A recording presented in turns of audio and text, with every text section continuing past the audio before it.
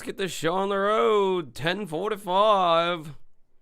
15 minutes late this time. That's actually a pretty good record for me. Good number. It's usually more like 30 minutes or sometimes even 45 minutes. It depends on how long the whole nap thing happens. Good evening, everybody. Welcome to my Friday night live streams.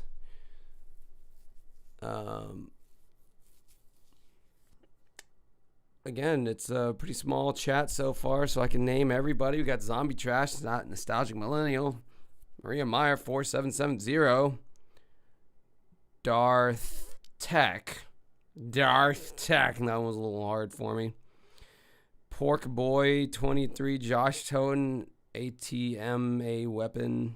Anyway, Paul, hit the like button. PJ Backgammon. Boogie 2988. Just kidding. I wish I could squeeze his fucking tipples. Yeah, I don't know what he's going on about in there. Yeah, so I think before we go and do the Canadian Juno, and I know this is not a Bimmy heavy stream or a Pat heavy stream, so it's probably not going to get nearly the amount of viewership. Whatever. I'm not a slave to anytime James releases something, I have to automatically talk about it. And see, as Pink Pool's comment, I think I have enough Canadians in here to sustain myself, I think there's enough Canadians to watch this and be like, hell yeah, man. Canada stuff.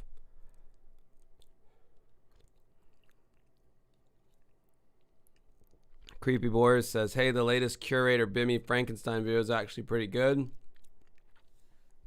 I have heard that it was boring AF, dog, but we might get to it.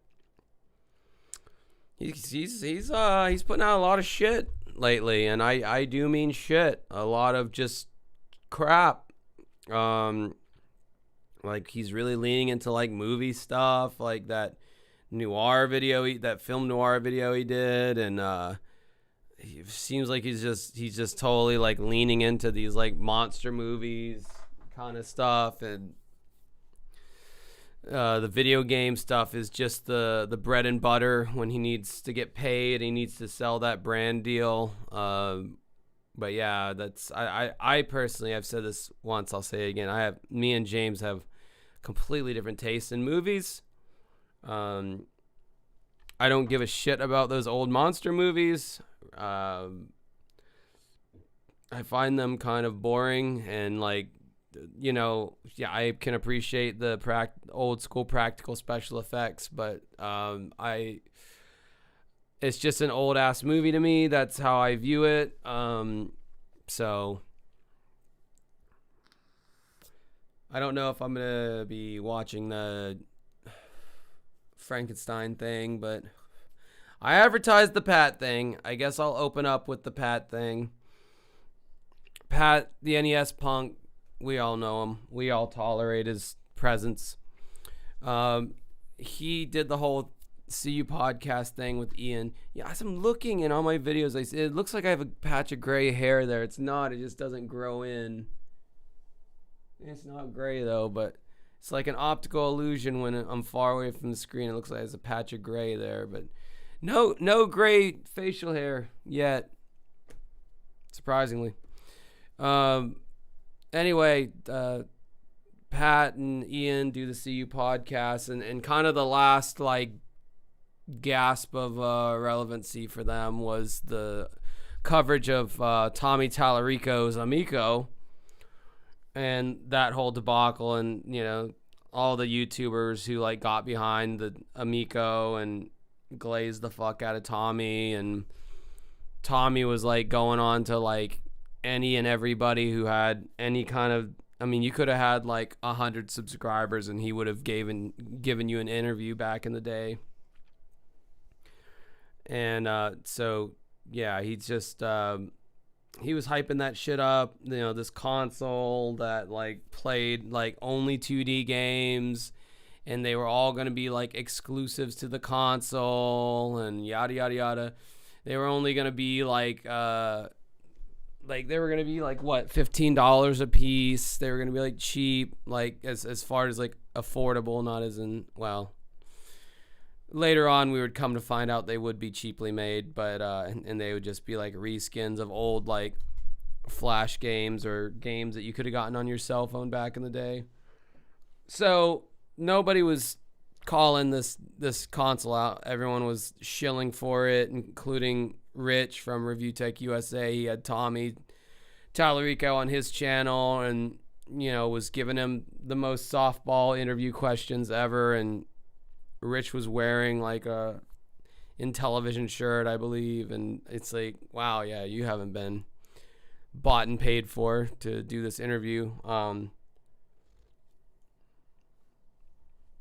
So I guess one of the prototypes came out recently and was at the Portland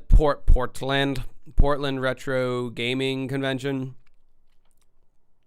The very same one that Metal Jesus was at.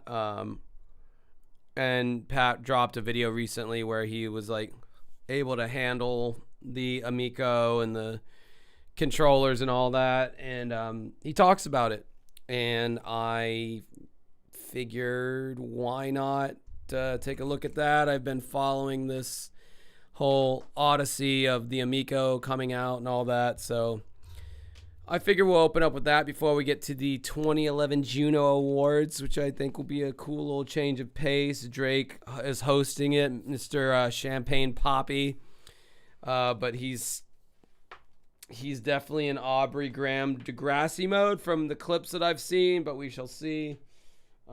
Drake's an actor, you know. He's not really. He's not. I mean, yeah, he can rap. He can put on that hat and, you know, do that. But he's not like. I think at the end of the day, he's, you know, it's all an act. Clearly, I mean. He did that interview with that one bitch that like laid in bed with him or whatever, that white girl, and he was just told he just, I don't know, dude. He comes off as like when he's not in rapper mode, he comes off as like a kindly middle-aged dad energy. He does not act like this dude from the streets of Toronto, yo. All right, so let's get to the. This portion of this. Let's get to the Pat thing. I must warn you, this is quite boring, okay? You guys think you might want as much Pat in your veins as you can handle, but yeah, no, this is fucking boring. I watched this video earlier today just because I wanted to see if he throws out any curveballs, I'd be ready for it or whatever, but yeah, shit's boring. I might fast forward through some of it, I don't know, but like I said, I watched it today and there's only like a little bit of it that's entertaining at all. CU podcast is brought to you by Retroware. Ian, you know that lovable nerd, the angry video game nerd? Yeah, you know, he gets angry, he plays terrible games all the time. Well, he's back with an all-new So I think I heard somewhere that Pat actually like owns Retroware, or has some kind of like significant stake or affiliation with it. So like that's why he's shilling James's video game on here. It's because like he owns like the company that I guess is distributing it. So I don't know if that's true or what the deal with that is, but that's why he's doing a commercial for AVGN at the beginning here. It's not because he loves James that much, you know, it's because he has a stake in Retroware. Action platforming adventure of his own. It's the Angry Video Game Nerd 8-Bit. Whoa! Play through 7 action-packed levels inspired by classic retro-style gameplay and chock full of signature AVGN humor. Face off against iconic enemies and relive the nerd's most legendary battles. Was I hoping Pat was going to throw out my name/video? No, I knew he wasn't going to do that. He would have done that already if he was going to do it. Like the Twitch video I made about Pat, Like Pat would have already like mentioned that video if he was gonna mention it, and he mentioned it like once in one of his Twitch streams, because one of the people in our Discord was watching Pat's stream and he brought me up, and Pat's just like, oh, hater, there's a hater in the chat, don't mention that or you're gonna get a timeout. You know, he just does weird things with his mouth. He just opens and closes it for no reason. Like on his Twitch streams, I notice he's just, oh, hater, don't mention the hater. That's about as far as a shout out as I got from Pat, which is fine. I don't care if he doesn't mention my video. I mean, I like how I was proud of how it turned out. I thought it was a good video and it got a lot of views, so I'm happy. It even includes live action cutscenes, so it feels like you're playing an AVGN episode. That's pretty cool. That is. Currently, the modern retro version is available on Steam, Switch, Xbox, PlayStation 4, and PlayStation 5. At limitedrungames.com, you can snag the physical PlayStation 5 or Switch version of this modern retro release. But there's more. You can pre-order an actual working NES cartridge.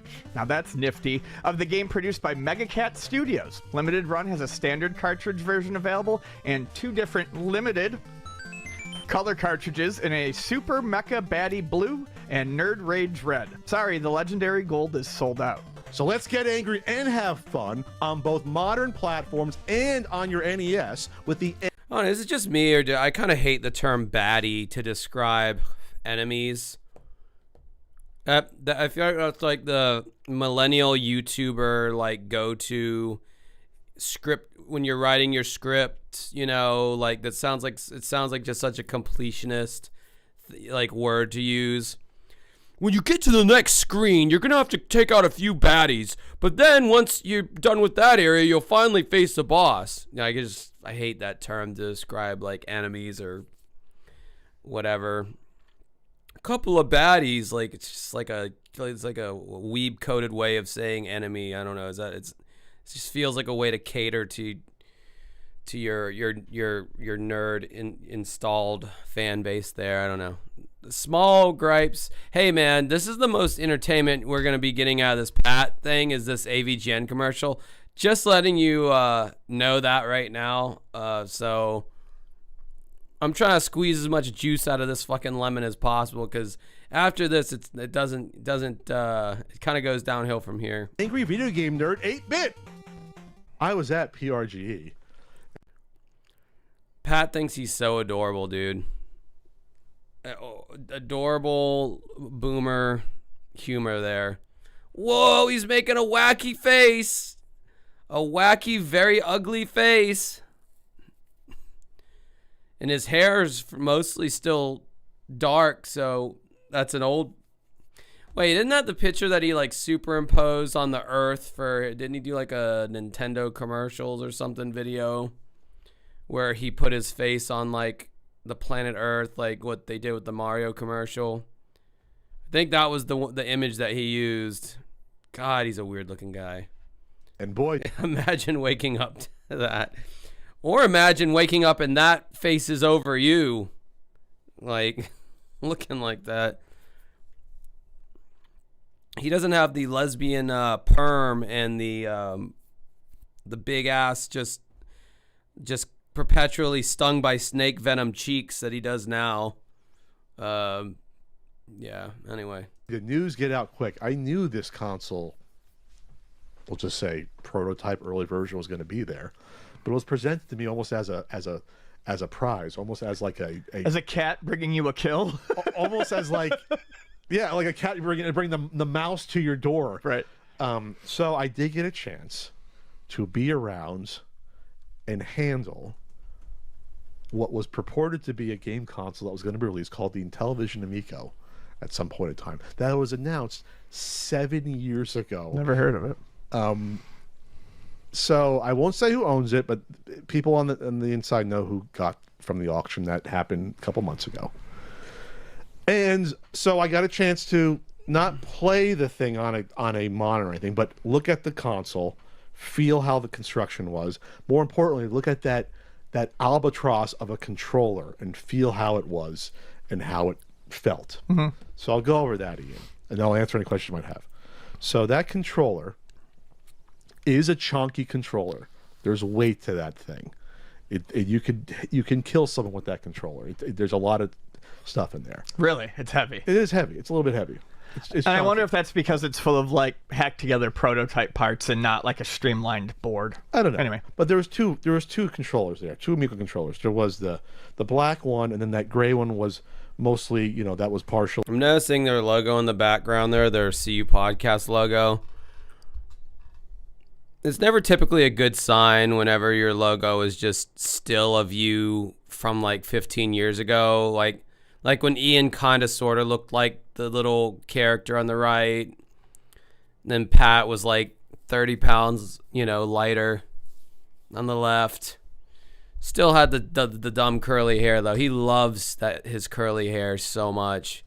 Ian looks like an old salty sea dog now. Like he looks like the Gordon's fisherman with like the yellow poncho and the yellow like fucking sailor's hat, He looks like he spends his fucking summers in the Alaskan fucking ocean just crab fishing, crab trapping, blue crab. But then you look at his arms and it's like there's no way that he could operate like one of those heavy crab cages pulling it out of the water. So then you just kind of wonder, well, what is his position on the ship, because he is on some kind of boat, you would think. He just has that look. Maybe he's the boat's fluffer. He keeps everyone in a good mood, if you know what I'm saying, they. If you know what I'm saying over there. And then Pat just looks like he's full of like marinara sauce and like gravy at this point, and it's just all stored in his face.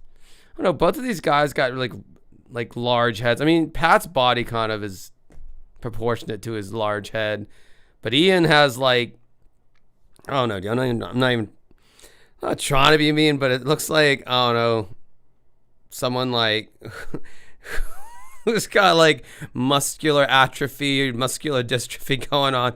I don't know. Ian's going to get to the point to where his neck strength will eventually not be able to support the weight of his head, because I think that's how sedentary of a lifestyle he leads. At least at the game store, he had to kind of like pick up some NES games every now and then, and doing that 100,000 times over the span of a few years, maybe build some kind of something.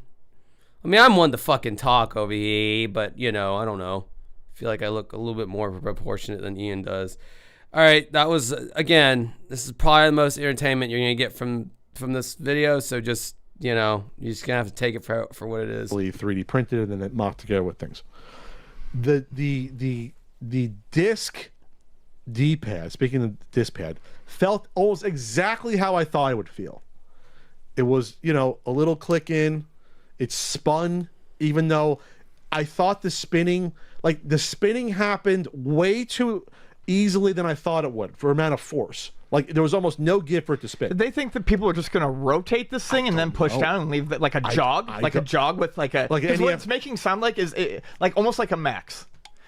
Yes, but the Max... You position it and then press in. No, I know. They're both off. It's an awful controller, but... Don't you make fun of my Max. Max has his place in the universe. But I'm just literally thinking like a jog wheel on a stereo that's got like an indent in it. Like it's like they wanted you to whip your thumb around. But if you're playing a platformer or like Fox and Force, you don't want it to move. No. You want your thumb to stay on the left and not spin by accident. That to me was weird. Yeah, that was weird. So I think when it's pressed in, it wasn't going to do it as easily. But the fact that it was like, Pat's hair reminds me of, Velcro. You got like the hook side, and then you got like the soft side, with all like the curly bits that like, you put them together, and Velcro. We all know what Velcro is. Pat's hair looks like the non-hook side of the Velcro. Just that like if he ever comes in contact with any like fine hooky kind of material, it would just, his head would just like, if there's like a Velcro wall, Pat could just like run head first into it, and like he would just stick there, like against the wall with his head just stuck. That's what it looks like. That was probably a little bit hacky. That joke, a little bit hacky. Yeah, I'm willing to accept that. My inner writers inside my head are like, yeah, you didn't cook that one up long enough, Josh. Fair enough. That's bound to happen on a live stream. Barely touching it, it was like able to spin. That was weird. Obviously, I couldn't really look at the screen that much. The screen is a crappy older LCD screen. We know the resolution was not great on it. Whatever. That's the screen is like over 12-year-old technology or whatever it was. That screen.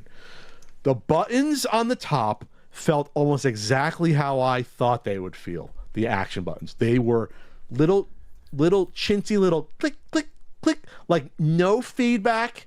Yeah. No. You know how like dead buttons. Yes. You know how. And now he could have just stopped there with the button comment, and they could have moved on to the next thing. But they go on about how the buttons don't have. They have that clicky, cheap feel. We all know exactly what he's talking about. Move on to the next thing, but he's not. They're gonna hyper fixate on the button how cheap the buttons feel, and it's like,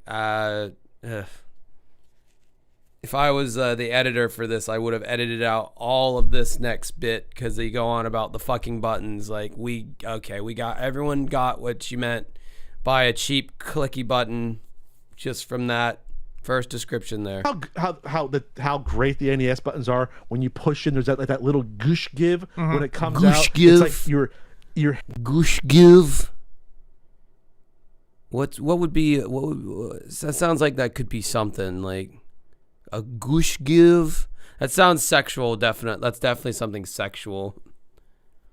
That's like I don't want to get too lewd. It's only 11. It's not Josh After Dark yet. And I haven't even had a drop of alcohol today or yesterday. Hitting something that it's impacting and semi-bouncing back a little bit. It's hard to explain unless you open it up to see how well, thanks Lance Barr, how well they did that on purpose. For like, you get feedback when it's pushed in when it comes out on an NES controller. Yeah, you don't get any response. They're just unresponsive. On this, click, like that little soft little give, click, like no click sound, but like terrible. Yeah, like whenever you press a button, like a cheap button, it goes like you're, I don't know, like you're beating off a dude or something. Terrible for an action game to have buttons like that. Terrible to have a trigger type thing for a button you're going to constantly be pressing to be shooting or for jumping. Terrible. That's why we always said you need face buttons on a modern console controller. With gush gives. You need a couple of face buttons minimum. Hey, if you guys want to gush give me any money for the super chats, that'd be great because I need money. Nintendo never even got away from that, even with the Switch. Even with the Wii. There was face buttons on the Wii mode. Not enough, but they were there. You had a couple. Yeah. A couple to get you through the night. Okay, I have two questions real quick. Wait, before I forget them, before they slip. Well, the one can wait. Do you think that rotating thing, remember how I was like, it's going to be like a potentiometer or like a paddle? I thought that would be something that, they could use for a game like Breakout. Do you think that maybe Tommy had that intention, realized it was too expensive, and that's why they didn't do it, but they had already made the molds? Because I'm dying to figure out a reason why anyone would think the spinning knob would be a good idea. I'm wondering if it was a leftover remnant from a better idea that just never got used. That they figure we're never going to use this as much. Would you guys rather... Wait, what? How did Ian say it? Knob would be a good idea. Intention, realized it was too expensive, and that's why they didn't do it, but they had already made the molds. Because I'm dying to figure out a reason why anyone would think the spinning knob would be a good idea. Would you guys rather suck on Ian's spinning knob or Pat's gush give? Which one would you rather suck on if you were forced? Ian's spinning knob or Pat's gush give? I'm wondering if it was a leftover remnant from a better idea that just never got used. That they figure we're never going to use this as much as we thought. Or it's going to make the controller too expensive. They claim like 64 directions on that, which probably is not even accurate. It's probably less than that. Right. I just wonder why it was even there to begin with, because it doesn't make any sense. I think probably because, well, it's a disc on the Intellivision, even though that wasn't spinning though on the original television. I don't know, Ian. I can't give you an answer for that. I think it's just over-engineered nonsense. All right, and then the other one. I think they could have probably undid that. That's probably not all the guts. They could have probably just got rid of that. Well, they probably could have reprinted or remolded just one piece to keep it from spinning, put a notch in there or something. So why wouldn't they have? Sure, have a lock on. I don't know, but I just think that was nonsense. Last one before I forget. Did the Intellivision Sprint controller feel nicer than this controller? Oh, absolutely. Yeah. So he made the Intellivision controller worse. No, is what I'm trying to say. I'm not even trying to be funny. No, I know. So he took the original idea and somehow made it a worse controller. I mean, the action buttons on the Intellivision controller stink. They're more responsive than on the Amico controller. Right. And it makes sense for where they are to have them like here. Like, I mean, it's a little bit awkward versus a new controller, but you can, it makes sense for how it was back then. That's how there was no gamepad yet. Like like Nintendo's D-pad wasn't a thing yet, a control pad. So no, it makes sense. So I look at the console, Ian. So this thing's a nightmare. This controller, not even knowing all the parts that go into this, the heft on this thing, Ian, and the fact that we know how over-engineered it was. The thing I'm thinking about, what happens if something happens with the LCD? What happens if this goes wrong? There's so many parts on this fucking thing that I could only imagine if there was an issue with one or more of these things after it was in people's hands, what a nightmare it would have been. Because you probably would have to replace the whole thing. You probably could have gotten fixed easily. There's just too many pieces that can go wrong on this thing. There's just too many. Right. I mean, when you think about it, there's a reason why screens don't go on many controllers. I didn't talk about like there's a fucking speaker on the thing or whatever, or the LEDs I didn't get to see, like all these other little shit things that you don't need on a controller. Yeah. Wasn't there a speaker on the first Famicom controller? There's a speaker on the Wii Nunchuck, speaker on the Wii U gamepad, speaker on the PS4 and PS5 controllers. It's a pretty standard thing throughout history. I mean, it's not standard, but it's like not the craziest thing in the world. Jen Stowe, I sent out all three of you shites today. Woke up at the butthole of dawn. No, it was like 9:30, but whatever.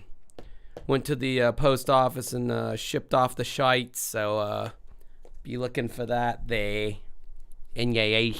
Thank you for the super chat, though. All the bells and whistles that he thought was going to sell the thing, but actually add nothing to it but cost. Balloons that cost over on console $150. Oh, damn it! The people in the chat realized on the poll you could just say no to which would you rather fondle, Pat's goosh give or Ian's spinning knob. Almost 50% just chose no and yes. I can't remove those. I can only add. Which is an update because you used to only be able to do yes or no. Now I can add other things in there, but okay, you guys outsmarted me on that one. You won't outfox me on the next one, though. Bucks, and there's no real use for this stuff. Tommy, why don't you use a normal controller? Well, because the games are being made specifically for this controller. Big thumbs up there, buddy. I think that was one of the first. A Atma weapon. There's probably a way to discuss this topic that's actually interesting or engaging, and these guys or these two just can't do it. Right. And that video would be 5 minutes in length. It wouldn't be 17 minutes. Like that's the engaging way to talk about something like that. Hell, you could have made a 60-second Facebook story, or what do they call them? Short, a Facebook or YouTube. Sorry, you could have made a 30 to 60-second YouTube short on this, and you could have bam. You could have went through all of it. Would have been. And I'm not saying that YouTube shorts are always the way to go. I think more often than not, you should make at least like a 5 to 8 minute long video to really explain something. But when it comes to shit like this, it's like. This did not need to be said. They're milking the fuck out of it because they know that this was their bread and butter, and this is what like brought them back from obscurity, podcast wise, when they were doing the they still do the CU podcast, and they mainly just talk about water or some other boring bullshit that nobody cares about outside of the collecting scene. And I don't even think this is a podcast for hardcore game collectors. It's just two middle-aged dudes who don't play video games anymore, who are like attempting to talk about video games. They don't say anything particularly compelling. Like, I'm never at the edge of my seat being like, oh, I'm so interested in what we're talking about right now. It's just something that I'm familiar with because I've been listening to this podcast for like 10 years now. I don't really listen to the new episodes just because I got no more gush give in me left. But yeah, $10 super chat, GBPGH. Gush giving you $10. Keep up the great content. Thank you so much. I appreciate that. Appreciate you, Ash. First things he said where I really realized he was just talking shit. Oh, and that was our back and forth on Twitter. When I said, really, Tommy, you can't do your modern missile command on the Switch? Like, are you serious? Like, well, that was one of those things where even early on, he was like, I can't tell you because it's secret. And it's like, no, it's because you literally don't.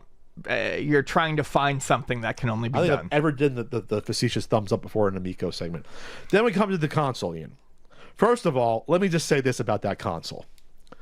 I do not think if that came out and was in people's hands, they would have looked at it and said, wow, this was worth $200 or $250. Even the diehards, I don't think, would have been able to justify that. Mm-hmm. This thing had zero weight to it. The controller, I think, weighed about as much as the console did. Like, this thing was light. I tapped on the thin plastic. It's hollow. They didn't put like a weight in this thing. And that console, you can say, yeah, the OS wasn't finished on that version you looked at or whatever. The actual, like, this was a production quality model I was looking at. It was not 3D printed, the console. Right. There was nothing to it. It was like, you could tell, oh, this is a gigantic charging port for two controllers with like a fucking phone board inside. Like, just by tapping it, and if I dropped that thing, I was afraid like it would crack the shell. I'm serious. Like, there was nothing to this con. I'm so sorry for posting this video in the Discord. Hey, you know what? You throw it. You better be careful when you throw videos out, because it could bloody well end up on my live stream, mate. And then you're gonna have to watch it. So, I don't know. It was like, the people want Pat, man. There's a thirst for Pat shit talk out there. You know what? I will venture to say, I will fucking venture to say, I could make a podcast, kind of like what like Jim and them does, where I just like talk shit about Pat, and I bet it would do very well. People are at the point now where they want Pat dirt. I don't know why it works that way. He's particularly boring in his kind of lack of controversies. Like, there's no real thing you can point to with Pat and go, oh, that's where Pat. I mean, I guess the Diablo 2, but that was kind of a nothing burger. Yeah, people got pissed off for like a little bit, and then they got over it. Yeah, I think that's the thing about Pat's dad, him being a PDF file. Yeah, that's a big rumor that's been going around. I saw something on YouTube that had confirmed it at one point, but you know, you can't verify these kind of things on YouTube, so I will not go out and say definitively one way or the other about his dad, but that is definitely a rumor that's been going around. So, when you held it in your hands, like, you can drop an NES 100 times and it'll still work. Right. That would not happen with this. This shell would be cracked if you did that. I'm paying attention to you. I'm just readying another question. So then I said to myself, okay, I got the controllers, Ian. This thing's a glorified docking port. I mean, if his dad is an alleged PDF file, I know I've floated this theory in the past. It would. All right, how do I put this delicately? If one has a proclivity for being that way, and that is your particular thing that you're into, usually the first victims are that are those around you, meaning maybe your kids. You look at the effects of PTSD and especially after traumatic things happen in your childhood, how you might lock onto a safety blanket or an NES cartridge. Maybe you would have very peculiar ways about you if you suffered that kind of abuse when you come into adulthood. Maybe you collect every single plastic Nintendo game that ever existed. I mean, John Hancock's got him beat on that, I believe. But, you know, you have a house that's bursting at the seams full of shit from this very specific time period. Trying to buy back a childhood that perhaps you didn't have. I don't know. Just throwing that out there. If you picking up what I'm putting down there, I'm not saying anything definitively. Just saying, floating a theory. If that other stuff is true, which I've heard a lot over and over again for a while now. Or for the controllers. Let's put the controller in here. So I put the controller on there to see what happens.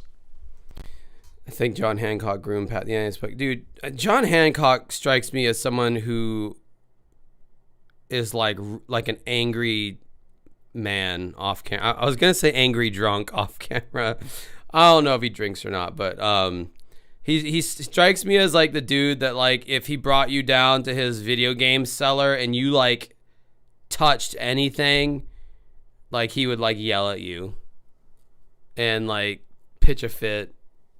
Like he seems, it could just be he's an awkward guy on camera, but he strikes me as someone who is like so tightly wound, especially about his fucking video games. That guy gives me weird vibes. Like, John Riggs seems like a pretty cool guy for the most part. He seems like a friendly, affable individual. Even Metal Jesus seems like an affable guy, but John Hancock always gave me weird vibes, man. Like, he's part of the Metal Jesus crew, or he was at one point. Like, Reggie seems cool as shit. Even like Kelsey and Kinsey, like his Metal Jesus' whole group of people that he fraternizes with. And then all the random people that he had in his videos coming up that they were in one or two and then you never saw them again. This was like mainly chicks too. I don't know how he knows. He hung out with that one Asian dude who had like every Nintendo Wii game. Ugh, what a horrible system to collect for, all that shovelware. But yeah, John Riggs always struck me as like the outlier, like the one that would, you know, he's kind of, you know, smiling and kind of nervous laughter. He's like one trigger hair away from just like losing his shit and just being like, just like knocking everything off of his shelf, just beating whoever's in his sight, touching his games wrong. It's at an angle. The two. Well, it's one big like oval, like indented oval to put both controllers in, and each has their own at the base of the controller. The docking little contacts. I put it on to see what happened. They didn't slide down to the contacts. They stayed because there was so much weight. They stayed on the top of the incline above the docking area. So I put it down. Salty or abrasive good part. I wish I could grope Kinzilla like how Drunken Master Paul did. And I wish I could break the GameCube as well. Yeah, Drunken Master Paul comes off like as someone who would do something like, I mean, come on. Any of those nerds seem like they would not have decorum when dealing with the opposite sex. I mean, let's be real. The only time they ever got attention from chicks is when they literally, you know, got over 100,000 subs on their YouTube channel, you know. And there's always going to be those lonely girls out there somewhere in the Midwest I'm just going to assume it's going to be the Midwest of the United States who are lonely, and they look at, they're into retro games for whatever reason, and, they're mildly attractive, and they see someone like John Riggs or Drunken Master Paul, and they shoot him a DM, and it's all over from there. Because these guys, they don't know how to talk to women, so they're gonna make a mistake with the quickness. Even that fucking show, Impractical Jokers, there was that guy Sal, was that his name? I don't remember which one, who was like DMing these girls to like come to his hotel. He turned on like vanish mode on. I don't even know how to activate that shit on my social medias or whatever. And even James Franco did that. So I mean, it can happen to any guy with a dick and balls attached to their person. You know, you just, that one slip, man, can't let it happen. And it's not, it did. Oh, Joe was the one sneaking around. Gotcha. Not sit like with a firm grip on the contacts. Didn't sit flush with it. It didn't sit flush. You can wiggle that shit around. You had to really make sure that the controller had a contact, like had a grip or was touching the contact. It wasn't like any of those old Wiimote ones you put down, like forget about. You put them in the stand or whatever, and they're fine. Right. So basically, they didn't fit comfortably or flushly. There was too much space around the controllers. There wasn't enough. It was too shallow so that they could stay up. Mm-hmm. And it wasn't like, it should have been like a slide. It should have been like, oh, when you put that in, it'll slide to the bottom, or like it'll all the time hit that contact. He's so passionate about this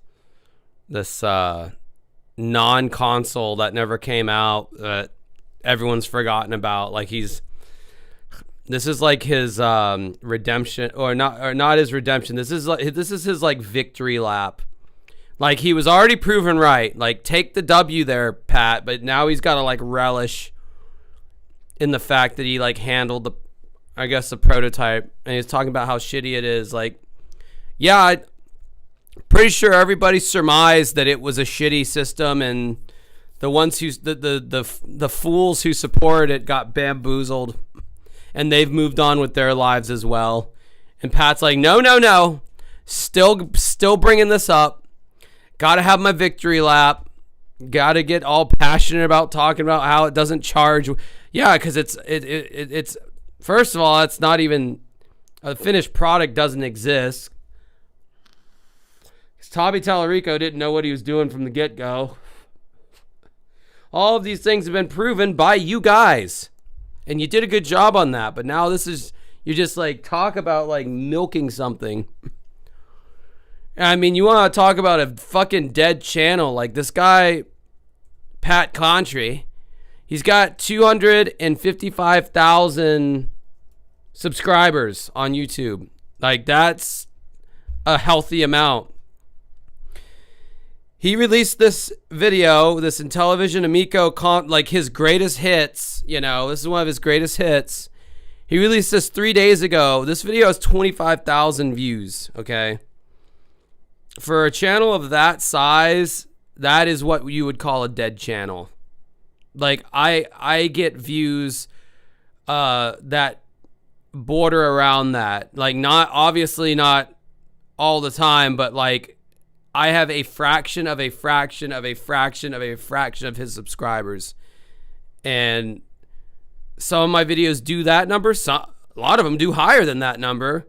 A lot of them do lower than that number. But like, it looks like, I mean, even if you look at the averages here, the average view count is around like 19,000 views per video that he puts out.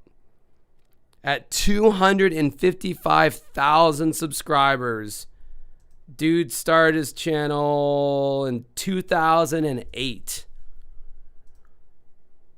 At what point do you think to yourself, maybe I'm just not a very like entertaining, funny, or charismatic individual? I've just been around.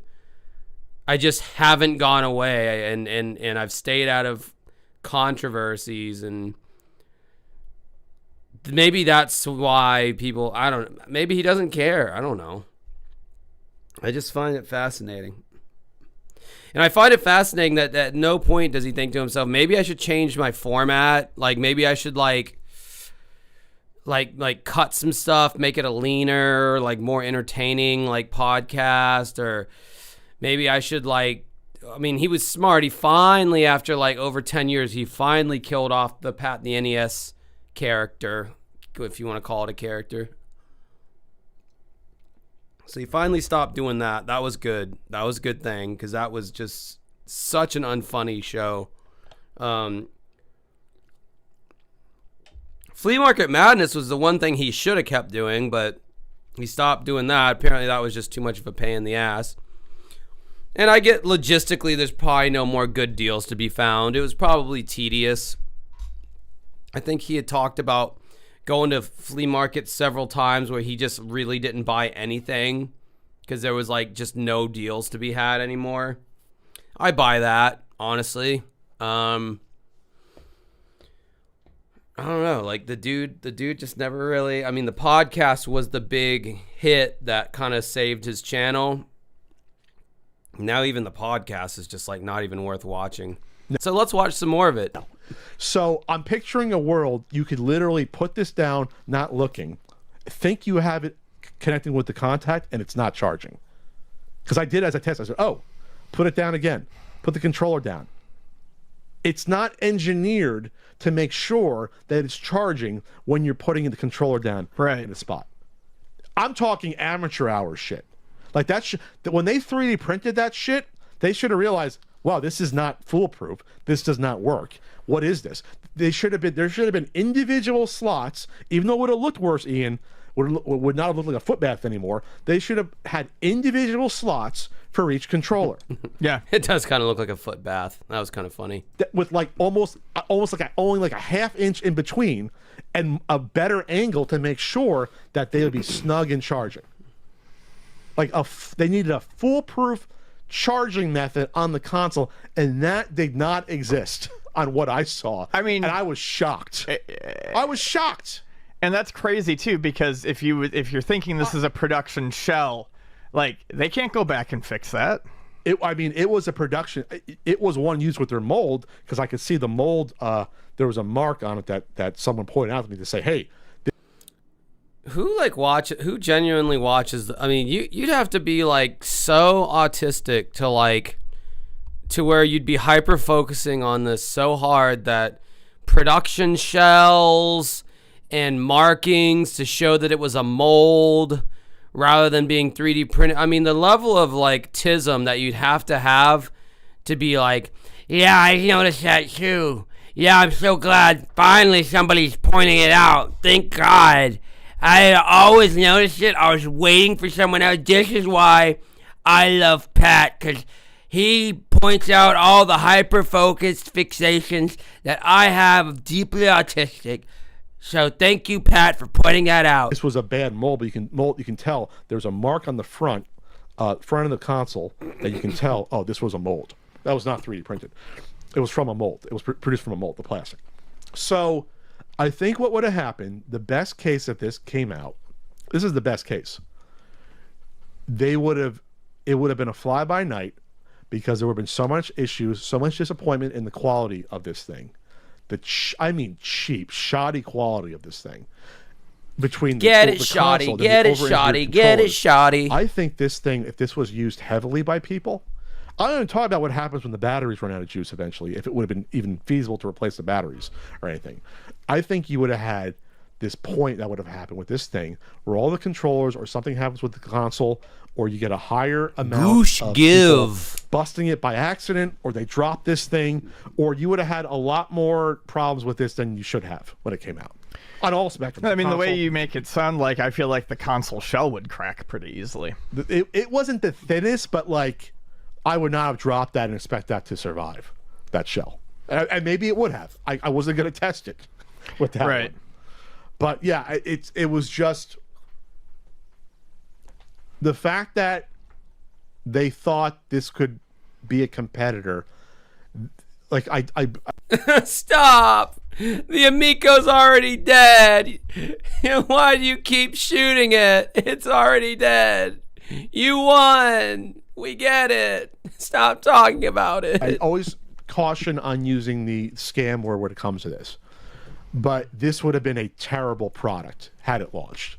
This would have been like, this should never have been approved to come out. Like, this is irresponsible to make this a commercial product. I will say that. Guess what? It didn't come out. So, I don't know what you're going on about, Pat. If it had come out in that form. My last question was going to be, but I can't find it now. And Christ, I was just looking at it and it's not coming up on television. Do you remember that picture of Tommy, like, assembling an Amico? It wasn't Tommy. It was some person doing no, there is a picture of him standing in front of one in process, too. It looked like it had, like, 2 boards and a couple other stuff there. And it looked like it would be less than... Oh, Cerebral P coming in with the 50 Canadian. Fuck Pat Contry. Long live Josh Kent. Feed the grift, bitches. Thank you, Cerebral P. Your shirts should be coming in within the next few days because I sent it sometime last week and Customs doesn't like whenever I send shit to Canada, apparently. They always got to open up every fucking package and sniff it and wear it themselves and get their pit stains, sweat all on it, the fucking Mounties or whoever's at the border there at Canada. And then they shove it back in the bag and duct tape it over. And then finally you get the thing that you ordered from me, a sneaky American, clearly hiding fentanyl in the fabric of all my shirts that I sell. So, you know, sorry about that. Other light. I guess without the picture, it doesn't matter. But I'm... Oh, right. Give it as a gift. Right, instead of merchandise. Yeah, okay. I got to remember that for next time. Wondering if you think it was either an earlier version or if some of those boards were bullshit to make it look more complicated in there and they weren't actually in there. No, but like the boards are like the Snapdragon board's not big, right? It's like a cell phone size one. Yeah. How big was the console roughly? It's like this. Like okay, 16 inches. So probably now that I'm thinking about the size of it, yeah. So maybe just not entirely full of stuff. It's like double the size. I bet you the outside parts would have felt really hollow and light if you tapped them, whereas the inside might have been more solid. From what I know, there's a board. The Snapdragon board is the guts. Mm-hmm. You have the LED board running that shit, and you have the controller board, I believe. Okay. I believe that's what that is. And I think we found out that one board was the LED board because we asked questions about it when we saw that photo, and someone said that's an LED board. Yeah, but it's still there's nothing in the console. Right. It's an external AC adapter, so that's not inside. There's nothing to the console. Right. It's a cell phone console. Right. No, I get what you're saying now. Throw your cell phone into a giant plastic board, and that's the weight this kind of felt like. I'm not even kidding. Yeah. I couldn't believe it. This is goosh as fuck. That was that. And we'll get more information one way or the other about this console and what it's comprised of. But people were enjoying me. It was a small crowd. People wanted to see me handling this thing and I guess see my reaction. It was only for a couple minutes. But oh, man. I can only imagine the goosebumps of cringe if I was at that convention seeing this small crowd of people like around Pat because he's like the Moses of this Amico thing. You know, he was the one who took it to the mount and presented it to the people as a goosh give, as a bad product. And so now it's like, okay, so let me just put it this way. It would be like if I got recognized at a Too Many Games convention and Rex Viper's playing and they see me walk in, the crowd would just split and I would stand right up front looking up at Rex Viper and everyone would be looking at me and not Rex Viper, okay? Okay, I'll make a good analogy there and say that. That's exactly the same thing that would happen. Goosh gadoosh. Got to at least, I was like literally tapping and like hearing, you know, like, oh, there's nothing in this console. It's just a giant shell. I couldn't make it to PRG this year. I had things I had to do, but I think that's the only thing that I'm a little jealous of is I would have loved to have held the controller. I mean, in the console too, but I really just want to hold that controller someday. I think you'll get a chance. All right, well, that was that video. Oh, no, I pulled a little bit more entertainment out of it than what I thought originally possible, because that's just how damn good I am at this. All right, now what we're doing is Oh my God. This is the 40th anniversary of the Canada's Music Awards. You know, you have MTV VMAs, you have the Grammys. Well, our neighbors to the north also have a music awards ceremony called the JUNO Awards. In 2011, Aubrey Drake Graham hosted. And let me just say, there's like a piano rendition where Drake is singing Informer by Snow. So there's a lot of corniness here. There's a reason I picked this one in particular.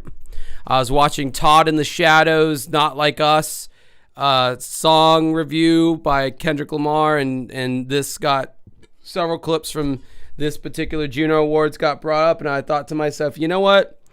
This is gonna be entertaining. I feel this is a tight 2 hours, so it'll bring us right into the wee hours of the night. So I know there's a good amount of Canadians in here. I don't like Drake, but apparently he's corny as fuck in this, so that's why we're watching it. And watch as my stream numbers go down. But you know, the fact that you'd rather listen to two boring old men talk about a dead system rather than this, it makes me feel a little sad, but I'll get over it. There it is, baby. Looking like Barack, smelling like Michelle. You know what it is. Drizzy. Hey, buddy. How you doing? Hey. My name's Kevion. If you need any help, I'm your guy. Thank you. Appreciate it. I know it's a bit of a weird name. My mom wanted a Dion and a Kevin, so. But it's 5 minutes till showtime. Cool. All right, thanks. And relax. Nobody's, you know, expecting you to be funny or anything. You're not Russell Peters, right? I shouldn't have. Is Russell Peters Canadian, the stand-up comic? I like Russell Peters. He's funny in general. Said that. Okay. I'm so sorry, and it's at 4 minutes, by the way, now. So. Oh, he is Canadian. Okay. Lloyd, my man, what's up, baby? Excuse me, Drake, but did I not make myself clear about... All right, for any Canadians, you're just going to have to identify everybody in here because this is all Canadian shit. I know some of it, but, you know, not some of your shit didn't translate down to the lower 48. So, yeah, you're going to have to translate. The time of our meeting this evening? What are you talking about? Call of Duty. Oh, yeah, Lloyd, actually, Call of Duty's tomorrow night, and tonight, newsflash, I'm actually hosting the JUNO Awards. All right. My bad. No, it's all good. The show's actually about to start, though. I got to start getting ready. Well, good luck, Drizzy, but don't forget, tomorrow your butt is toast. Bring it on, Anchorman. You know I will, homie. All right, man, take it easy. Oh, I'm actually getting another call. Yo, Drizzy. What's up? Oh my God, Justin Bieber was like a little boy still back, and women were still molesting him back then. Have you ever seen compilations of how like grown ass women? Maybe he was a little bit older than this. Actually, he had like just come out around this time. Is that right, or had he been out? I don't fucking know. Looking dashing, Josh. Do you use any skincare products? No. I slept a lot the last few days, and now I'm drinking alcohol. And yeah, no, just I walk a lot. I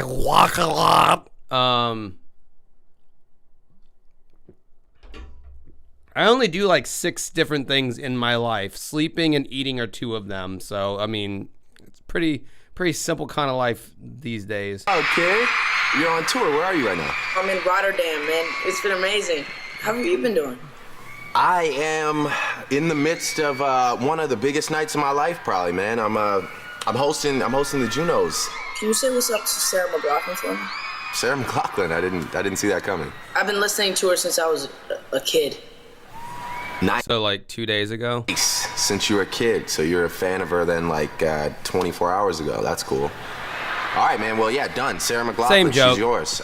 Listen, ask Kenny or Scooter if there's a box in your room. I sent you. That's it. Yep, that's it right Oh there. my God. Tim Hortons? Are you serious? Yeah, I just wanted you to Oh my god, this is so goddamn Canadian. All the Canadian references. I'm being bathed in Canadies. And Little bit of Canadies, little bit of Canados. I guess they had to make something for our neighbors to the north up there.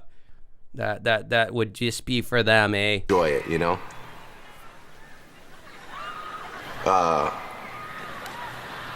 Are you crying right now? No. I mean, it's just that playoff season starting and the new season of Degrassi starting. I just feel like people have forgotten about me. Look, there's nobody in this world, especially your own home country, that could forget about you. I mean, even if they forget, I'll remember you, okay? This is so fucking cringe. I will remember you. Wow. Will you remember me? Don't let your life pass you by. Weep not for the memories. You, my friend, have the voice of a young rabbi. Oh, I love you, kid. This is I love you too, painful. man. Hey, good luck. Let's get this thing started. Wait, first of all, that whole "I Will Remember You," "We Remember" by Sarah McLachlan, didn't that came out in the 90s, man? I don't know why I was speaking like a Rasta just there. Didn't that came out a long time ago? That song came out in the fucking 90s, and it's like 2011 JUNO Awards. I guess in Canada, it's just relevant at any time because it's a Canadian artist and a big song by a Canadian artist. So you can just insert it whenever. Whenever. It's fine. Well, you know, they could have said, there are those who think that life is nothing left to chance take, host of holy horrors to direct our aimless dance. They could have done a Rush lyric, you know? Where the fuck's the love for Rush? Bunch of hosers or whatever. Live from Air Canada Centre in Toronto, it's the 40th anniversary of the JUNO Awards. Let's turn it up. It's time to win. Here's Down with Webster. It's time to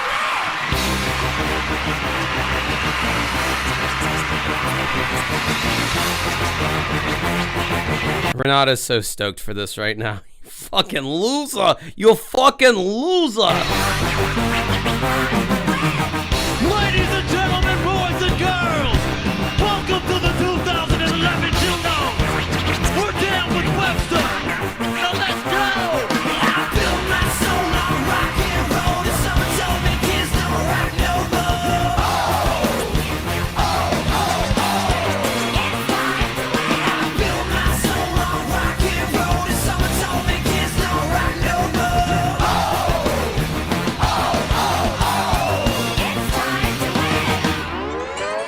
Cool brass section, bro. Toronto! We're home, people! Now let's get this party started, yo! And if you want me, girl, I will be your man. And if you want me, girl, Change it, Beavis. This sucks. Where's the remote? These guys are wusses. I will be here forever. And if you want me, girl, I will be your man. And if you want me, girl, I will be here forever. Relationships are new to me. They never flew with me. I've never been in love. I've only been in clubs. And that Canada's over here in the late 90s, like, damn, I wish we had our version of Crazy Town. And Webster's like, we got you, fam. So I picked you up and linked it up. Walked up with your cup. I told you I'm broke, but I'll fix it up. Shit, what's up? I'm drunk. Can we kiss or what? Saw you again when I was sober and I had a crush like an empty soda can. I'm looking at all our can't hold the hand. We can build this thing up till I know the plan. Be your boy, better get your man. You're cool as hell. I'm your biggest fan. Let's blow this popsicle stand. What a picture. Why you think they call me Cam? And if you want me, girl, I will be your man. And if Canadian rap has no profanity and a positive message. That sucks. And if you want me, girl, I will be your man. And if you want me, girl, I will be here forever. Woe is me, I'm so woe. Okay, I can't take any more of that, and my stream numbers are dropping the longer this plays. Okay, all right. I have a feeling there's a lot of cringe to be had in this video, and I don't know if that's a good thing.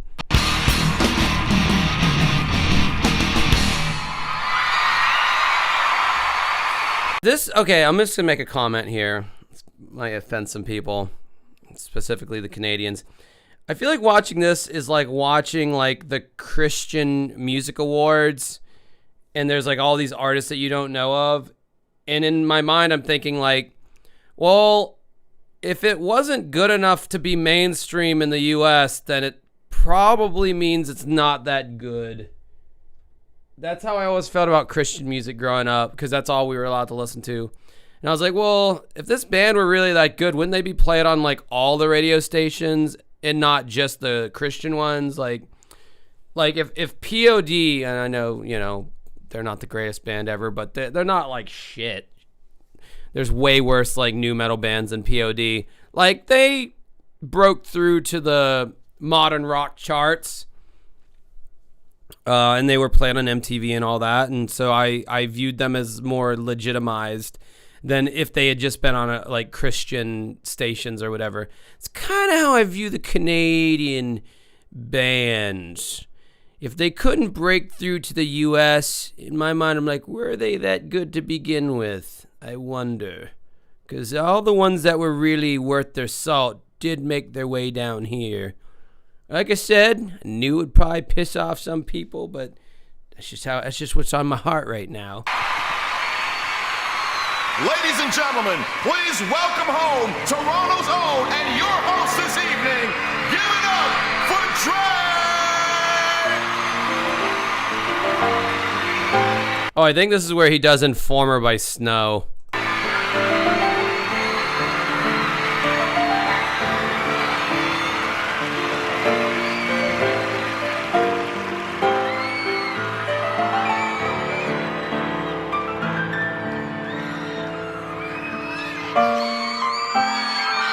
Good evening. I would like to welcome everybody here with us and everybody watching at home to my hometown and the greatest city in the entire world, Toronto.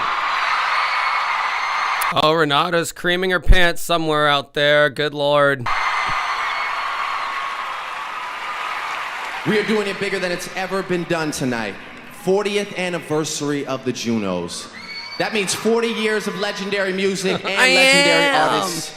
But before we go any further, I need everybody to get as loud as you can for a true legend here with us tonight, Mr. Neil Young. Oh, does Aubrey Graham give a fuck about Neil Young? Second of all, how the fuck did Drake ever like squabble up with Kendrick Lamar? This motherfucker's from Compton, you know, seen some shit. Dude, Aubrey Graham is an actor. He's literally hosting this shit like he's Bob Barker from The Price is Right. He's so fucking avuncular and charismatic and charming, and it's just like, bro, you're not like, how the fuck did that feud even happen? I don't know, man. Well, I guess that's how he's a damn good actor. He was able to sell it, and people bought it. Not this people, because I've been watching Drake since he was Jimmy from Degrassi, so I never bought into the whole rap thing. But you know, hey, our mod did something there. Cool. Message was deleted. Hell yeah. Something less that I have to focus on. Appreciate that.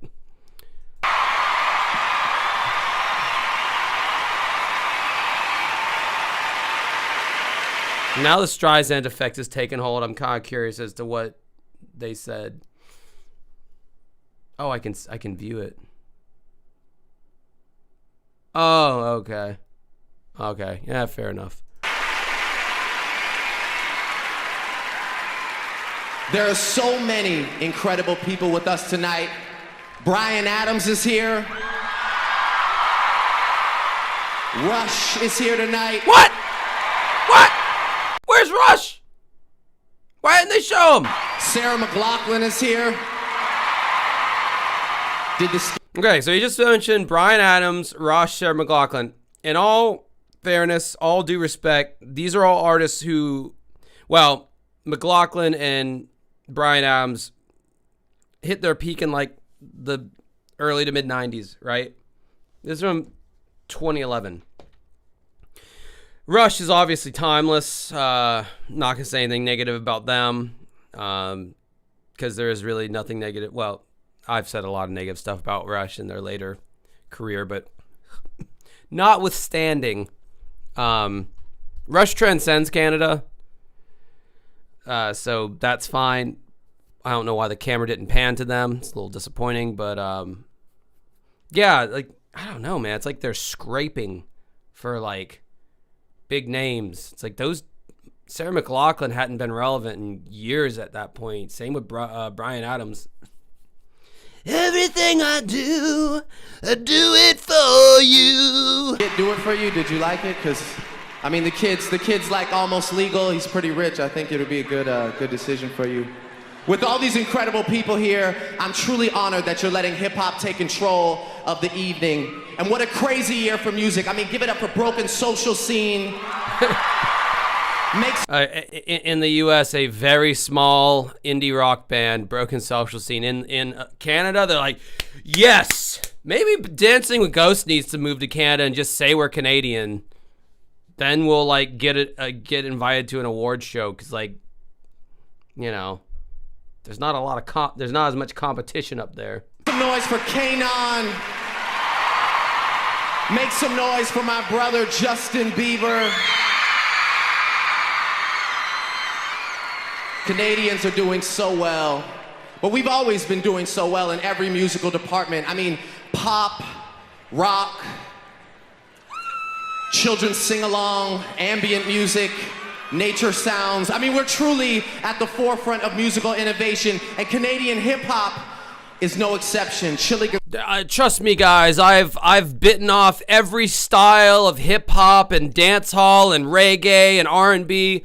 I have stolen little bits and pieces from every up-and-coming artist in all of those genres, including Canadian rappers. So trust me, if anybody knows anything about stealing a Torontonian Jamaican patois, I'm the guy who knows, because God knows I've made those records. And, you know, fuck all those smaller artists that didn't have the cachet that I did even in 2011. Sorry, that was my addendum to what Drake was saying just then, because he's very well known for doing these things. Gonzalez, take it away. I just want to see if you guys remember this little ditty. Informer, you know, be at the summer, a leaky bum bum now. I hit the money, then the money, some me at the play. Is the audience actually getting hyped for this song that came out in like 1991? Like, what the fuck, man? A licky give gagoosh. You know, be at the summer, at the play. Chili. What did he ever really say right there? I believe it's licky, boom, boom, now. Okay, fair enough. There you go. Life question answered for all of you, by the way. Okay, moving on. Give it up for Classified. He's here tonight, nominated for Single of the Year for O Canada. Oh, it's a Fred Durst flavor, or Fred Durst flavored Canadian. Yeah, even in the fucking Yankees, is that a Yankees hat on backwards, but it's black instead of red. Kind of looked like Fred Durst. Nice. You know, me and Chili are big Classified fans, and we were in the studio the other night, and I think we've come up with the next anthem, the next Canadian anthem for you. It could be a hit. You ready?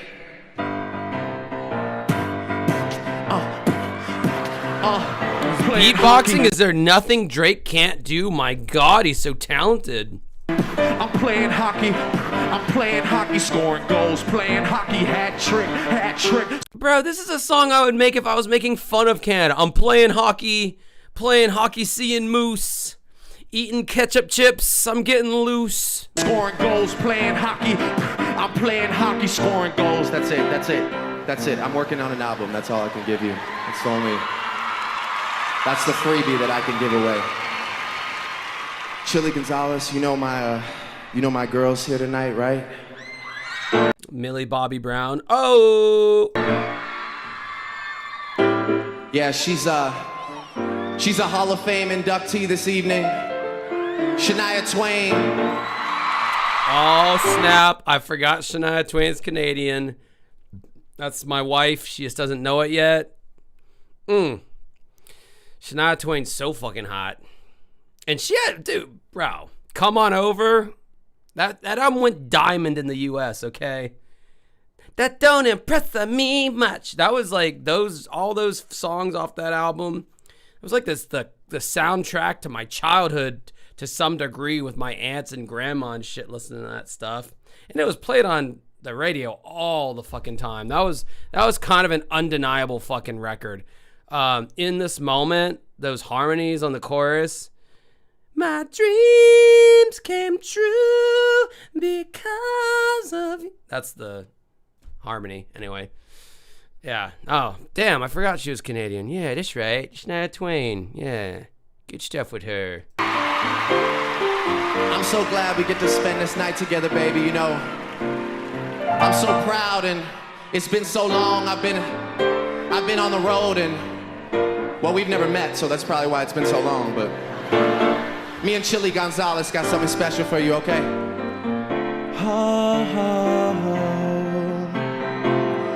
You're from Timmins, and I'm from Toronto. You worked at McDonald's, and I eat McDonald's. We should be together. I think we should be together. All these other girls there, totally crazy. Only you can make me feel the way I feel. Damn, I'm dying to make you feel like a woman, baby.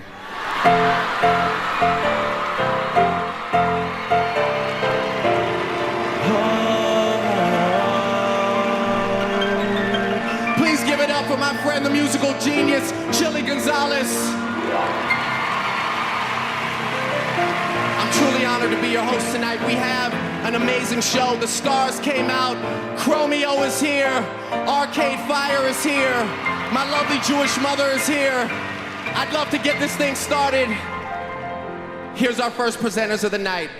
One of them is one of the Alex, shut the fuck up. hottest DJs in electro music, a genre that has exploded in the last few years. All right, we got 2 Canadians. Cool. Or you guys are just like, real. All right. Yep. Well, your screen name, Border Canada. That kind of says it all.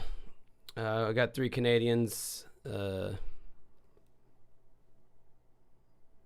know there's more Canadians than the 3 of yous. It seems like I'm sending a goddamn T-shirt to Canada every week now. Like, come on now. And with him, a vet of the Canadian hip-hop music scene. Give it up for JUNO winners Deadmau5 and Buck 65. Wait, Deadmau5 is Canadian? Fuck off. No way. That ain't right. That's not true. No, he's not dead. Deadmau5 isn't Canadian. I thought he was British. Maybe he is Canadian. Oh my God, you have why don't you get the words Toronto tattooed on your fucking forehead, Renata? Jesus Christ. All right, well, fucking A. I'm learning. Canada's produced some amazing Juno Award-winning groups over the years. The Guess Who, Rush, Blue Rodeo, Billy Talent, and Metric, just to name a few. I didn't know Metric was Canadian. They're pretty good. Maybe in another 40 years, we'll be mentioning one of tonight's nominees. This collection of performers runs the gamut from rap rock to alternative to folk with a twist. This year's nominees for Group of the Year are Broken Social Scene, 3 Days Grace, Arcade Fire. Oh, dude, Arcade Fire better win that award. Yes, that's when The Suburbs came out. That is like one of my favorite albums by them. Like, that's an amazing album. Like, if they don't win, then this thing is bullshit. Arcade Fire better win that. Down with Webster. Yeah, 3 Days Gays. That band fucking sucked. I hate everything about you. Yeah, let's start a riot. They're just butt rock as fuck. Like, yeah, they made it down here in the U.S. and I literally thought that like they sound American as fuck. Like musically, to me, I was surprised to learn they're Canadian. Like, how can you be that like angry at your dad if you're from Canada? But apparently, here we are. They better not win. I'm thinking Arcade Fire. Great Big C. You say it goes to, and I say. And the Juno goes to Arcade Fire. Fuck yes. That was an amazing record, dude. It transcended borders. I remember buying that album shortly after it came out. Love Arcade Fire. The last few albums they made have sucked ass, but they had a solid 3 or 4 album run that was impeccable.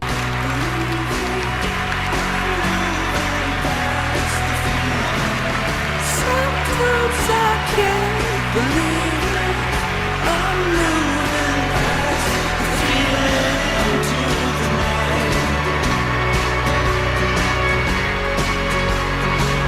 Aye, the Slipknot of the Canadians. There's like 9 members in that band.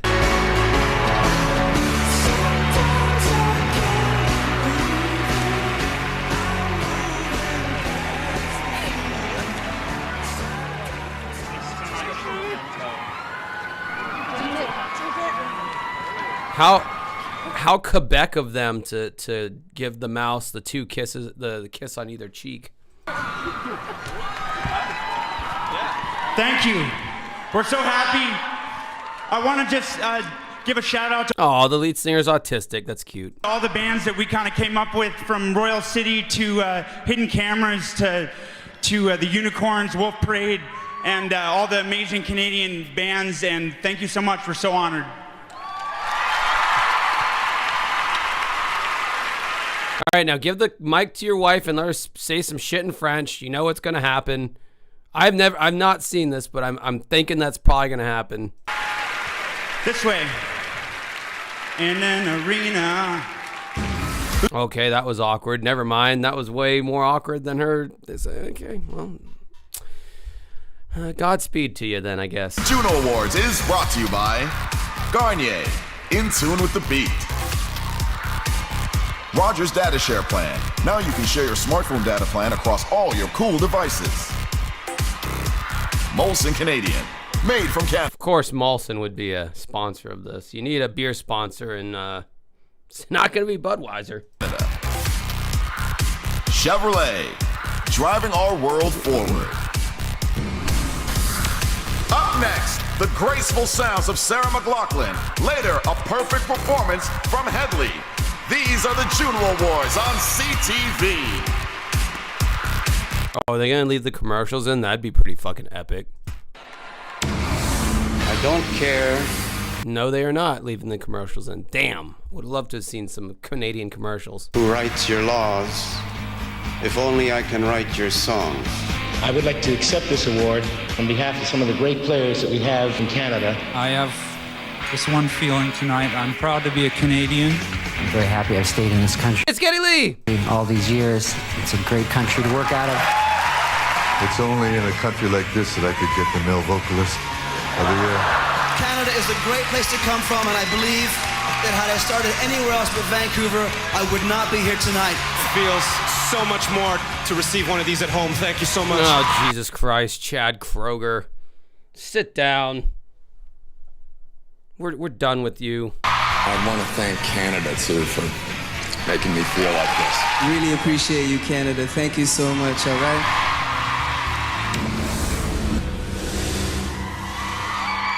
She's the princess of pop. He's a regal singer-songwriter. Say hello to Keisha Shante and Royal Wood. Who? I've never heard of these people. If only America had good music artists where we could have our own award show to honor them. The title of her latest collection of songs is Laws of Illusion, but there's no trickery to this woman's talent. Her first JUNO award was back in 1992. Since then, she's added 7 others. Nominated for 3 JUNO. In this crazy time, it's you, you're all I see, you're everywhere, you're everything. Fucking Michael Bublé, man. La da da da da da da da da. Yeah, man, I've heard his ass at every wedding I've ever done for cocktail hour. Yeah, you gotta throw in some Michael Bublé in there.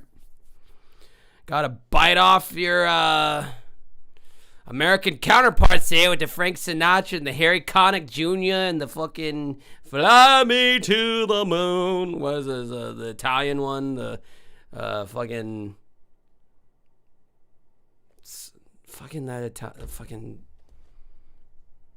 okay, brain fart, sorry. Cerebral P, $5 here in Canada. There is no Drake, only Aubrey and Wheelchair Jimmy. Well, in my mind, that's my headcanon. Awards this year, including Artist of the Year. No, the Como Se Whoa. What is his fucking name? Dean Martin? Is that it? Performing Loving You Is Easy, it is our great pleasure to welcome to the stage, Sarah McLachlan. Mother, is it wrong? My first girlfriend, my uncultured first girlfriend from the South. She had the twang and everything, y'all. She's my age. She still has that thick regional accent. We were in FYE, the CD store down here, the mall. And she's looking at all the CDs. And she's like, who's Michael Bubble? I didn't know his name was Bublé either, but I don't know. But it's just the way that she said it. It was the way she said it that was funny. You feel warm and affectionate when you're with a boy you really like.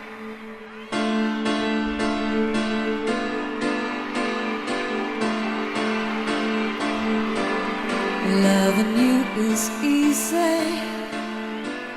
Loving you's wondrous and pure.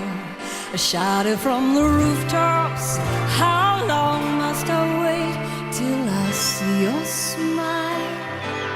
Might have been the moonlight. Good point. No, I don't want to watch this, and I keep forgetting that I don't have to because I can just skip past it.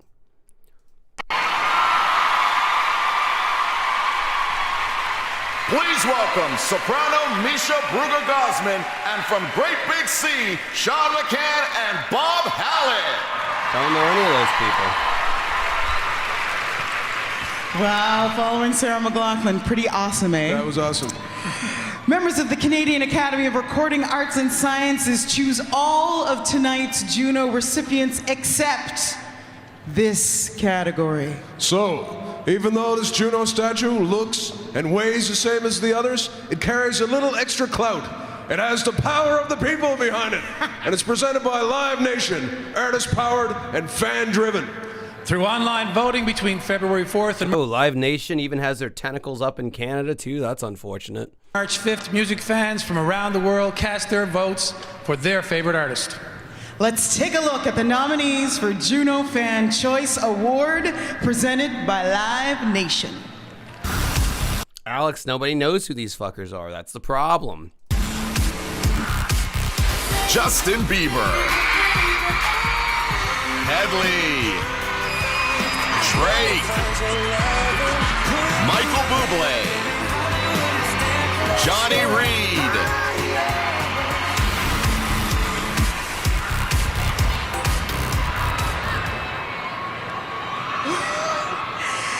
and the JUNO goes to...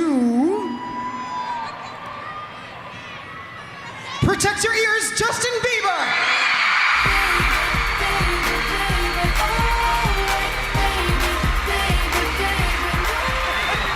I'm so sorry Justin's not here, but we have something that is just as good, a video.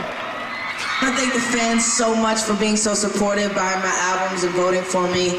You guys have been incredible, and 2011 is going to be a great year. All right, peace. JUNOs. Stick around. Headley's colorful showmanship. Damn, 2011. That was like 4 years before I even started my YouTube channel. What the fuck was I doing in 2011? How old would I have even been? Graduating 7, 18, 19, 20, 21. Damn, bro. I was 21 in 2011. Wow. Okay, so I was still dating that girl who pronounced Michael Bubble. Who's Michael Bubble? I was still dating her. I was in a cover band. One and only time I've ever been in a cover band. I went to Massachusetts to see my mom's side of the family back in 2011. And yeah, didn't do a whole lot of note when I was 21, I don't think. And I missed the JUNO Awards. God damn it. Is on the way. Later, the explosive sounds of Arcade Fire and the legendary Neil Young is on it. No, she doesn't want anything to do with me now. It was asked, are you still friends with her or friendly? No, she's married, so she's all traditional stuff. I've got a husband. I can't talk to you. I was like her first love and all that, so there's I guess some baggage there on her part. Weren't you 23, Josh? No, I would have been like 22 at most. If I was 22 in 2011, I was getting my first and only DUI. And starting on another band, I don't know. I can safely say I wasted the first half of my 20s. From like 20 to like 25 were like wasted years for sure. You know, I've shared some of the greatest moments of my career, you know, being a part of the Olympics in Whistler or actually performing here in Toronto. It is a monumental stop for me. And then, to say the least, very, very fortunate to be able to be associated with one of your greatest talents, Justin Bieber. You know, it's been an honor to continue to mentor him. But I wouldn't have been able to do it if you guys didn't home grow it. So thank you, Canada.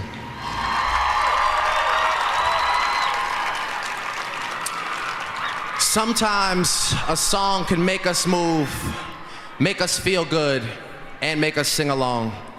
But sometimes it can also raise us up and shed light on big ideas like freedom, hope, and justice. Sean Desmond has done all of those things, but since he respectfully declined, here's your second best option, K9. K9 like the dog with the teeth, or what's that going on over there? I don't know what the hell you're even going on about. That's funny. Well, I've decided to behave tonight and actually read a prompter, the teleprompter. No, I'm not gonna do that. But I wouldn't know what else to say, so I will. Something is well made and constructed. Sometimes it's a story. It can be a building, or it could be a song. And so, for those things, sometimes we use a metaphor, saying it sings. These 5 nominees have made simple words ring out, and in the process, their compositions have touched people's lives. This award is sponsored by Sirius Satellite Radio, and it's a proud sponsor of both emerging and established Canadian artists. The Songwriter of the Year nominees are Arcade Fire, Hannah Georges, Royal Wood. He said wood, and it's royal. Sarah McLachlan. Apparently Sarah McLachlan was still like putting out bangers in Canada like long after she was relevant in the US, after the Lilith Fair thing dried up. Like a vagina. Drake.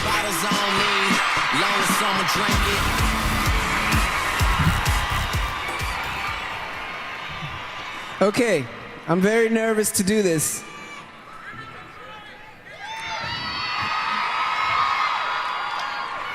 And the songwriter of the year is Arcade Fire. Hell yeah. Sweeping the Junos, baby. To be fair, that was a really good record. The Suburbs, very, very good record. I don't see how they could have lost against these other jabronis. If I was scared, I would. And if I was yours, you know I would. And if I was yours, but I'm not. Now I'm ready to stop. If I was scared, I would. Thank you so much. It's a long way. Reminds me of that episode of Seinfeld where Kramer is like just taking up space for the awards ceremony. Like he's just a seat filler, and then like some show wins some kind of award, and they're all getting up, and they just pull Kramer up there too, even though he had nothing to do with like being on the show or anything. And he's just like up there, like looking around, and he gets like an Emmy or something like that. And he's like acting like he had something to do with the show. I feel like with Arcade Fire, you could be like one of those people. You could just be a random person and just walk up with them and no one would really say anything. From Sneaky D's the first time we played in Toronto. But, all right. Also, I just want to say there's a great organization called Kampe, Kampe.org that is doing incredible work in Haiti. And the Canadian people have done so much amazing work for Haiti over the last year, and just keep going, don't stop. And thank you so much. We're so honored. Thank you. Bro, his singing voice sounds nothing like his talking voice. He's like got like a lower singing voice, and it sounds like pretty cool. And then when he talks, he sounds like a complete dork. It's unfortunate when that happens. I'd also work with us like Dunya, Miku, and Chantal, and Scott and Amy, and everybody. Thank you very much. Dunya is the only person who works at our record label, so thank you, Dunya. All right, some inside jokes there that I don't understand. Please welcome two big names in hip-hop, rap pioneer Maestro Fresh West and Mr. O Canada, Classified. Yes, yes, yes. Toronto! Here's the band that mixes frivolity with thoughtfulness and showmanship with songcraft. Hit songs and extensive sold-out arena tours have earned them 3 multi-platinum albums. And, Lukey, their 3rd album release, The Show Must Go, is nominated for Album of the Year. Here to perform the smash single Perfect, please welcome Headley! Headley. Nobody knows who this guy is, so we're gonna skip it. Sorry for the big Headley fans out there. Shania Twain.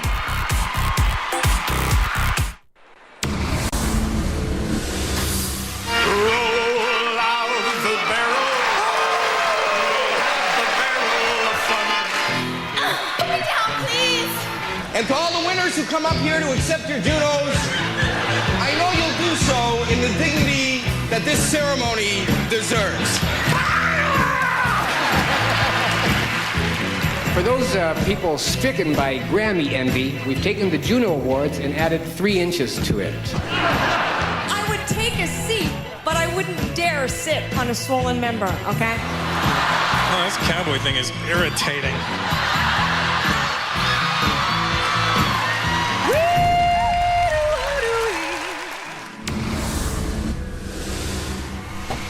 Ladies and gentlemen, please welcome rock legend Bryan Adams. Ah, I thought they were gonna say Rush.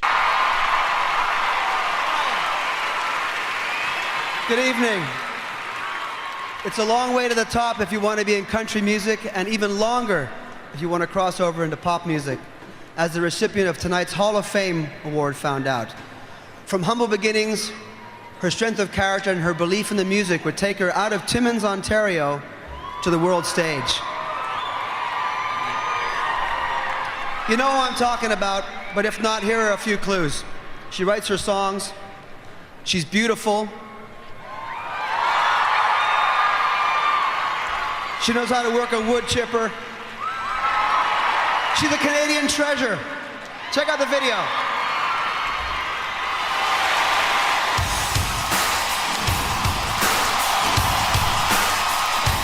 I've reached goals that I never even set out to reach. Shania Twain's rise to superstardom reads like a fairy tale, but it's all true. This is what a woman wants. Shania was raised in the northern town of Timmins, Ontario by loving parents, but times were tough for the family. No lunch at school, kind of grouping food in rations, you know. Her professional career started at the tender age of 8, performing in local bars. I grew up in smoky bars and bar fights, lugging around a guitar that was bigger than I was. When I die, may not go to heaven. Her first big break was on the Tommy Hunter TV show. By her early 20s, she was performing at the Deerhurst Resort in Ontario. By 1993, Shania had a recording contract with Mercury Records in Nashville. With it, the release of her first album. What made you say that was And the Shania effect had begun to take hold. what made you say that? When I first came out with What Made You Say That, that's where it all began. It was open midriff. I didn't even know then that I was one of the first to do it. I didn't realize. Made you say that Her debut album and her image attracted Nashville's attention. stay with the one that wants you. Any man of mine. This led to her. Oh, dude, people sing that song at karaoke so much. Any Man of Mine. Ugh. That's like that one or Whose Bed Have Your Boots Been Under. Those two songs get sung all the fucking time. Oh, Man, I Feel Like a Woman. Obviously, that one's done a lot too. Yeah, Shania Twain made a pretty big impact here in the States, I would say. Breakthrough follow-up album, The Woman in Me, with the hit single Any Man of Mine. Any Man of Mine was absolutely a turning point in my career. There's no doubt about it. She was fresh, she was different, she was unlike anybody else out there. In 1996, Oh, I do have an idea how big it was, because like her next album was like it just fucking every wine mom in especially if they were going through a divorce had her next record, Come On Over. Shania made music history with the release of Oh, I love that song. Still the One. It's great. Dude, I love that fucking record. I don't give a fuck. I love that. That was a record of my childhood. Fuck you. Come On Over, which proved to be a crossover sensation. It became the most successful. It had the songs, bro. It had the hooks. It had the production. It was like it was kind of country, but not really. Like I don't know. That was like just one of those moments in like pop history, you know. Full album ever by a female artist. Also the biggest selling country album of all time.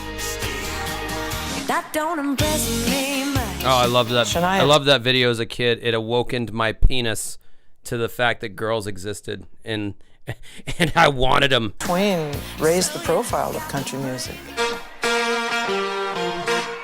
Let's go, girls. Oh, they're totally crazy. And the 1999 Entertainer of the Year is, come on up, Shania Twain. Thank you.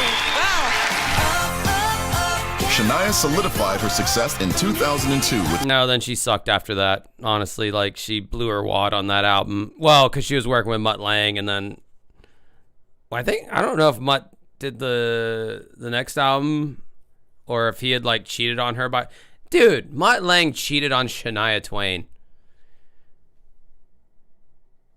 Like what? There's like no hope, man. There's no hope for dudes. If you're gonna cheat on Shania Twain, like how perfect does one have to be for you to just? Sorry, mate, I'm producing your record, and I made, we sold a bajillion records, and you're one of the hottest girls out there. Not good enough for me though. Still got to find something strange. Fucking Mutt Lange, weird South African dude. the release of the album Up. She embarked on a massive tour of North America and Europe, 113 dates. It became one of the biggest grossing concert tours of 2004.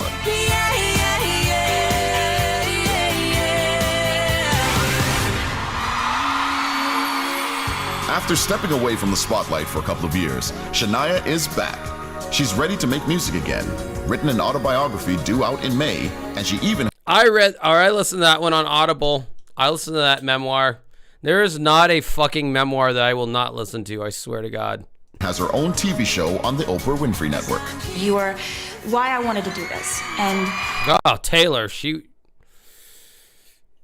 what the fuck happened to that bitch?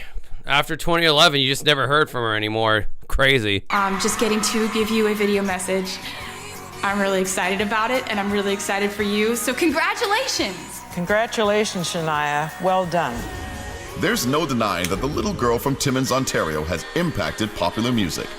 Shania has earned her place in the Canadian Music Hall of Fame. Well, I would, you know, after saying all those accolades and how she's like basically took over the world, it's like she has earned her place in the Canadian Music, you know, whatever the fuck, Hall of Fame. I would hope so. If she hadn't earned it at that point, I would wonder what one would have to do. Single-handedly save a nation from genocide. Just you yourself did it. Maybe that would qualify. I don't know. Like what would one have to do after that? Selling a bajillion records and being an international pop sensation, you know? I don't know. It's like, yeah, I guess we'll induct her. Into the Canadian Music Hall of Fame.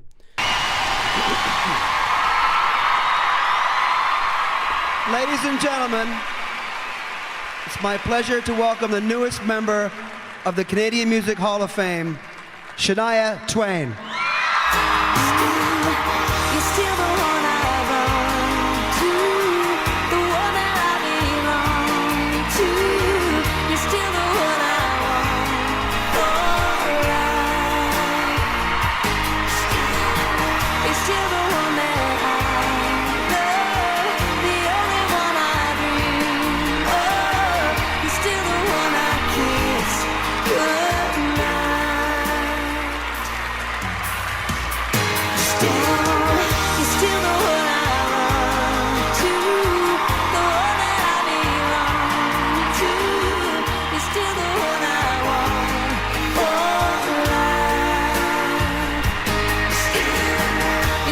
Do you guys think I would look cute in a dress like that?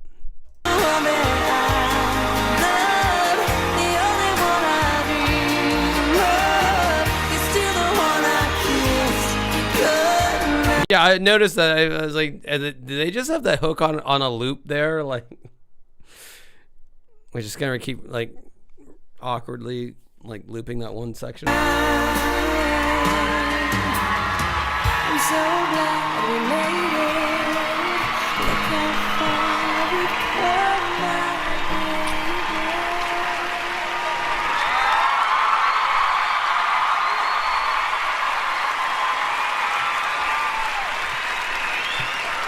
Thank you so much. Dude, do we really care about acceptance speeches? I don't. Stone's list of the 100 greatest guitarists of all time. Ladies and gentlemen, Robbie Robertson. Who? Robbie Robertson. Never heard of him. Hello. If I could just take a moment, I would like to say congratulations to the JUNOs on 40 years of celebrating and supporting Canadian music with great integrity and pride. He almost said integridarity. Well done. Well done.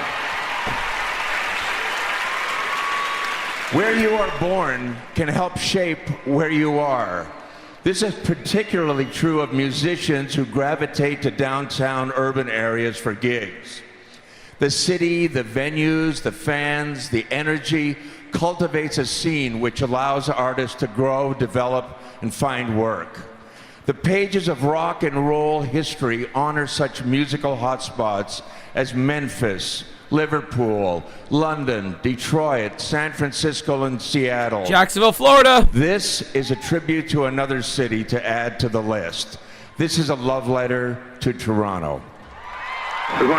No one should ever use the term love letter to describe anything. I hated it whenever, it's usually in the video game world. Metal Jesus really likes to use this term. This game, guys, it's a love letter to Metal Slug. This game is such a love letter to fucking Splatterhouse. This game is a love letter. It's like, stop using that term. Just stop it. I am the czar of speech. I'm the ruler of what can and can't be said. I'm saying right now, stop using that term. I don't like it. Josh doesn't like it. So stop doing it. Right now, this is the one that took us from the hills and the stills and put us on the pills. We were young on Young Street then, mesmerized by a rockabilly singer from Arkansas.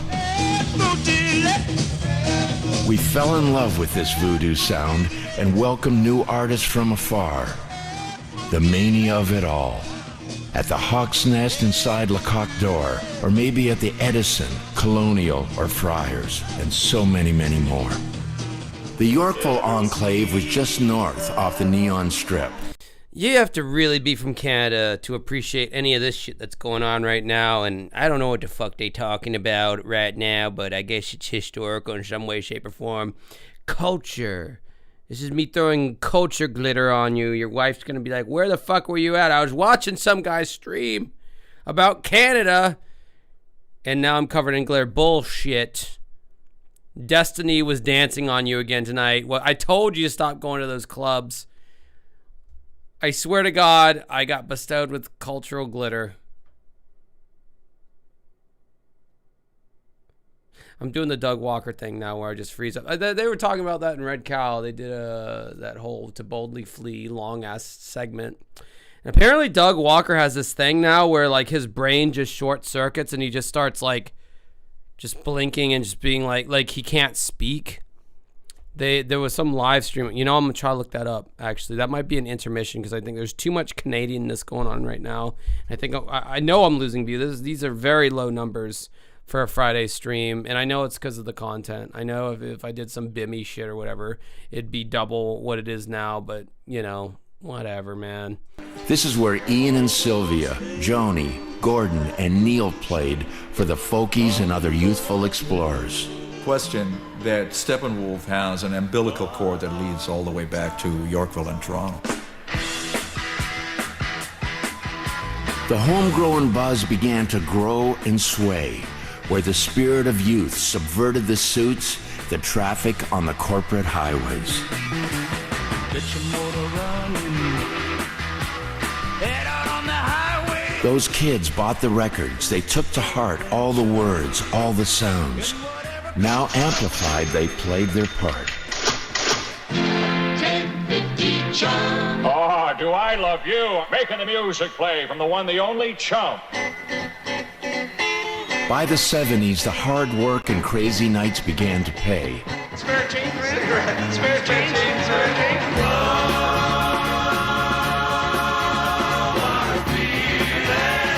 And the winner is Rush. Huh? Yes. Now I'm engaged again. And it became fact. Toronto was the destination for most every touring act. Its style and influence spilled over into a new scene. In the many clubs, Triumph, they're a pretty good band. Particularly on a street just west. Kind of a Rush clone, but nonetheless. Called Queen. New mediums and colorful voices emerged. And by the 90s, T.O. began to rave and surge. The city's artists landed on charts around the world. It's a really great atmosphere being a part of Canadian music right now, and it's amazing how much everybody supports each other. Toronto has now become one of the capitals of music and is the subject of the music itself. Reppin' everywhere I go. Everybody from the coast. I recall when we began this musical journey, that innocent age, to when we were young on Yonge Street, and the birth of Toronto's rock and roll stage.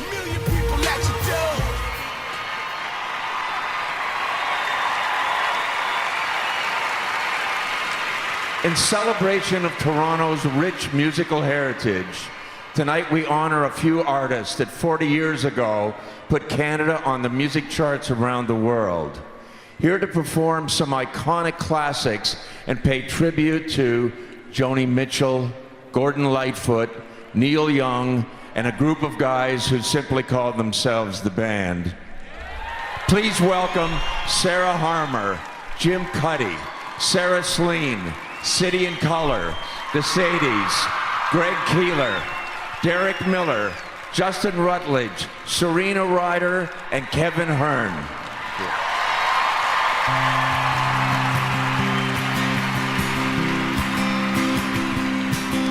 The wind is in from Africa, and last night I couldn't sleep. Oh, you know it sure is hard to leave you. Is this supposed to be like a Joni Mitchell kind of deal, like a cover of a Joni Mitchell thing? It's really not my home.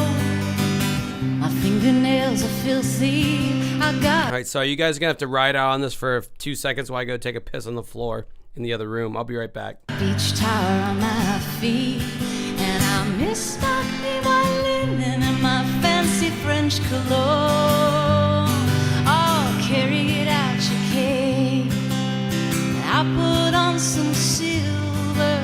Oh, you're a mean old daddy, but I like you fine.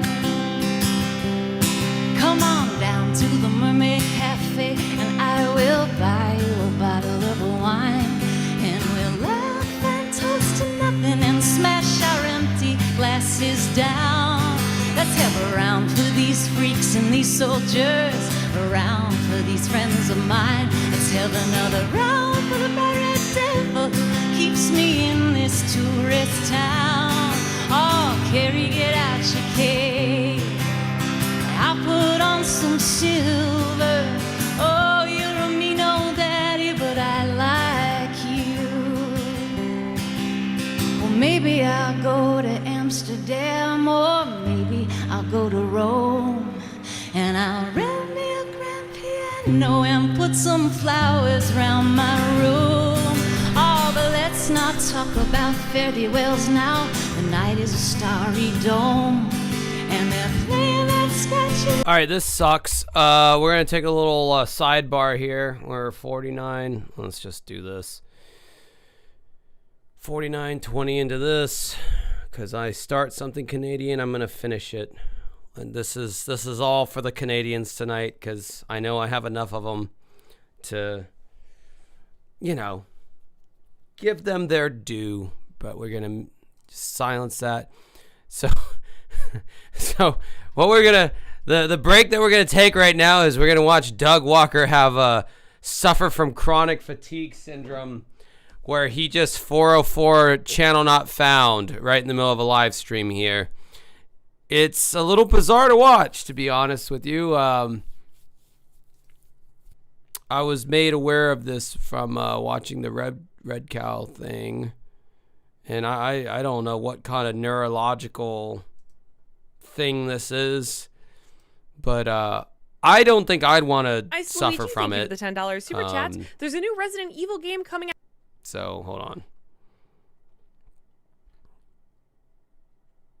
I gotta put myself on game, yo. All right, there we go. Out next year, titled Requiem. There we go. We got there. Since you played 2 on stream, would you be willing to play Requiem for a future stream once it comes out? It sounds like a variation of Requiem for a Dream. Requiem for a future stream. Maybe. So are they all kind of different stories, or are they all connected? Some of them are kind of connected. I don't know if you will have had to have played 7 and 8 to understand 9, but they're not all totally connected. Like, you could pick up 7 without having played any other Resident Evil game. So I don't know. We'll think about 9. I'll have to see and hear if he has to really have played 7 and 8 to understand 9. Watch Doug's eyes and face as he suffers from it. Apparently, the chronic fatigue syndrome just shuts his brain down to where he loses his ability to like talk at some point. Why does it say 15 views? I know you're not talking about me. Oh, $5 super chat for questions. That's not a bad fucking, it's not a bad rule. I'm still small enough to where I'll answer questions for free every now and again. But if you really want your question answered, $5, bitch! Before we really, do it there. So we'll see though how it goes. You good, Doug? Maybe not? It's all right, folks. We'll give him a sec. We're all good. Yeah, so this is where it's, so just like watch his eyes as like whatever neurological things going on with Doug these days. I hope it's not like what do you call it, progressive or degenerate or whatever. Like I hope this is something he can get over, because like I don't wish ill on these people. Sounds like a variation of Requiem for a Future stream. Maybe. So are they all kind of different stories, or are they all connected? Some of them are kind of connected. I don't know if you will have had to have played 7 and 8 to understand 9, but they're not all totally connected. Like, you could pick up 7 without having played any other Resident Evil game. So, I don't know. We'll think about 9. I'll have to see and hear if he has to really have played 7 and 8 to understand 9 before we really, do it there. So, we'll see, though, how it goes. You good, Doug? The eye flickers and shit in general, like, kind of choreographed to you that there's neurological things going on that are, like, not normal. They are divergent. Maybe not? It's all right, folks. We'll give him a sec. We're all good. The ping pong table is evil and the vending machine is empty. The Resident Evil rec room. That's wild. Yeah, it's all right. It's okay, Doug. I'm just chatting with chat while you see if you can continue on, You're good. You're good. Yeah, if you need us to finish up, I can save the questions for another day. You think Tom and Jerry Forbidden Compass? I've never heard of that, but Doug is a lot better at that Tom and Jerry stuff than I am. All right, guys, I'm going to put up a BRB screen here really fast, and we will be back with you, or I'll let you know what's... Yeah, and then the sound cut out. Drug acting like when the drugs hit too hard. Bro, you guys only see me when I'm good on here. You don't see me when I'm tweaking out during the day and I'm like fucking having anxiety out the fucking ass. Hangxiety. Alex knows. Renata knows. Like, I'm not good all the time either. I get it. Like a motherfucker. I'm just glad it's never happened on fucking stream. I don't know who the chick is there. All right, let's see what else happens. Because they only played like a small clip on that. I would not have known about this had they not mentioned on the Red Cow to Boldly Flee clip. What a weird, stupid like holding pattern screen. Yeah, I do these by myself. So if I ever started being like and I wouldn't stop doing that, there'd be no one here to be like, Josh, we need to cut it. I'd be like it's like, sorry guys, I just have to do this right now and I can't stop. I'm catatonic. I can only do that thing with the axe left theme for some reason.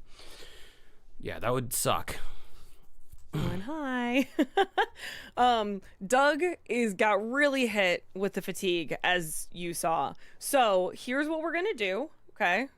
No stress. We made sure that he's gonna go get some rest. He's not in the room with me, but he has someone who's gonna take care of him. He's all good. That's what his chronic fatigue looks like when it hits him, and it hits him bad. Normally he can snap out of it, but he was just not being able to snap back too. So is everybody talking about the girl here saying she's annoying and they hate her? What has she done? She's just existed on screen, and I hope that's not who my chat's talking about, because like she's literally done nothing. She's just been there chilling. Like, what? I would hope that the chat isn't that fucking like brutal towards just anybody who's on the screen. That's like, that's not Tamara, by the way, if that's who people think that is. Like, I have no opinion of this person. She's said like 5 lines. Like, I would hope people aren't like, fuck this bitch, she sucks, I hate her. It's like, whoa, that'd be weird. That'd be a weird take. Thank you for your understanding. Don't worry. If you asked a question and we have not gotten to your question yet. In fact, she's having to like steer the ship as like the head honcho's like fucking 404 not found, just, internet connections lost. She's having to be like, okay, still trying to keep this ship afloat. I'm going to save all of the questions that we got and put them into a document so that the next time that we have stream, either probably Friday, I'll save these questions for Friday, and we will still answer them. So you didn't, get ripped off or anything like that. We're going to make... Okay, don't yell at me, zombie. First of all, the all caps was not necessary. Okay, cool. You're not talking about her. Fine then. I was just asking a question. I can't... My eyeballs can't split to where the right's looking at the chat and the left's looking at the screen, and I'm digesting both informations at the same time, so I don't fucking know what's going on. Sure that your questions do get answered by Doug, but he just had the fatigue really hit him right now. So thanks for your understanding, everyone. We're gonna wrap it up here. Like I said, we really appreciate your concern and your understanding. Even though he's not in the room with me, I do know that there's someone who's gonna take care of him, so you don't have to stress too much that he's not gonna be okay. This is just what his chronic fatigue has been manifesting like and looking like. So y'all just got to see that live. That's part of creating live content, I suppose. But thank you all so much for being here. We should be back on Friday. If not, we'll keep you all in the loop about that. But I hope you all... Anyway, I just thought I'd show you that, because that was kind of like disturbing on some level.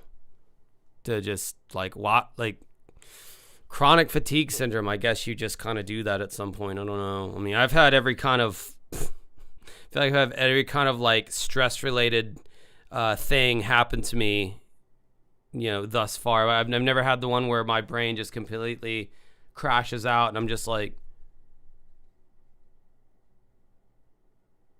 wow, that's never happened yet. It could. I don't know. It feels like I've had every other fucking neurological McFuckery delivered to me. It's great. Love it. Don't worry, we're not watching this from the beginning. Fast forward and... Okay, whatever. Trevor, who's this? Don't know. Probably some Canadian band. Well, obviously a Canadian band. Don't recognize them. Oh, it's kind of cool. The fret inlays there, whatever that says. All right, this looks like something new they're presenting. Back to the Canadian shit. And fresh off his JUNO win last night, hip-hop artist Shad. Who? Hey. Our government is proud to partner with Factor and private radio broadcasters in supporting Canada's wealth of musical talent through the Canada Music Fund. And this year marks the 10th anniversary of the Radio Star Maker Fund, which has provided over $50 million. That's Renata's mom. in artist support, thanks entirely to the contributions of Canada's private broadcasters. We're here to give out the award for New Artist of the Year, which is sponsored by these two great organizations.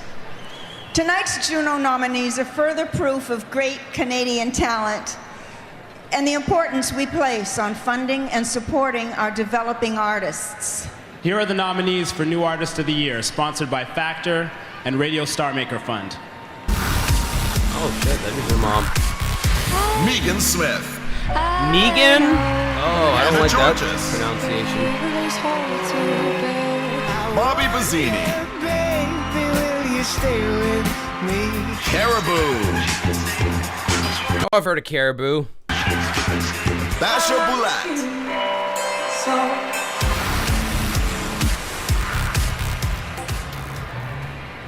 And the JUNO goes to Megan Smith.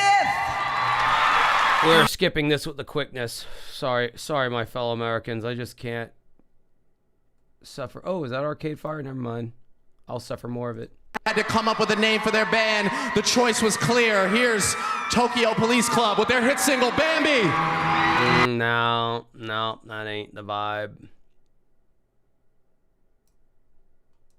Handed out, including for the first time, the Electronic Album of the Year. Now, 8 awards are featured on tonight's broadcast, but an astounding 32 awards, including categories like classical, jazz, world, and roots, were handed out at the JUNO Awards Gala dinner last night. That's gotta sound like something Josh doesn't care about. Is that bare? It looks like Bare Naked Ladies, perhaps. Here it's Ben. Let's see what categories they're announcing. I do, Ty.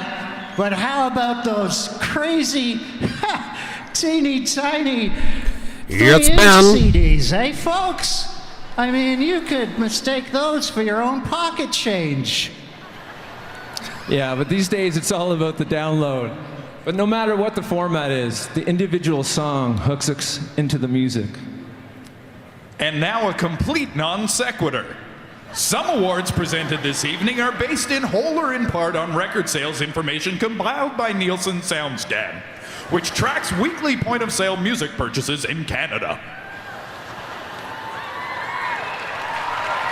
The nominees for Single of the Year. Where's the guy who goes, "Yes, man"? Like, I see the 4 naked ladies, but I don't see the ginger guy who's like, "Yes, man," which is the only part of that song I can do. There are Oh Canada, Classified. Perfect, Headley. Hallelujah, Vancouver Winter 2010. Katie Land. Find Your Love, Drake. Waving Flag, Young Artist for Haiti.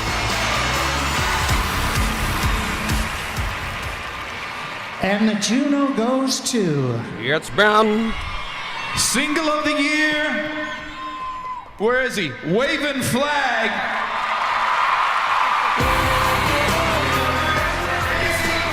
Okay, don't care. I was told Rush was going to be here. I've not seen that yet. Who's that? Some guy I don't know.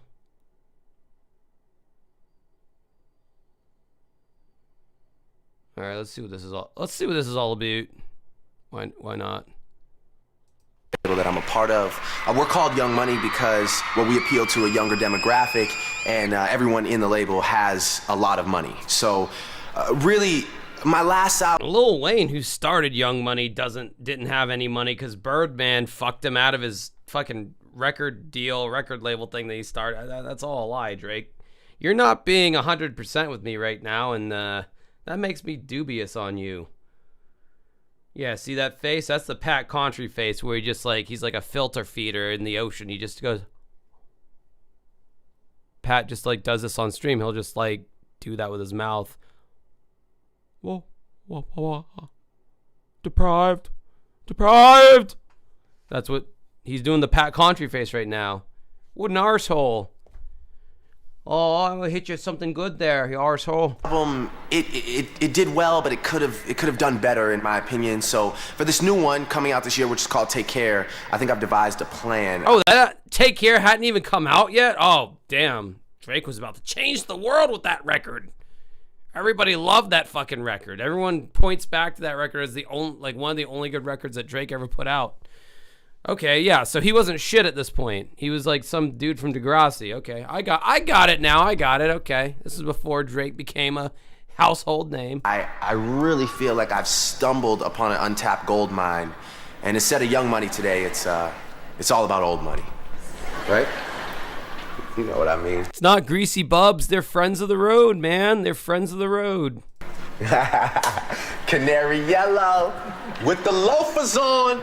You crazy, girl. I want to quiz you on some things. I want to know your hip-hop knowledge. I can see you look like you got that old money because you swagged out in the plaid. You know what I'm saying? Pants are a little high. You like rap music? Yes. Okay, I'm a rapper. I know. I've been watching you from Degrassi High. Okay, I've been coming with you. That's good. I just want to sort of get an idea of what you know about Canadian hip-hop. So I'm going to give you some names. You just fire it right back at me. Just give it right back. Cardinal. Nope. Cardinal. You don't have to whisper though, you can say it loud. Let your backbone. Let your backbone. I gotta keep my backbone warm. Warm? Well, yeah. That's okay. Yeah, I might as well be like these old Canadian dudes or chicks or whatever. I might as well be the same as them because I'm gonna know just as little as they know. It's Slide, just for the record. Last name ever, first name greatest. Like a sprained ankle. Band, Uncle Band. Ankle bands. Yeah. As practical as they are, no one rap. I feel so stupid that I did a call. He did a call and response thing, and I responded just then, and I feel so fucking stupid for doing that. I'm embarrassed right now, honestly.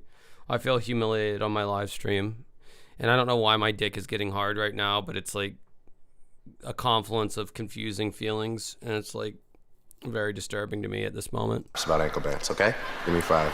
That's it. Let's go. Whoa. We can't. Oh, damn, that was a white person high five. I don't know, well, it's a little moist, but. This is cool, man. All right, cool. Thank you. All right, show the people. But let them know you gangster, though. Give them the gangster face, though. Like I told you, give them the gangster face. One of the best parts about hip-hop is you get to celebrate a lot, you know? Pretend we're in the club. You want to just drink it. Just drink it. It's hip-hop. And just turn it around. Give them a 360 view. Let them see it all. That's what I'm talking about. Bruh, she's like 70. Leave her alone, dude. Let her live her. Like, why are you doing this? And why did she agree to it? Dougie. Someone get your mema. Pick her up. She's getting humiliated in front of a bunch of all fucking 40 million Canadians, which are like a fraction of the population of the United States. That's like it's like the combination of like Texas and Florida. You got the population of Canada. And we still got like 48 states to go, bitch. This hand's the mirror, though. You gotta look at yourself, baby, because you looking nice right now. You know what I'm saying? Look at that. This was the class that Lil Wayne put Aubrey Graham through so he could actually be hip-hop because he's an actor. I can't keep reiterating that point. So, you know, he was just Jimmy from Degrassi, and then he went through hip-hop training camp, and now he knows how to do this shit. Because he's an actor, he can sell it like he knows, you know, what he's doing. Yeah, he can do all that shit too, man. Just give me Lil Wayne, if you're listening, give me the opportunity, bro. I'll get a face tat. I am ready to sell out. I'm pushing 40, bro. I'm ready to sell out. Give me a chance. That's a double mirror. That's how good you look. Oh, you fancy, huh? Oh, you fancy, huh? Swag. Is he acting like he's grinding up on that old Asian woman? What the hell? Swag. Yeah, okay. You could get arrested for that at a show. Don't do that. Oh, you fancy, huh? You getting ready, so I know we gonna be here a while. In the bathroom, flat irons and nail files. Spending hours in salons on your hairstyle. And in the mall, steady. Old money, just making a mockery of these poor senior citizens who have no idea what the fuck is going. Man, I swear to God, if I get that out of touch, I'm gonna take a long walk off a short pier, if you know what I mean. Acting up the air miles. I feel today was a success. I mean, I think that as a young man, I managed to obtain the old money vote. So ladies, if we can, on 3, 1, 2, 3. Oh, money! Mother. Jesus Christ. Embarrassing. Well, that was just a bit overboard. Just a bit.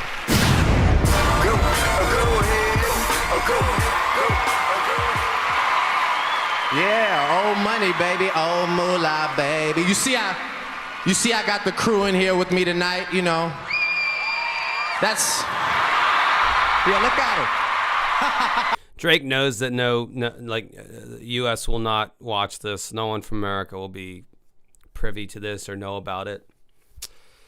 He's going off. Not yet, you know. Yes, you know what, Scott Davenport. Honestly, we're all a little dumber having watched this. I do agree with that. I brought my crew with me. You know, that's just a little reminder for anybody that's thinking of starting a problem. You know, security rarely searches the elderly, so we got what we need. You know what I mean? Please welcome 7-time Juno Award winners, Billy Talent. Okay. Billy Talent was somebody I remember reading a lot about in my spin magazines back in the 2000s era. I don't know who the fuck Billy Talent is, but man, did they talk about him a lot. In in my teen years, I subscribed to Spin magazine, and I've never heard a single song from this person. Hello. Before I begin, I just want to say what an honor it is to be in the same room as Neil Young. I'm Ben. I'm Ian. I'm Aaron. And I'm John. And we're here to talk about a cause that is very meaningful. Wait, there's not a Billy? You naming your band Billy Talent and there's not like a Billy who's talented? Billy Talent, might as well call that the Smashing Pumpkins, am I right? Jesus.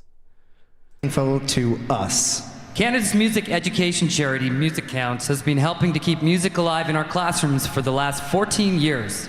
We've been proud to participate in celebrations for grant recipients. And happy to take part in benefit events such as the annual Juno Cup hockey game. Most recently, we were honored to present the 2010 Music Counts Teacher of the Year Award to Marion Cheney. Okay, anyway. Who's that? I don't recognize him. I skip. Oh, did I see an American flag there? I'm getting patriot. Oh, no. Oh, see. I thought I saw the red and the white and then the stars and stripes and shit.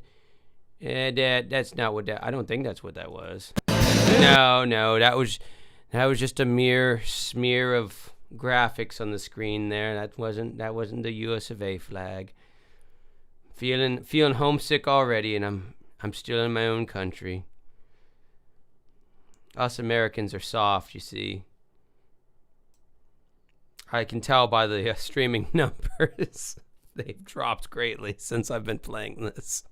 Group of people, particularly the young at heart. Yeah, honestly, chasing the Rush Dragon, yeah, like quite frankly, I am. I'm chasing it, seeing like hoping that they'll show up at some point. It is different from such categories as hard rock and jazz and classical, but really it follows no formula. One thing's for sure though, we know it when we hear it. And its addictive magic stays in our mind. We recall the tune at unscripted moments, even sometimes when we touch. Here are the nominees for Pop Album of the Year. Yeah, the Asian chick was Time to win Volume 1. Down with Webster. Can't Keep a Secret, Favor Drive. My World 2.0, Justin Bieber. Better in Time, Bobby Bazzini. Oh, gee, you have Justin Bieber up against all these no-name. Well, I mean, Justin Bieber. Well, no, he was known. He already released Baby, so yeah. I wonder who's gonna win. Laws of Illusion, Sarah McLachlan.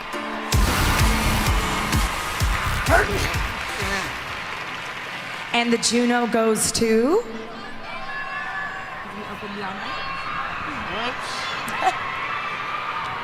Pop Album of the Year, Justin Bieber. What a fucking surprise, man.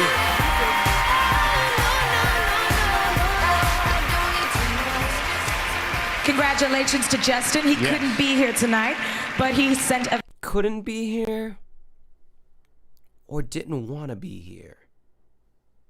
That's what you gotta consider that. very special video, so take a look. Please. I want to thank you. I don't give a fuck about acceptance speeches. That's just me. I'm edgy like that.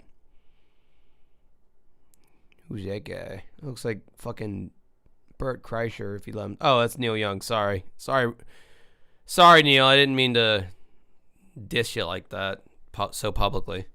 Upon which to stand on to make a trophy like the humanitarian award. Wait, no, that's not Neil. Maybe he's honoring Neil. I don't fucking know which was up at this point. Possible. May the songs keep coming to you, Neil, and may the values that you operate by always be with us.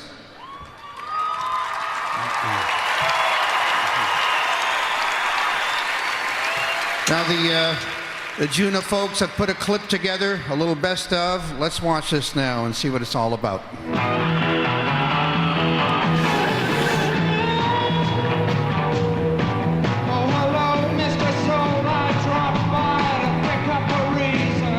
And Neil found that reason. From the very beginning of his career, Neil Young has stayed true to his earthly muse and his rock and roll conscience. He's sung about injustice. Keep on rocking in the free world. Bordered in Ohio. Civil rights. Southern man, better keep your head. Yeah, you know, you made a song about Southern Man, and then a band from my city, Jacksonville, Florida, a little band called Leonard Skinner said, Southern Man, don't need him around anyhow. Sweet home Alabama, even though we're from Jacksonville, Alabama just sounded better, so they said that, even though they had no affiliation with Alabama whatsoever. Not many people know that, but I do, for various reasons. Environment. Respect Mother Earth.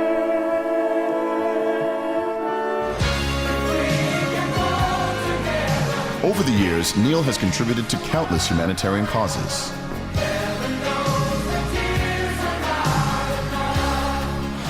Oh, the damage done. Imagine there. You know, what I like about Neil Young is he's very experimental, and he's always like glazed for his folk shit. Dude produced a pretty cool electronic album in the late 80s called Trans. I actually have it on CD. It's a great record. The first song's folky, and then the rest of the record is like very synth heavy. It's an album that Kraftwerk would be proud of. He's using like vocoder, and it's a great record. And then in the early 90s, he did a record with the members of Pearl Jam called Mirrorball. That is another really great record. Those are my two favorite Neil Young records, Trans and Mirrorball. Those are like, I don't know, it's like really cool. Like, but people only give a fuck about his folk shit. But I'm telling you, man, if you're into grunge, listen to Mirrorball, and if you like experimental like 80s experimental electronic music, listen to Trans. Good records. Actually, Trans is not on streaming services. That's why I actually bought the CD, I believe. I believe Mirrorball is still on streaming services, so there you go. There's no heaven. It's easy if you try. Yes, I'm walking to New Orleans. He even reached back to the 60s to reconnect with war veterans on his 2006 Freedom of Speech tour. Tripping down that old hippie highway. There are two causes closest to Neil's heart. Farm Aid, inspired by Live Aid, was established in 1985 by Neil along with Willie Nelson and John Mellencamp. Thank you all very much. Now I'd like to introduce a real good friend of mine, the best friend the farmer ever had. Ladies and gentlemen, would you please welcome Neil Young. Because of folks. Keep me searching for a heart of gold. Oh, that's a good song, man. I don't care who you are. I don't care who you are, man. That's a good song. It's kind of an old fucking boomer song, but whatever. It's still good. Fuck you. Fuck your mom. Fuck your mom's mama. Fuck the Beastie Boys and the Dalai Lama. Like you, Farm Aid was one of the first. down there in Mississippi, down there in Louisiana, helping out farmers. We were there right away, and we did it with the money that you people gave us. Thank you.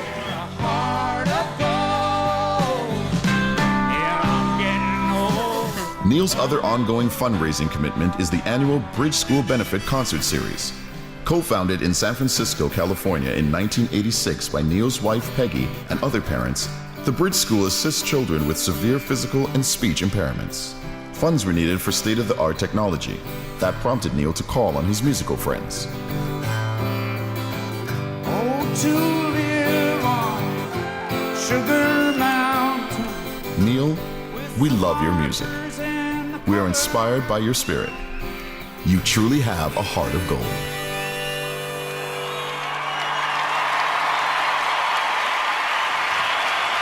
Ladies and gentlemen, please. Neil's a real one. What can you say?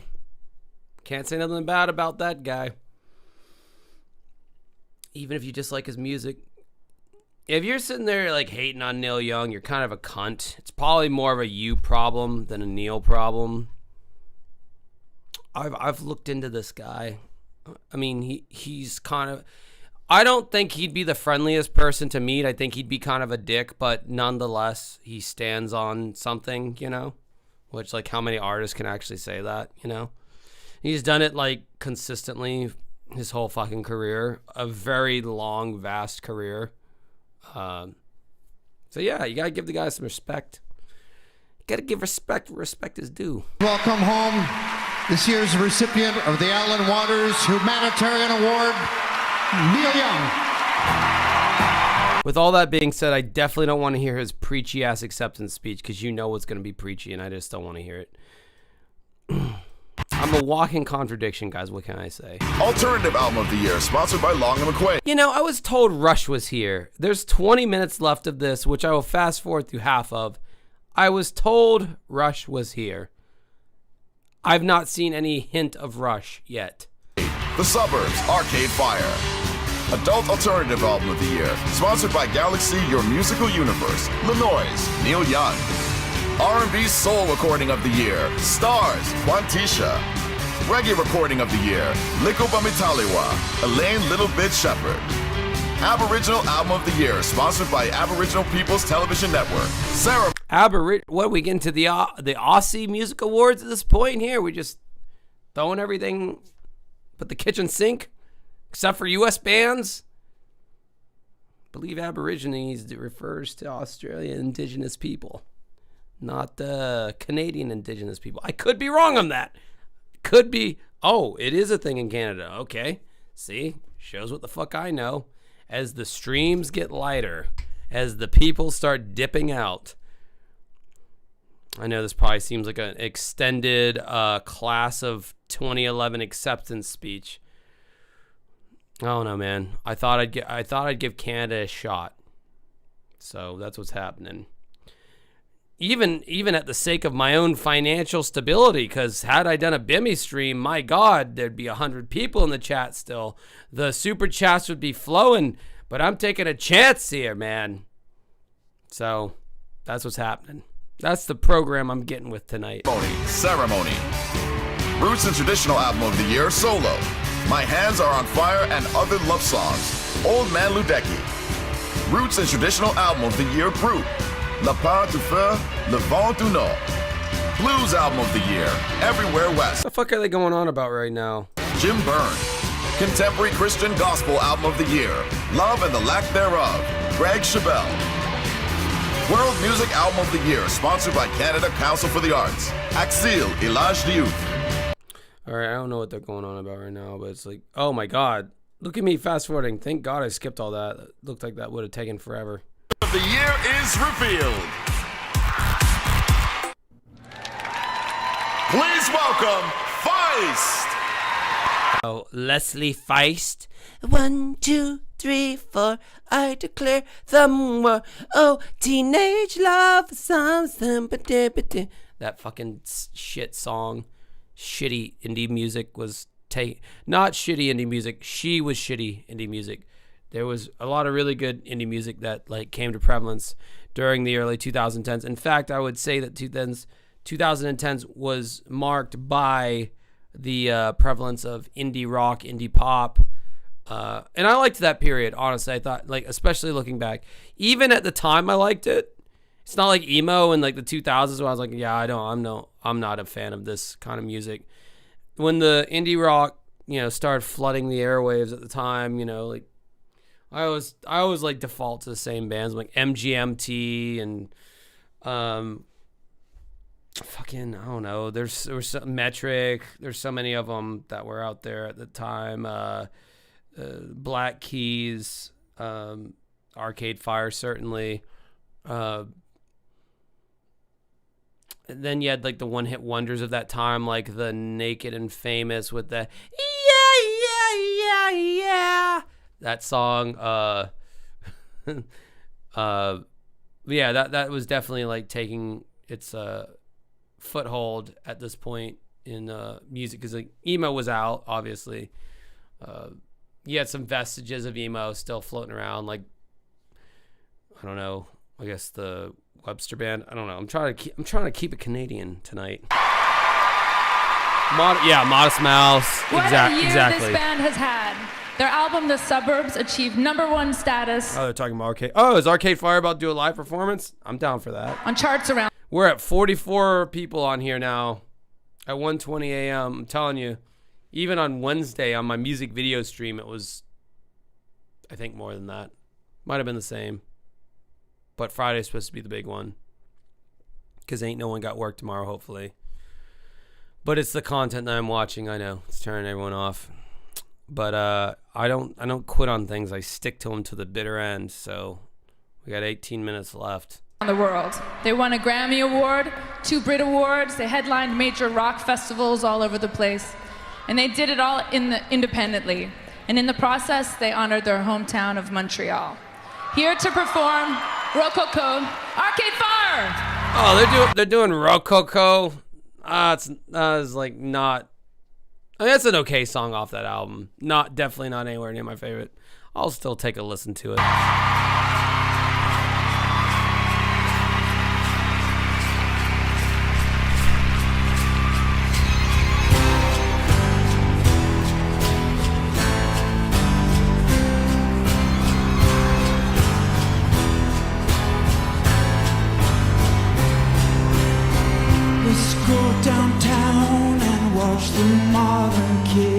You see how his voice sounds cool when he sings, but when he talks, he sounds like an autist.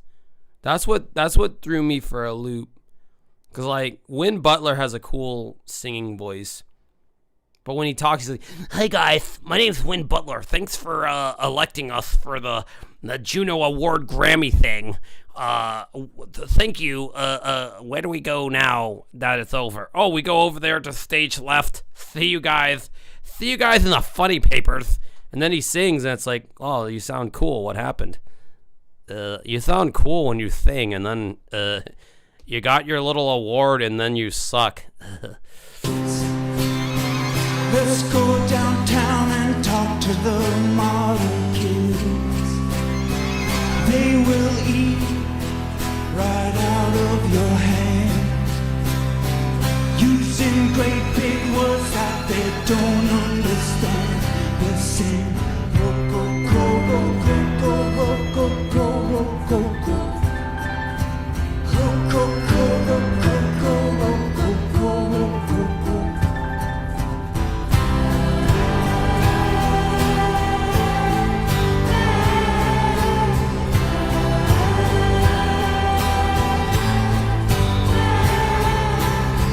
They build it up just to burn it back down. I will tell you, man, like, this doesn't sound that much different from the record, and I can tell you there's no backing tracks.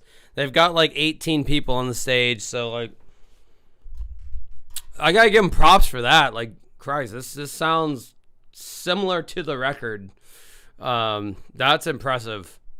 Which I guess if you have 18 people on the stage recreating every single aspect of what happened to the studio, you have the string section, a million backup singers and all that kind of stuff. But yeah, no, that's cool as fuck.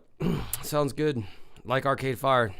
like to smack him on the ass, see him live. Apparently, Win Butler's a sex pest. That came out recently. That's unfortunate.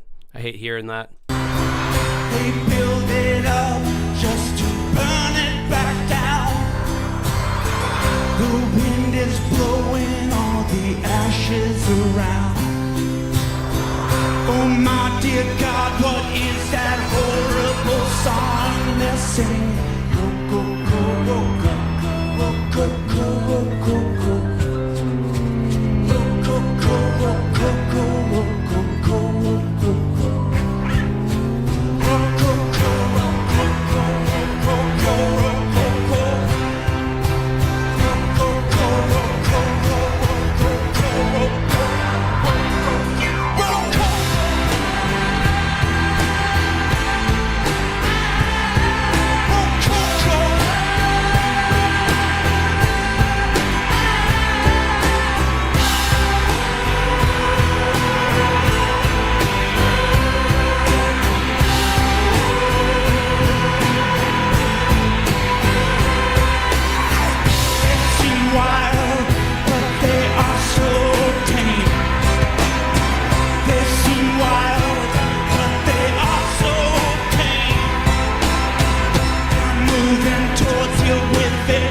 All the same. They want to own you, but they don't know what game they're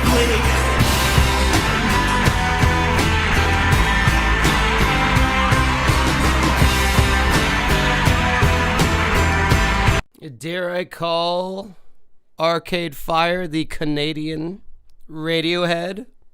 I think I would. I think I would go as far as to say that. I would love to see Arcade Fire live. I don't think that's ever going to happen for me. They don't really like touring a whole lot, which bands like this normally don't tour a lot, unfortunately. Look at all these extra fucking bells. This is some Dr. Seuss band. They've got like fucking weird, all these weird things going on. Like, God, a sound check for this band would be a fucking house like mixer guy's nightmare. Like, yeah, we got like 18 people, like 7 of those people have like 5 instruments they all play that all need to be like sound checked. Like, oh man, like how do you even get big when your band is like there's like this much complexity? Like a stage wouldn't even, like a normal stage that you would like tour when you're playing smaller clubs, it wouldn't even even have the facilities to house a band like this. It's like, how did they even like get to that point? I don't know. It's confusing to me, you know. And then you got like the 1993 Grammys where Nirvana gets on stage and there's just 3 guys, and they're able to like move people with just that small amount of people. It goes to show you, it's all about the song. It's not about the band. But with that being said, Arcade Fire's the shit. I still stand by them, especially this record.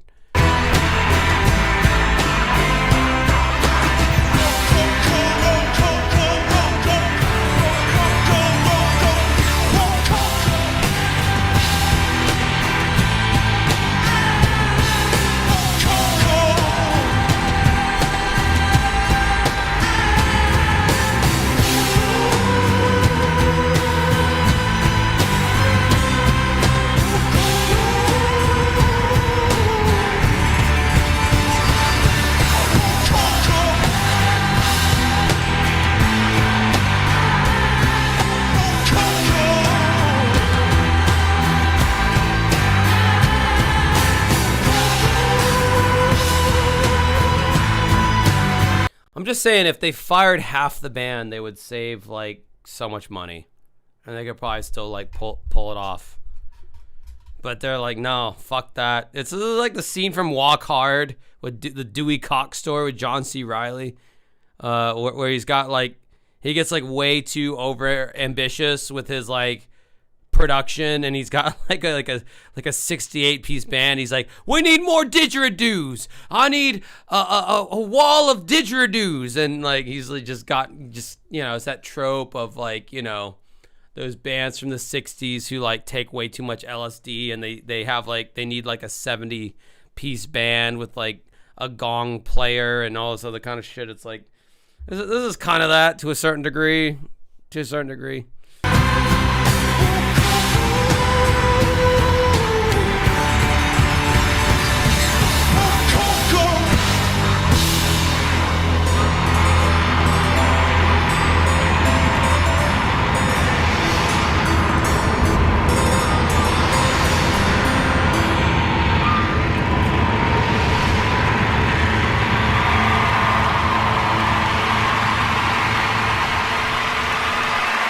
He was a member of legendary bands The Guess Who and Bachman-Turner Overdrive. He's a solo artist in his own right and back with Fred Turner. Please welcome Randy Bachman. Don't care.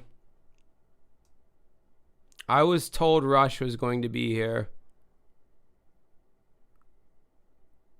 I swear to God, if this was just some big-ass catfish, I'd be pissed. Oh, hold on. Wait, I thought that was Neil Peart. No, that's just some dude with some weird hat. I don't recognize this band. Oh, there they are at the very. What a fucking Rush bait bullshit that was. Please welcome from the legendary rock group Rush, Geddy Lee and Alex Lifeson.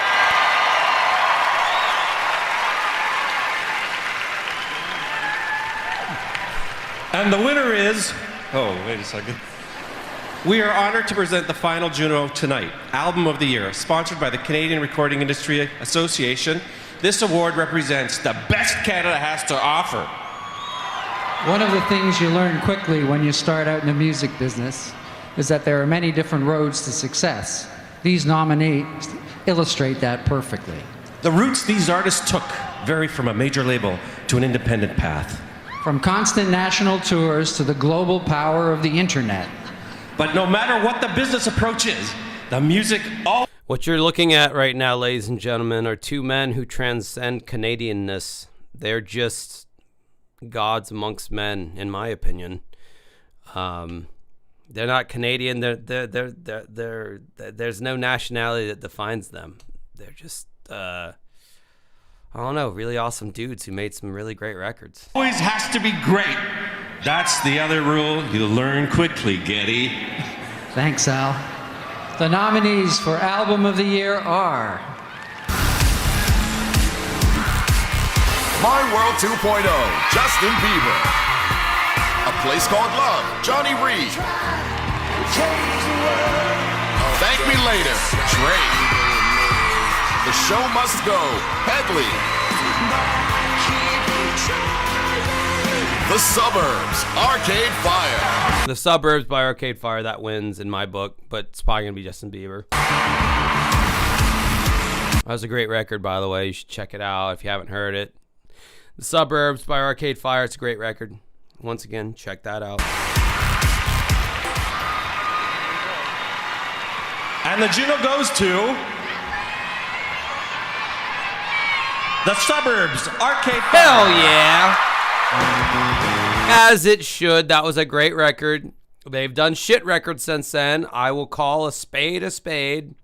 They've done some shit records since then, but that record was really good. That's the record that got me into Arcade Fire.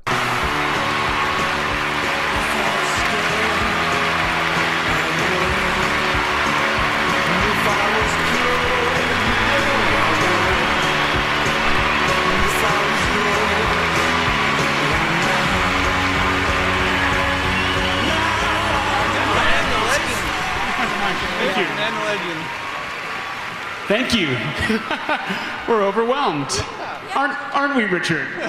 We're truly overwhelmed. Well, make more records like that and stop making the last few records that you made be shit.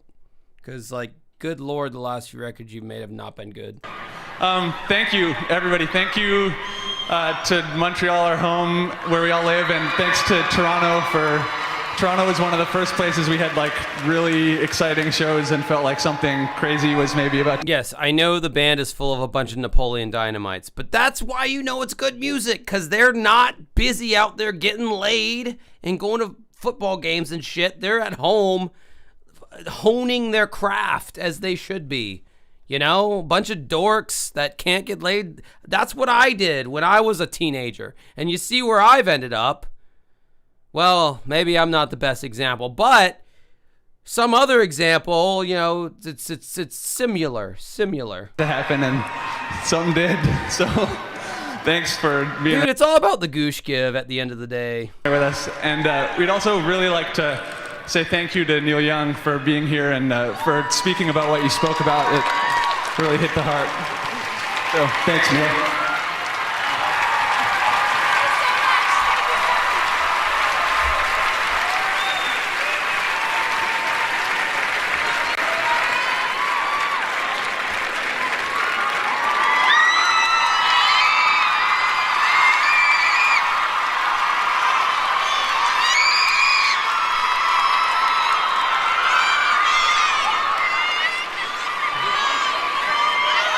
Is this thing on? Who they want? I want to thank you so much for letting me host the Junos this year. My name is Drake. Toronto, I love you with all my heart. Good night!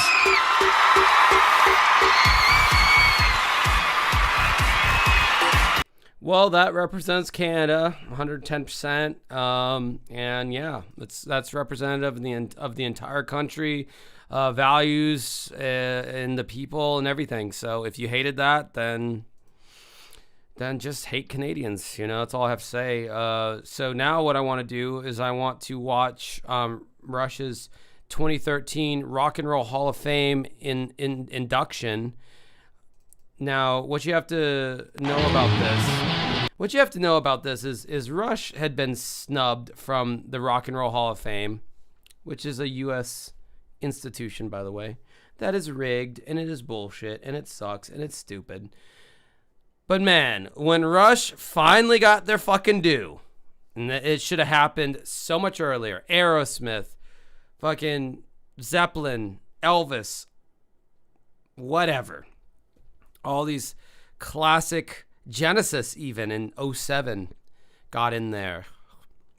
I mean, it's not even like they were adverse to prog rock bands per se, but Rush always got the snub until 2013, and they did not. And the audience in Cleveland, Ohio, I feel like I said that in the same cadence as Trump when he's like trying to think of a word. In Cleveland, Ohio, it was full of Rush fans, a lot of Rush fans, big night for Rush. Then they're from Canada. We love Canada. We don't like Justin Trudeau. That's fine. We don't like him. He's no good, but we like Canada nonetheless. No, I don't give a fuck. I have no opinion on any of your political leaders, but no, this is the pop. When Rush were announced, it sucked the air out of the room because like it'd been such a long time coming, and I just want to see my boys get their due again because it's like a chicken soup for the soul type moment for me.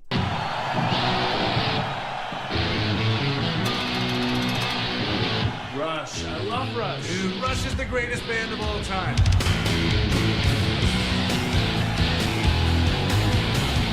How can three guys make such a sound?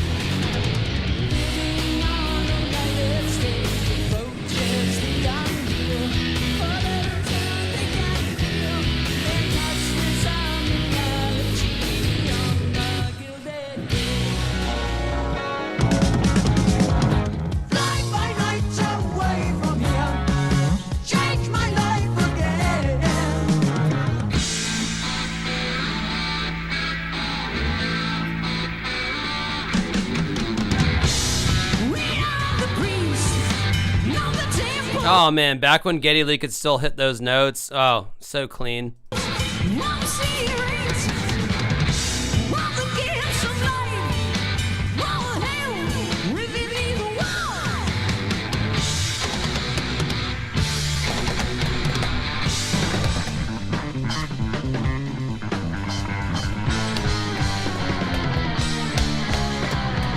You are yet to be inducted in the Rock and Roll Hall of Fame. Is there any chance your next album will be called That's Bullshit?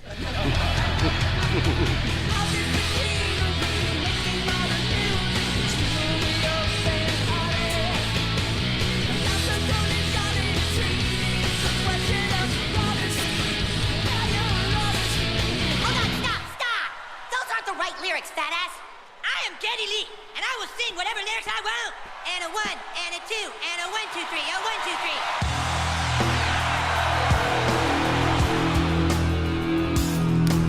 Exit the worry today, stop selling. It's high on you, the energy you trade, right on to the friction of love. There's something there that's really pure, sincere, and honest. It's also really good, you know? That matters more than anything else.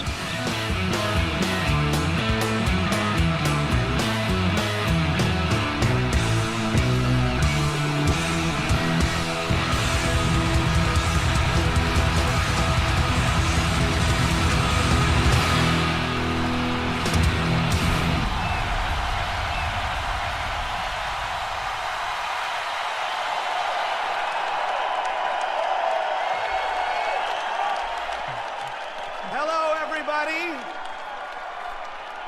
My name is Dave Grohl. I'm Taylor Hawkins. And we are here tonight to induct Rush into the Rock and Roll Hall of Fame.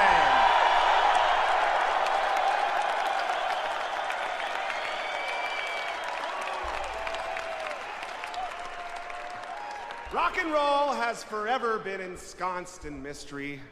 Robert Johnson selling his soul to the devil that early morning that Satan knocked upon his door. The death of Paul McCartney in 1966 and the conspiracy to replace him with an exact look-alike. Elvis sightings, Jim Morrison sightings, Axl Rose sightings. But there's one mystery that surely eclipses them all. When the fuck did Rush become cool?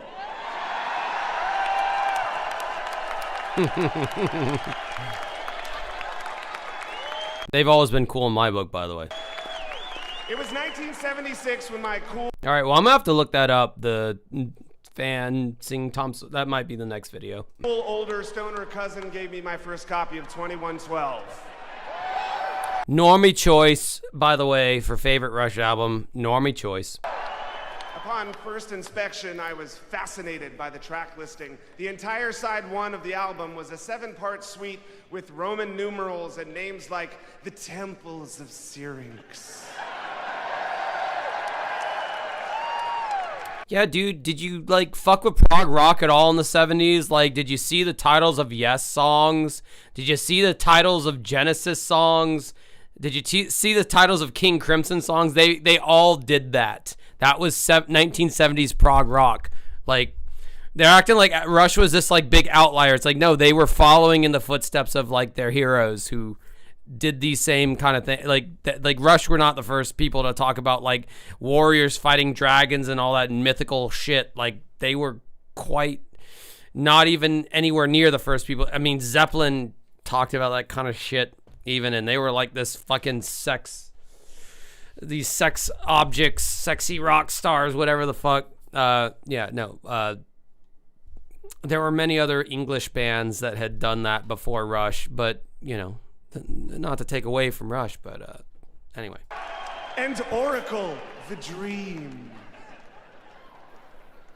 This was far from my Kiss records with such great works of literature like Love Gun and Ladies' Room. No, this was something else.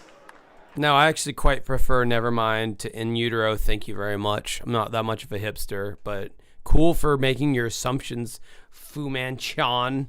This was heavy shit.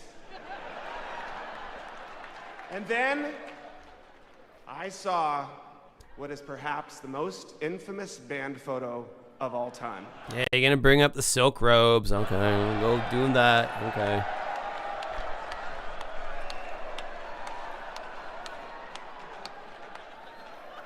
Three grown men, arms crossed, standing proudly in white satin kimonos and skin-tight pants. Bro, it was the 70s, man. Dave Grohl was like 2 years old, or however old he was. Like, shut the fuck up. Like, stop dunking on Rush, okay? I know, no, they're funny guys. They all took it in stride, but like, I personally get a little offended because it's like, it was a fucking everybody, literally, all prog rock band. Look at fucking what Genesis was doing. Peter Gabriel had a goddamn flower around his head. You guys on the live stream on Discord the other night, you saw that shit. I played Supper's Ready by Genesis. Look at all the crazy shit Peter Gabriel did. No one ever dunks on them for that. But, you know, Rush wears some kimonos or some silk robes. And all of a sudden, it's like, oh, it's so funny. Well, whatever. Dave Grohl's like the Jack Black of, like, fucking actually, like,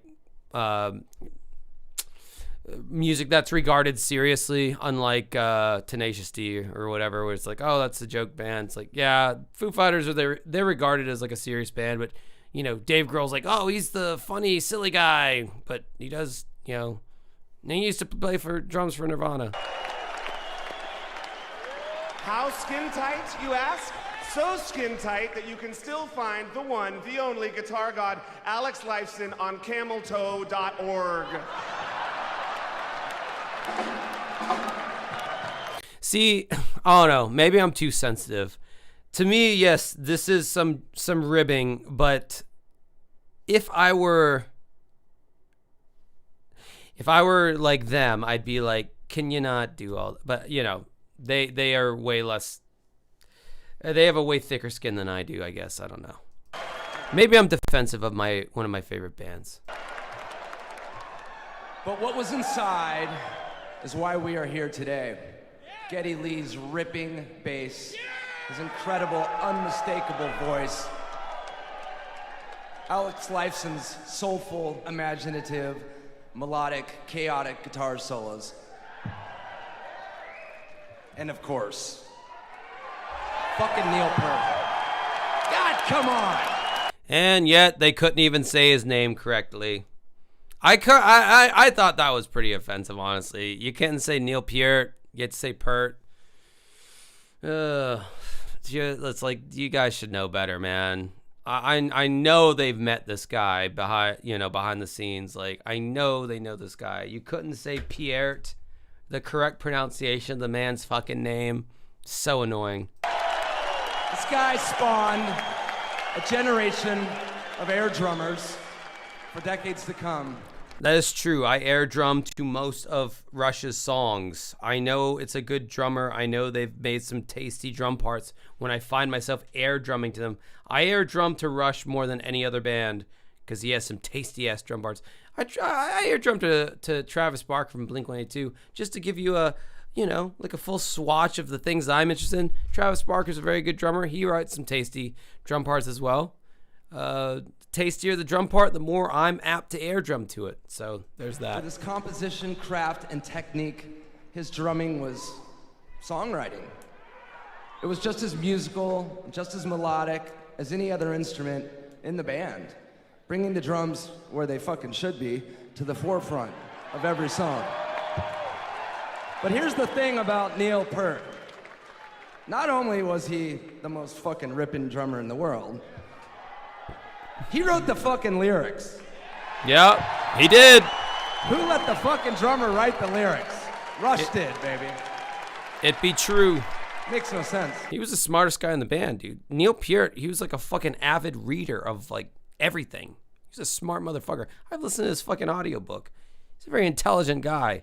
Way more intelligent than Geddy and Alex when it, you know, let's just be real. He was. Playing upwards of 250 shows a year, from day one, the band built its following the right way. No hype, no bullshit. This is totally a Rush glaze, by the way. Like, if you don't give a fuck about what's going on right now, that's fine. I am glazing the fuck out of Rush, and I don't give a fuck what you think about that. They did it from the ground up. Without any help from the mainstream press. Rolling Stone. Rush, Fly By Night, Caress of Steel, 2112, A Farewell to Kings, Hemispheres, Permanent Waves, Moving Pictures, Signals, Grace Under Pressure, Power Windows, Hold Your Fire, Presto, Roll the Bones, Counterparts, Test for Echo, Vapor Trails, Feedback, Snakes and Arrows, Clockwork Angels. He got all the albums. I'm surprised he got them. He got 2112 out of order, but that's fine. Yeah, he got all the records. He named them all pretty much in order. Good for him. 45 years, over 40 million records, thousands of shows, selling out arenas all over the world. All right, you got to listen to the pop that they get from the audience here. This was like so many years in the making that this band had been notoriously left out of the Rock and Roll Hall of Fame. Like a fucking, I love this part.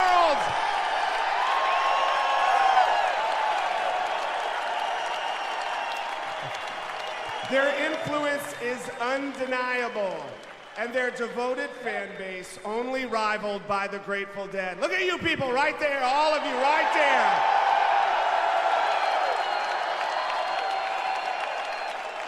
there. And their legacy is that of a band that stayed true to themselves no matter how uncool they may have seemed to anyone.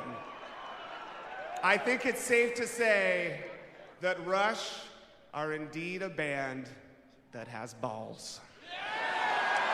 Alex showed us that. Yeah. And they've always been cool. So consider this mystery solved. It is our honor to finally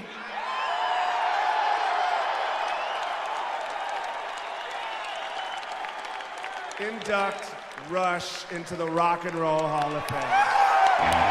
Wait, no, this wasn't it. This is what, no, they're bringing up, hold on, I gotta find it. God damn it. No, the dude merely mentions a band from Toronto. I gotta find that. What was that? 2013? Rock and roll.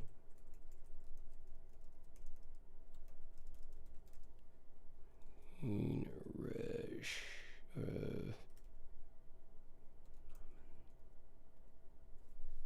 I gotta find this shit.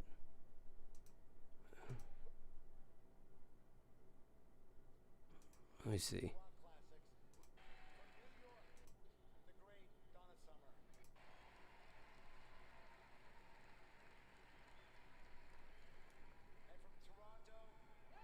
Okay, yeah, here it is. This is what I was looking for. Okay, this was the thing I was looking for. Sorry about that.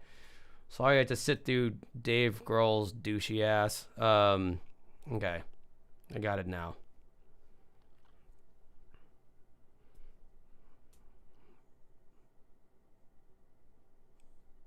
All right, here we go. I'm back on brand, baby. Better than ever.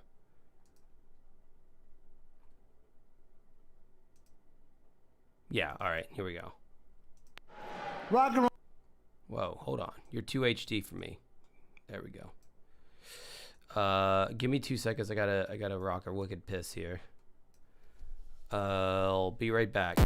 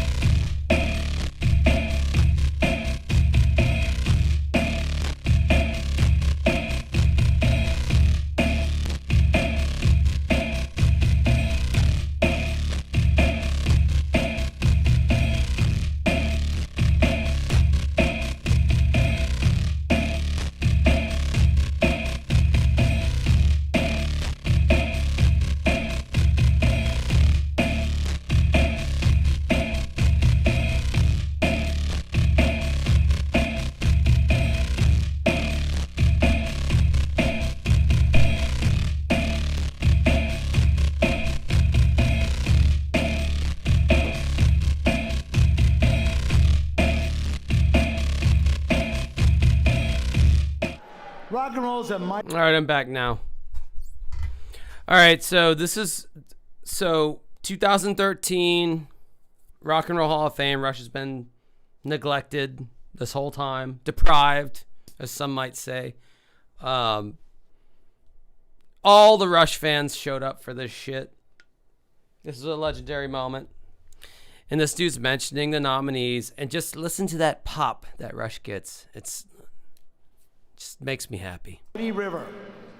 Its tributaries and sources come from many places and many styles. And that great diversity is represented by the inductees tonight. They are, from Seattle, the First Ladies of Rock and Roll and their backup man, Hart. From Mississippi. I mean, no hate against Heart. They're a fucking great band, but, no disrespect to them. Mississippi, one of the finest and most influential blues guitarists of all time, Albert King. From Los Angeles, the altogether witty and brilliant singer and composer, Randy Newman.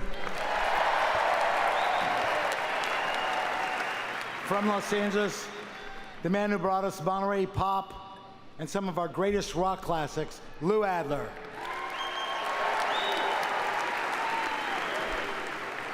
Also from Los Angeles, the Happy Warrior, the man with the Midas touch, the maestro, Quincy Jones.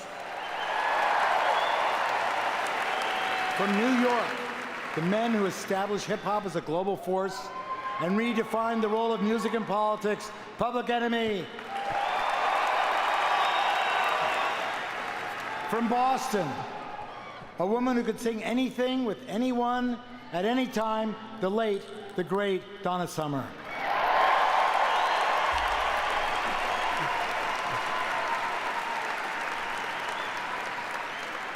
And from Toronto,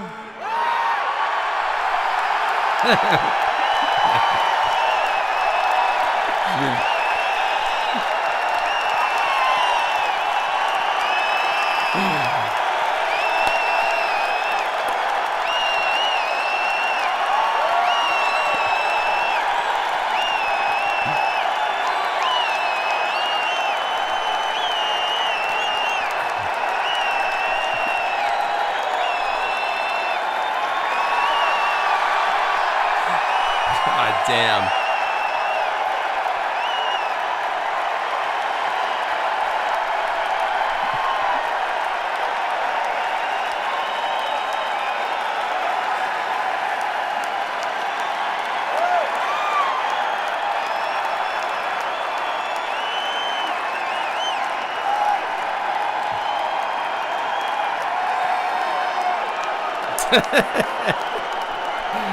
all right.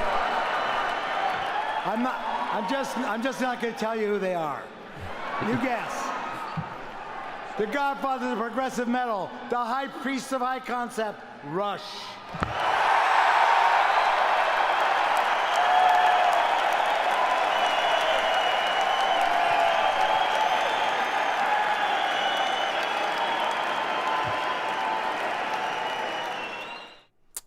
Yeah, that was awesome, dude. I love that. Yeah. That took far too long for that band to get inducted into Rock and Roll Hall of Fame. Pissed me off. Okay, did we talk about me playing YYZ? If I play YYZ, then it's gonna get fucking, I don't know, maybe we can play like a live one or something. The glaze was deserved. I mean, it's not. Is it even glaze at that point? If it's like so fucking well deserved that it's not even like something you question. I just feel like if I play like any, like someone keeps saying that I play YYZ, which I would like to play. Obviously, I love that song. I mean, I guess I can give it a try and see what happens. I pretty much run out of shit to play anyway. Oh wait. Chronic fatigue 2 years later. Oh, is Doug actually talk? I think Doug's going to talk about his chronic fatigue syndrome. I just stumbled upon this video like literally just now. I already played you that thing earlier if you've been on here this whole time. This is something this is now we're like descending back into the muck and the mire YouTube world where it's dark and dingy and depressing. Yeah, and I want to hear Doug expound upon this, because like I want to see why his brain disconnects from his person there. Yeah, I have no idea what this is gonna be, but if some explanation is given, that would be interesting to see, because like, yeah, I don't know, that was weird seeing the magnanimous Doug Walker like just disconnect from his own body like that. Look at that. That's scary right there. That's already a scary face. All right, yeah, follow up. Let's see what this is all about. Doug Walker here. So I wanted to make a video talking about something I have that either most of you are aware, maybe you're not aware, maybe some are, some aren't. I don't know. I hear different things from different people. But I do bring it up quite a bit, and I'll even get to why I do that in a second. 2 years ago, I got shingles, which, you know, I got to it in time so that it hurt, but it wasn't the worst. There's a lot of people that go through much worse. But it left me with chronic fatigue. Chronic fatigue syndrome is what it's called, CFS, short version, or ME/CFS, which I mainly seem to have just the CFS, thank God. But again, you can do a lot of research on this, and I'll tell you quite a bit about it, at least what I have. And it's been with me for 2 years, and I wanted to do a video talking about it, just what it's like to live with it, but just my unique experience, because as you'll find out doing research on it, talking to other people about it, there are many, many, many different experiences with it. And first off, I should point out, because when I first got this, didn't know what it was. Why am I so tired? I mean, it's not just tired, it's like I cannot keep my eyes open. Like, I'll just be talking normal, have a lot of energy, and then just kind of like Rowan Atkinson, Rat Race, I'll just like that. But I won't necessarily be asleep. I can still hear everything. I'm still conscious, but I just can't keep my eyes open. It's like parts of my brain turn off. And I kept going, getting test after test after test. And I found out that if you, with some cases, when you have a virus or a disease that is tied into the Epstein-Barr virus, that can leave you with this chronic fatigue. And it has had a huge spike since COVID, because COVID has, triggered all sorts of various diseases. And a lot of people say they have long COVID as well. And not a lot of people know about, the cures of that, how to get past that. Again, in the grand scheme of things, it's still a very young virus, very young disease. And with this, some people have called it long COVID, with what I have, and I don't know. My guess is that it's not, because when I got shingles, as far as I know, I didn't have COVID, but I could have been asymptomatic. Maybe I had COVID that activated shingles and that gave me this. That's totally possible. But I got COVID later, and I had all the symptoms that you usually get. The smell and taste disappear. I had kind of like a little bit of a flu, but like... Yo, any of you guys in this bitch get the COVID where you lost your taste and smell? I did. That shit was fucking trippy as fuck. That shit was so fucking viral. Talk about going viral. COVID went viral as fuck. I would literally, I had a canister of Altoids. I still have it in my second drawer in my other room there. My fucking other room there that you won't ever know about. It's a secret room. It's like the fucking island on James Bond GoldenEye 007. The dam level, that secret island that you can Game Shark your way to. That's my second drawer that you will never see unless you have a Game Shark hack. I would when I had COVID, I would bury my nose in the Altoids mints that are very, very fragrant of peppermint and essential oil. I would and I would just breathe. And so, we've all been stuffed up before where you can't smell and taste, but you're, stuffed up, so it, makes sense. It's oh, your sinuses and all that shit's blocked. I was not stuffed up at all. I just had fucking COVID, and I could breathe fine, and everything was fine, and I would literally just inhale these fucking Altoids mints, and I could not smell. I got, 5% of the smell of these Altoids mints. And I would do this as a test to see if I was getting any better. And this was like probably like a month of like no taste or smell. And it was so fucking trippy because like I'm used to not being able to taste or smell if I am congested and stuffed up. That's normal. But like this was like I could completely clear sinuses and could completely breathe in and out easily. And I would just like sniff and it was just muted in my head, and it was crazy. I don't know. It's just a thought I remember having, and like no taste for. I would have like my favorite food, could not taste it whatsoever. Should have just been eating shitty vegetables that I don't like the taste of anyway, because just be healthy. If you can't taste it, might as well. But I always had the hope that like, oh, this time I'll taste the Taco Bell or the cheeseburger or whatever. Nope, didn't. It was like a whole month. But I pretty much had no long lasting, to my knowledge, no long lasting COVID effects. My Ari, my singer for my band, who got it the same exact time at the same exact place that I did, it affected her in all kinds of weird ways. I know a dude who's fucking, or so he says, is like hips. He had to have hip surgery because his hip bones, I don't know.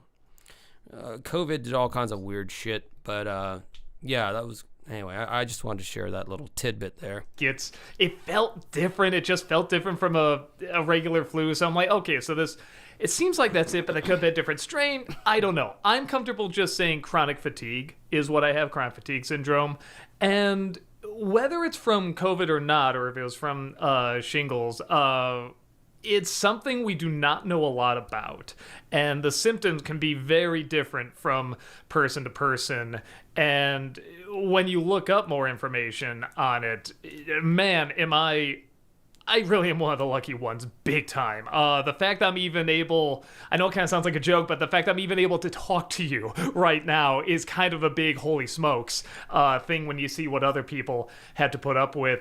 And I feel like I'm talking about this at just the right time, because last week I did a Q&A stream where it hit me in the last 20 minutes, and it didn't just hit me, it hit me really bad. Do we have that clip still? Producer, who is also me? Ice Luigi, thank you for the $10 super chats. There's a new Resident Evil game coming out Let's see that clip again of Doug doing 404 page not found. next year, titled Recruit. Watch the eyeballs of Doug Walker as he falls into his chronic fatigue syndrome. Requiem. There we go. We got there. Since you played 2 on stream, would you be willing to play Requiem for a future stream once it comes out? It sounds like a variation of Requiem for a future stream. Maybe. So are they all kind of different stories, or are they all connected? Some of them are kind of connected. I don't know if you will have had to have played 7 and 8 to understand 9. This is where 404 not found. But they're not all totally connected. Like, you could pick up 7 without having played any other Resident Evil game. So, I don't know. Dude, that literally looks like me when I'm tweaking out, like having my anxiety episodes. That's like literally like, that's me. Like, right, Doug's going through it. I see, I understand this. I relate, but he's got some different brain thing than I do. We'll think about 9. I'll have to see and hear if he has to really have played 7 and 8 to understand 9 before we really, do it there. So we'll see how it goes. You good, Doug?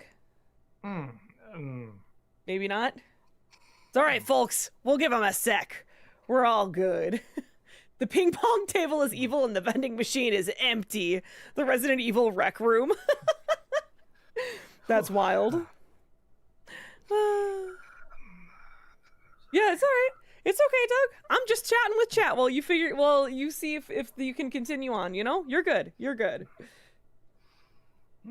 Yeah, if you need us to finish up, I can save the questions for another day.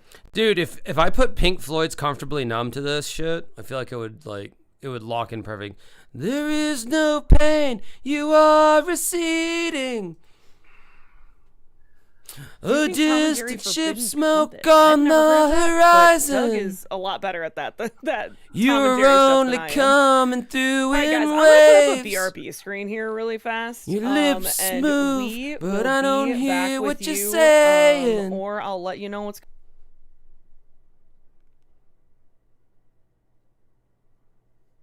Yeah, so that was a reference to like what we were talking about. Hey, and Doug Walker and here, it can't just go to where we left off. Now I have to anyway. Everything about you is tired. Sometimes we don't hide it that well. So if you ever, since I don't do really interviews, just saying chronic fatigue is what I have, chronic fatigue syndrome, and whether it's from COVID or not, or if it was from shingles.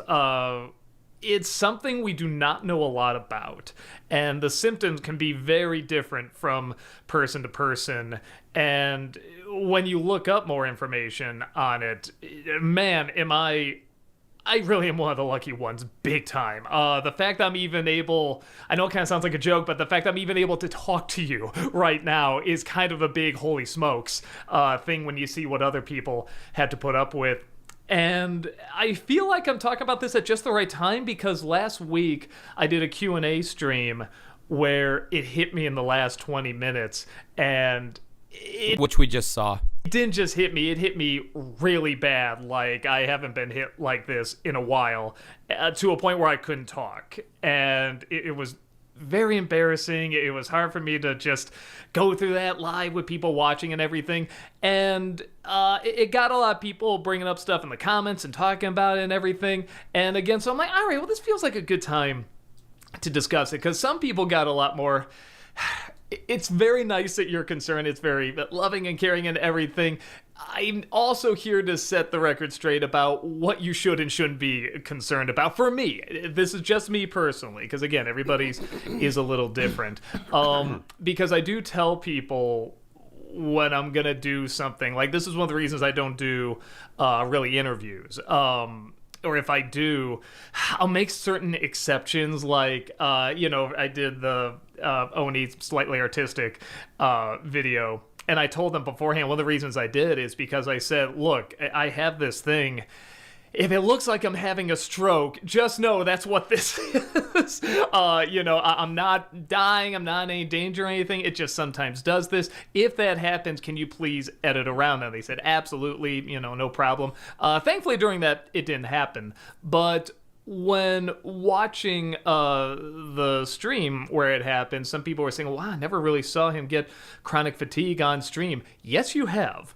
We just hide it very well. And sometimes we don't hide it that well. So if you ever see me maybe listen to a question or something, I just, do this kind of this blinking thing like that or something like that, it's hitting me. But I've gotten far enough to a point where I can usually work past it okay, and they're usually pretty quick. When they hit now, they're like just a couple of seconds, kind of thing. But then every once in a while, I will have those days where it'll just take me out for several hours, and it isn't something where, again, taken out for several hours. Jesus Christ, what do you? Is like Awakenings with Robin Williams and Robert De Niro? Like you're just catatonic.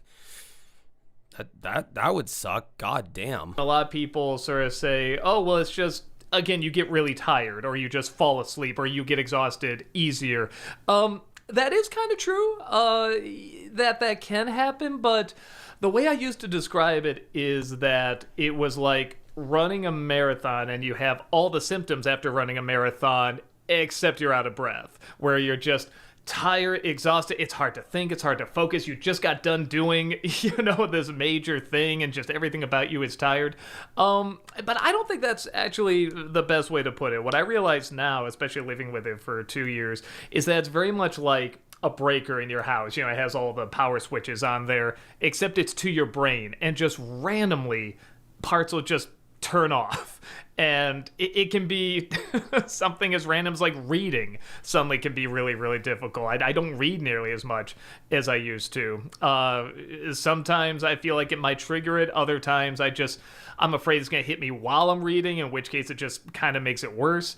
But then it'll randomly just turn back on, and there's not much rhyme or reason to it that we can see now. Because that's the thing. Before COVID there was very little known about. Well, there's still very little known about it, but it was to a point where people didn't even know if it was real. They thought maybe it was all a psychological thing. And as more and more research has come out, more and more people have gotten in, they say a lot of the same symptoms. They realize this is real, and this was more realized before COVID hit. But after COVID, now, I mean, a ton of people are like, yeah, this is real, because a lot of people got it. And, and a lot of the symptoms, I'm sure if you've gotten COVID before, especially really bad COVID, some of these symptoms, brain fog, obviously very tired. I thankfully have not ever gotten any pain out of it, but I do know people that have. Some extreme, some very minor. But again, the symptoms can be very different. Brad Jones technically has it. He got COVID, and then he got it twice. So once it gave him a very particular kind of chronic fatigue, and then the second time it gave him kind of a different one. But like the way we function is very, very different. Like I can do videos like this, like a vlog video, very easily. I can still do that pretty well, unless it hits me really heavy, in which case I can pause the camera, just make an edit pretty easy. But writing stuff is really difficult. And with editing too, if I'm just putting something in order, like I just shot the whole review of me reading the script, saying stuff to the camera, and going back and forth between that, it's all in order, that I can do very easily. But if it's something where I'm editing like a sketch together, where people are talking and there's effects and stuff like that, that's much more difficult when it hits. So, but with Brad's the exact opposite. He had to stop his midnight screenings because he couldn't do one-on-one. His the brain just wasn't working well enough because he had really bad brain fog with that. But he could do written reviews okay. So there's a lot of things that are different about it. And with him, like he would say, like his legs would kind of hurt and they would get weak whenever it would hit. I never had anything like that. And the interesting thing about too is that it can change. There's one of the things that they would do for testing for it, which is still, as far as I know, there is not officially a test. Well, that's kind of boring. For it. I'll get to that in a second, but one of the things was you get really dizzy when you stand up. That was like something that a lot. Anyway, Doug's got he's fucked in the head somehow. I don't know. I just glazed over this. Grazed over. Sorry, I'm so used to modern. Oh, wait. This has nothing to do with anything. I just need to see this again, just for my own. I want you to produce me some cabbage, carrots, and corn. I want you to produce me some green beans. I want you to produce me some lettuce. I want you to produce me some produce.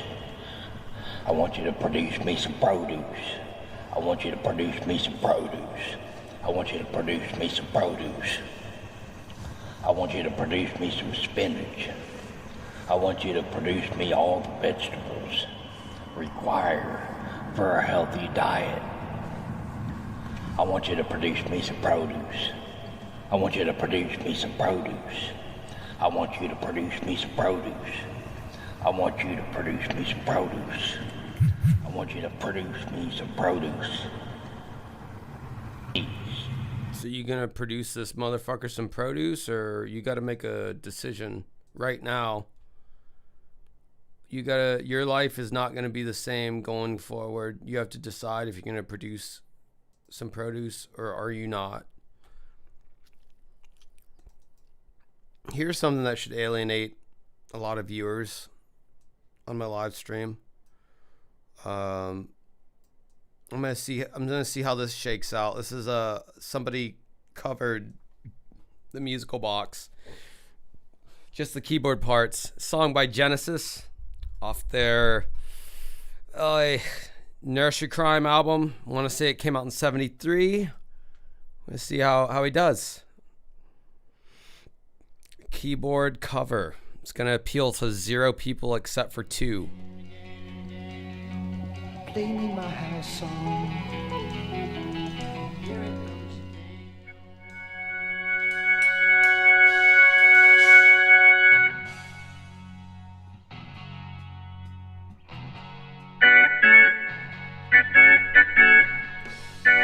Oh no, I'm engaged in this personally, so We'll see what happens.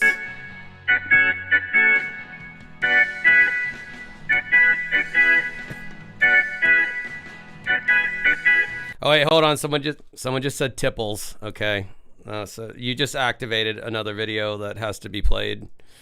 Sorry, I didn't choose this thug life. Why don't you just? The thug life chose me. Someone just said tipples, so you activated a hidden secret Game Shark thing hack that you didn't know if you said tipples. Tell the audience. I don't want to destroy human life. Because I don't want to destroy someone's fucking life. Because I don't want to destroy somebody's life. Because I don't want to destroy somebody's life. Because I don't want to destroy somebody's life. Okay. Yes, you do. Yes, you do. No, I don't. You just sat here. I'll destroy mine all day. I'll destroy mine all day. And my dad is dead. And my mom is dead. I'll talk about those pieces of shit till they fucking rot. Yeah, but Chad and Desi aren't dead. Still fucking alive. I will not. We've talked about it. We made an agreement, and I'm not going to do that for internet clout. I'm not going to do that so the Keemstar can jerk off to it. No, thank you. We're not here for the audience to get off on. We understand that you talk loud. That doesn't fucking life. Your goddamn internet clout. This is not a topic I will cover for internet clout. Nobody's talking about that copper. Here's what I'm trying to talk to you about, Mr. Talk Loud. Later. You're on a lot of medicine, Boogie. Is any of those medicines an SSRI? Go fuck yourself. I will divulge no more medical information to any of you motherfuckers. This is, you ain't got to tell me what it is. Like, there's a bevy of medicine. Yourself. Go fuck yourself. Because you need to be on an SSRI. Bro, because like just you stop. should not have this Wings, stop. Just stop. Just stop. A few moments later. Why don't you say what you want to say about the situation? I want to die. That's what I say over and over and over again. I hate being alive. I hate being alive. I hate breathing. I hate being alive. I'm in tremendous pain. I'm in tremendous pain. Help me, help me, help me. I'm in so much pain. I'm in so much pain. I'm in so much pain. All right, well then, okay, let's get off the internet. Let's just get off. What do you want me to talk about instead? What do you want me to talk about instead? I'm not. This goes back to like last night. You're not mentally fit to be on the show. It's irresponsible. No, what did you want to talk about? Anything but the abuse. What are you doing to my play button? It's not. It's what not. About Chris talking about 4-year-old girls. I got a question about that. And by the way, I know you can't talk about your sister. You said you would talk about your dad and mother all day. So will you address those issues? Because yes, my mother twitted my fucking tipples. That's my.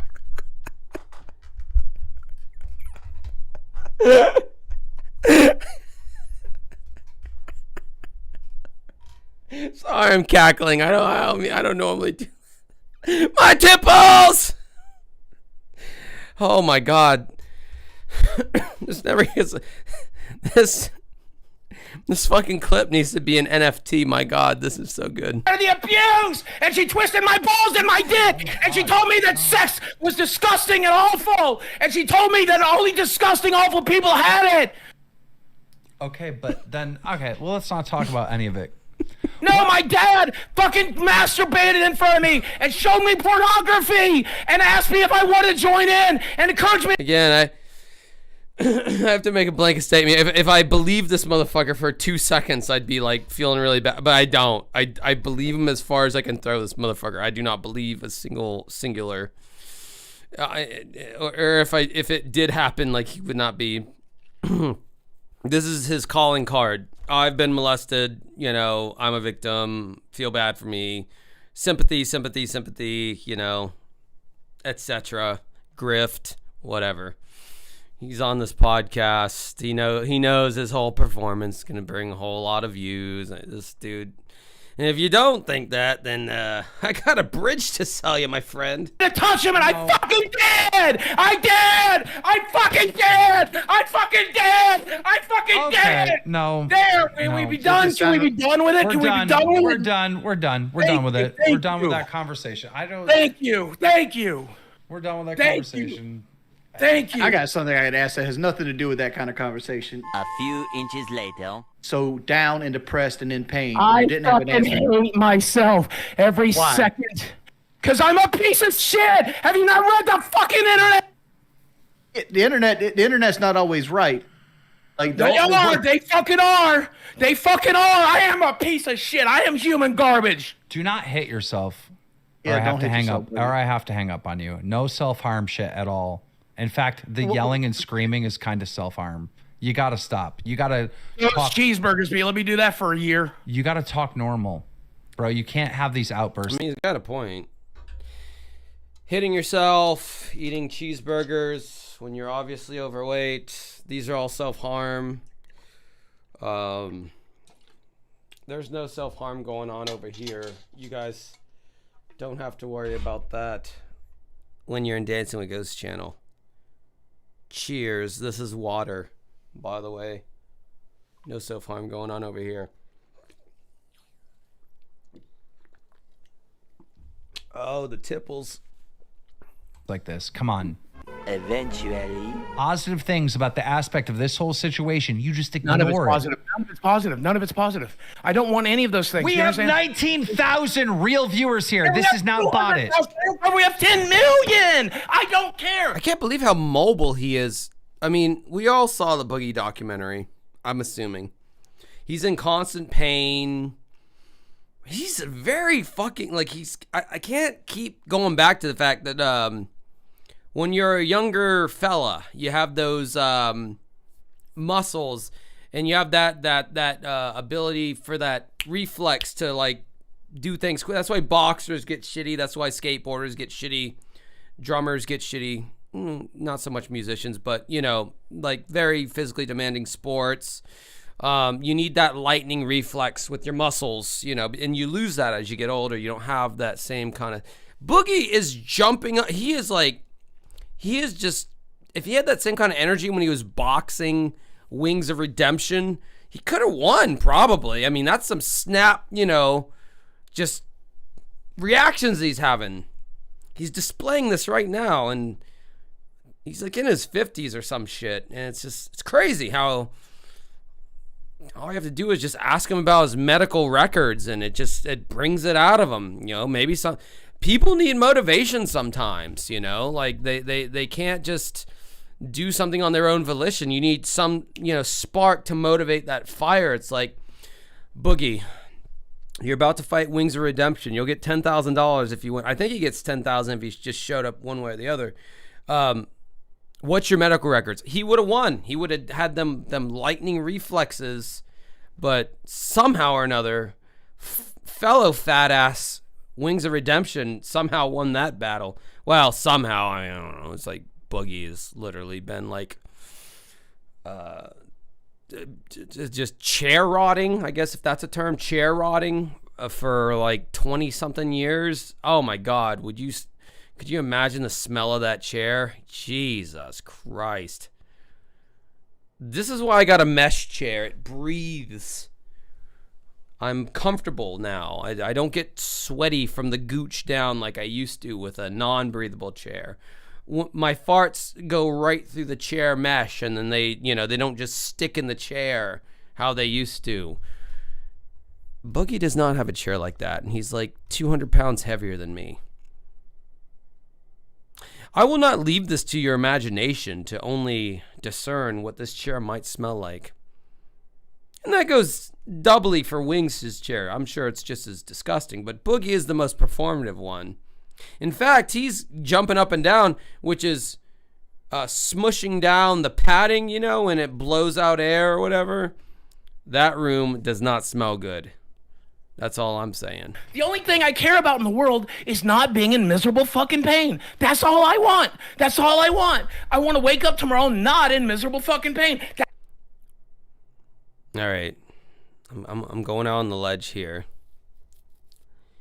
If you're that depressed for this long and you're this miserable for this long, and he's in his like 50s. All right, I can't even say it. I can't even say it. I'm thinking it. I'd say it on Discord, but I can't say it on here. Just can't say it. Can't say it, but I'm thinking it. Anyway. That's all I want. The 10 million, 20 million, 5 million watchers won't do that. How's your weight doing? How's your weight doing right now? It's down because I'm on a medication that I can no longer afford, by the way, but I've lost 24 fucking pounds on the piece of shit, but I get to put it all back on because I don't have the fucking money. Let's go. Guys, he lost 24 pounds. 24 pounds. I get to put it right back on. Congratulations, buddy. It's weird when you get so fat that you get those weird side tits, you know, where it just like becomes side things there. It just becomes another layer of fat. I don't know. I would say his liver looks better than mine, but I don't think that's true. I think you can eat enough bad food to where it just fucks your liver up as much as like a hardcore like alcoholic. I wouldn't say I'm a hardcore alcoholic. I'm a intermediate alcoholic. I bet our livers look the same. I bet he's like 15 years older than me at least. His liver's probably worse than mine. And I like actively like, you know, like do cardio constantly, and this is me coping right now with my my own alcoholism. That's fine. 24 is a big deal. Put it right back on. No, you're not going to put it on. You lost it. Good job. It was the medication that did it. I'm gonna look at it. That's good. It's bad. How's it good that I can't afford the medication? How's it good? How's it good that I can't afford the medication? You lost How's 24 pounds. You lost 24 pounds. I'm going to put it right back on. Why are you saying that? Why are you instantly... Because I can't afford the medication. Because I can't afford the medication. Because I can't afford the medication. Dude, I just had a thought, like... Keemstar should pay for Boogie to, like, skydive, because I would just love to see Boogie's body, like, flying in midair, like, you know, weightless in that moment. I would just, I don't know. I don't know if he'd be able to survive such a thing. It would be funny, though. It would be funny to observe. And, you know, he's a whore for this kind of shit. I mean, if you know anything about Lolcow Live, he got liar tattooed on the side of his head. So, like, don't think that he's, like, above humiliation porn, you know? Like, he loves that shit, man. As long as he's in the conversation, it doesn't matter whatever good or whatever bad you say about this man. As long as he's being talked about, that's all he cares about. So I would love to see Boogie just this glob of lard in the air and what it would look like. I think that would look very fascinating. I think that would be that I'm surprised they haven't done that yet. Probably the only reason he hasn't done it is because he feels like maybe his heart can't take the stress. I think it's all a mental thing at that point, though, because I mean, there are like some skydivers that they just skydive like it ain't like it's like fucking going like taking a shit or something. There's like, oh yeah, it's no big deal. For me, it would be like level 15 out of 10 panic attack. I would never ever do that. And I would die in midair, and my corpse would fall to the ground. That's what would happen to me. But I think, you know, whatever your mentality is on skydiving, I think Boogie could do it. I think he you know, if his heart could handle it, and that would be funny as fuck. Wouldn't that? In fact, I'm wondering. I almost want to do a YouTube search to see if like an obese person has ever skydived. I just want to see what that looks like. I'll let this play while I look for that. Why can't you afford the medication? Because I lost my fucking job. No, you sold your part of your job. Yeah, you're getting money for that. He didn't speak English just then. If you didn't understand that, don't feel bad. Nobody understood it. That was some weird ancient Asian language just then. That's what he just said, but nobody knows what it means. Which I need for mortgage, but I can't make YouTube videos. I can't live stream. I can't even sell my cards on whatnot anymore. Have you tried making I'm banned from the internet. Remember, Keem? I'm banned from the internet. You don't let me do shit. You told me I'm not allowed to do shit. I can't even sell my products on whatnot. I can't even tweet. I can't even fucking post. I can't post my girlfriend's fucking OnlyFans. I can't do shit. Well, the reason I'm going to come slap you when you do that. But listen to me. The reason why I banned you from the internet is because there has to be punishments. And if you do these punishments, I think the internet will... The punishment's going to make sure I don't have enough money. Let me finish what I'm saying. One eternity later. No, Scout! Boogie, keep your chin up, man. You'll get through this. We all go through the storm sometimes. Fault sees us through it. Thank you. Look, that was inspirational. They had your back. I don't know. I don't care. I don't care. I just want to get through it. I don't care. You got this. Let me get through it. You got this, bro. Let's Shut up. You're doing good. Shut the fuck up! Okay, so I just did a quick YouTube search. Apparently, they're like, you can't really be like as fat as Boogie is in skydive. You just can't do it. They won't let it happen. So, oh yeah, no. For the most part, Wings of Redemption mostly sounds sane. I mean, when you're pitted up with Boogie, yeah. $2 super chat, Australia. Get your guitar and play metal riffs as Boogie screams. Well, I'd have to hook up my whole... I'd need an electric guitar setup here, not an acoustic guitar thing, and that's just not going to happen. But thank you anyway. JUNO AM says to me it comes down to credibility, as in the Boogie has none. I'm having a hard time giving him any benefit of the doubt. I'm all for listening to all survivors. It was really hard to... What is that yelly... What's that? I know I've already, like, hyper-focused on this, but... I'm sorry, man. I keep coming back to this. I can't help myself. I'm an advocate, but I can't. 12 seconds later. Whoever edited this, the SpongeBob things, that's brilliant. I love that. Jay Hawker says, Boogie, if you truly loved Desi, you would break up with her. If she has the issues you said. No, he doesn't get his $2 back for that answer. Input username. This is my goal for you for the new the next year. Can you be 20% less of a cunt in general? Like, I appreciate the stiff upper lip British cuntiness that you bring, because I know that's like a part of your culture. But can you, just for my benefit, be 20% less of a cunt? Because my God, man, you like take the cake in the chat every time for the biggest cunt. And I just want 20% less of it. That's all I'm asking for. I still want you to be here. I appreciate you being here. I appreciate your honesty. I appreciate your taste in music. I just need you to be a little bit less of a cunt, because you're kind of too much cunt for me right now. And it's been that way for a while, but just a little bit less. Draw it, mate. Just go back. Just zoom out a little bit. Be a little bit less of a cunt. We got no problems, mate. She's being with you is going to make it worse, not better. You're going to mess her up. Well, she and her family disagrees, but go off, I guess. Big man on dick. Buy a hat for your hat. Let him know. Go off, Queen. Go off, Queen. I'm not interested. Just let me get through it, Dan. You got this. Matt, shut the fuck up. Let me get through it, motherfucker. Oh, man, I get that. I suck when I'm sober. I get it 110%. We're never drunk at the same time. I also get that. I happen to be drunk right now, and you're not. You're sober, and you're scratchy, and you're pokey, and everything's prodding you, and you're getting pissed off really easily. That's how I am during the day. I get it. I guess it can't be helped. The time zones and all that. Well, if we can compromise on 15%, then 15% is what I will take. Gar! Matt. All right, let's get back to that Genesis thing I was looking at. And let me kill off the chat, because very little people will care about this, but me and probably input username will care about it. I think this is where we left off.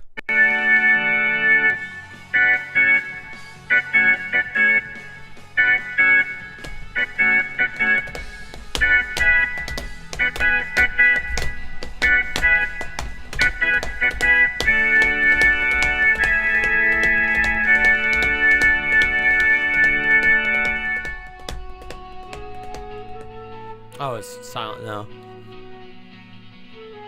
Actually, you know what? I just want to hear like the end bit. The end bit's like the best part, honestly.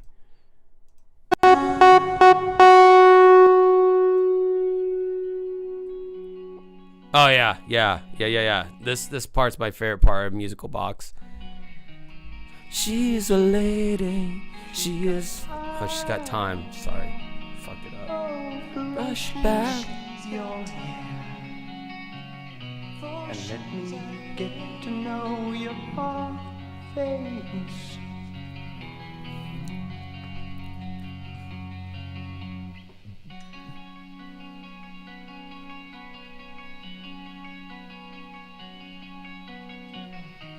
She's a lady. Watch me get a fucking copyright block for this fucking song. She is mine.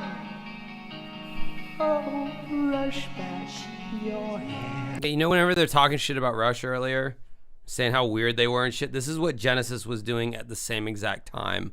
Like shit like this. Actually, Genesis was doing this like a year or two earlier.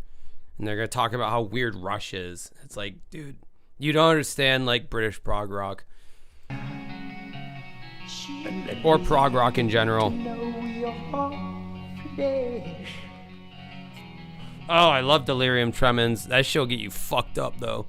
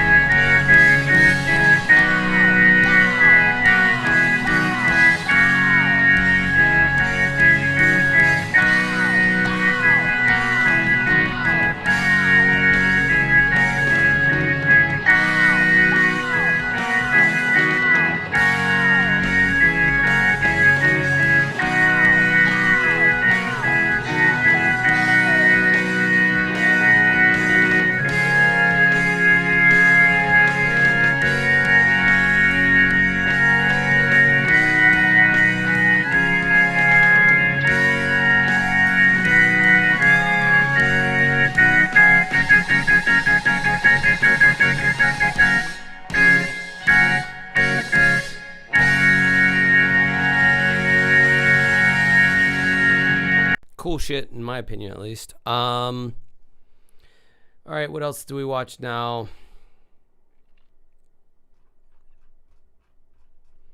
The James Rolfe thing. Do we watch the James Rolfe? Sure, that's what you. Sure, it's what you guys want. The James Rolfe. It's too long though, man. I don't know. It's gonna be boring. It's gonna be fucking sitting through church or some shit. I want to watch like something that I somewhat like.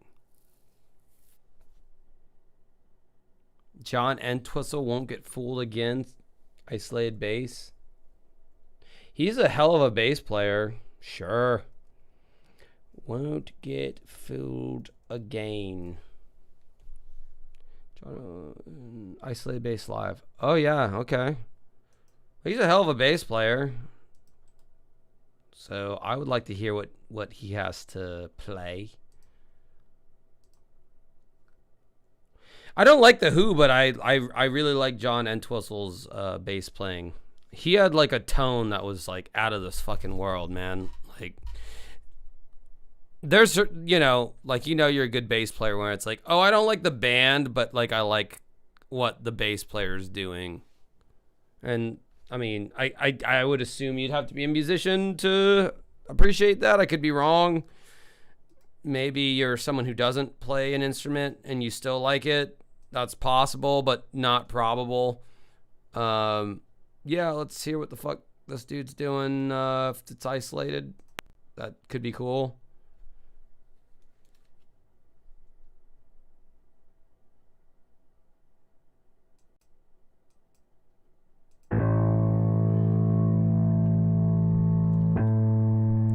Oh yeah, I can tell you right now, this is gonna be some nerdy shit that only me and like 3 other people will care about. But I don't give a fuck. I'll kill off the stream. This was an experiment doing the Canadian thing, and it was different. I needed a palette reset from following. Well, I'd start off with the Pat thing. That's some Doug Walker in there. I had a good mixture of greatest hits versus like shit that I actually like. This is a good reflection of what Josh actually likes versus what the people want. This is a good sandwich of that. I'm interested to hear what this sounds like though.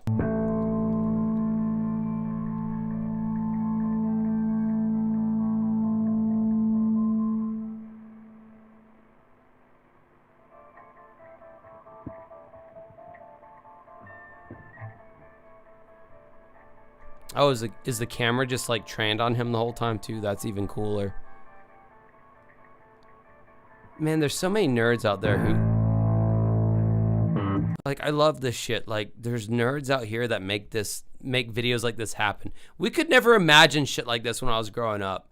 Because, like, as a young musician, you want to, like, know exactly what they're playing, exactly how they're playing it, what's the tone.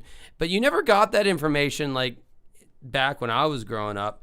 You just had to figure it the fuck out. Now you can dial in exactly what they're playing, how they're playing it, what the tones were, maybe what pedals you need to get, guitar pedals or bass pedals or whatever. Yeah, this shit's, like, nerdy and cool to me.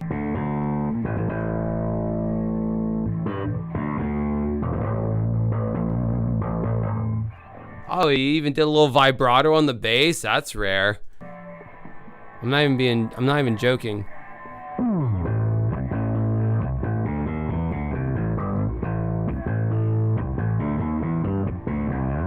Dude, that is a slutty, slightly saturated. By saturated, I mean slightly distorted bass tone.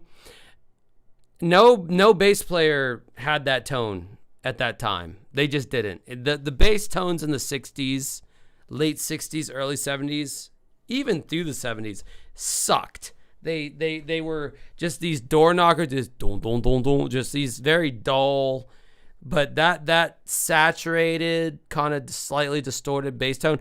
Geddy Lee, for example, he didn't adopt that bass tone until like the early 2000s. The early 2000s! And this was like, what? When did this come out? 1978. 1978. Yeah. Bass players did not have this tone. I know I'm killing the fuck off my stream because nobody cares, but I care.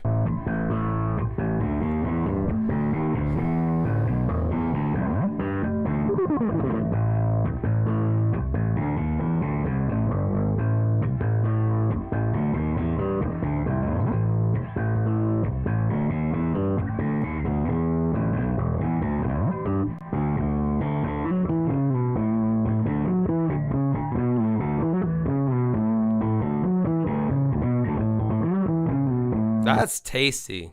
Like, he's doing some lead in there. Like, man, I like that.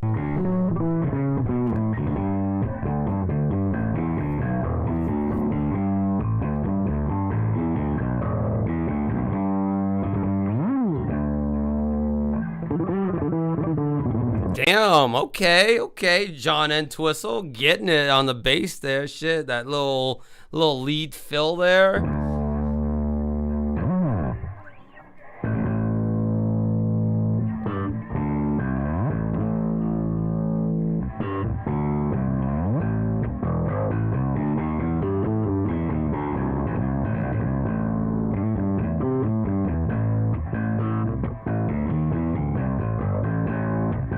And he's so casual as he's playing it too. He's just like, "Hey mate, this ain't nothing to me."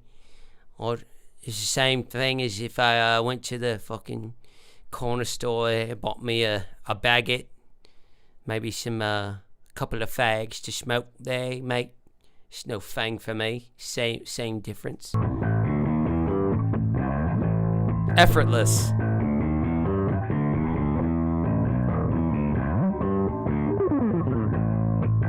Yeah, I don't even hear those kind of runs in the recording, really. I know they're there, but, like, you don't appreciate them until they're isolated. You know, you hear how good your bass player is when you go into the studio, because, like, a lot of bands' bass players fucking suck. And you don't find that out until you go into the studio, and the bass player has to, like, lay down their tracks, and they lay them down, and you see just how... Because the bass is such a low frequency, it doesn't... You know, during even band practice... If it like kind of sounds right-ish, you're just like, okay, well that's probably fine then. And then you go into the studio and you hear just how shitty they are. This is not one of those guys. There's a reason. There's a reason why. He's an unsung bass player, John Entwistle. I've always known that he's been a great bass player, but I forget sometimes because it's just like he's never in the conversation. But like he's doing some pretty proggy runs there. He's doing some lead runs. I like it.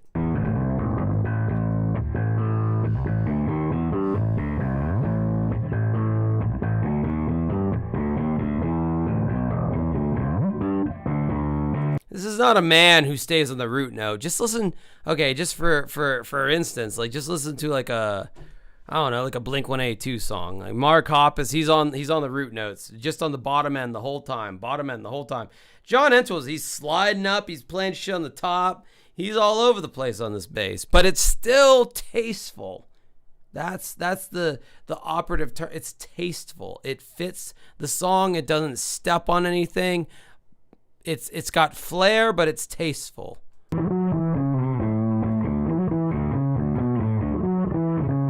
I'm thinking that's the chorus. I don't know lyrics for shit, but I know the tune.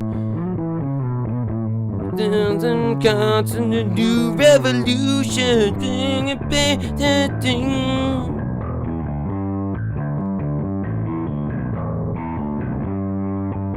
That we won't get fooled again.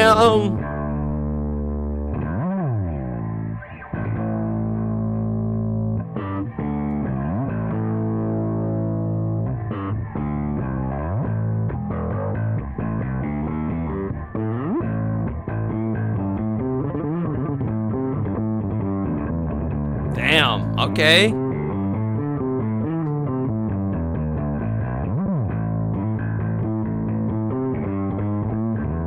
Damn, dude, this dude's killing it, man. He's like right in the pocket. He knows where his place. Like this guy's killing this shit.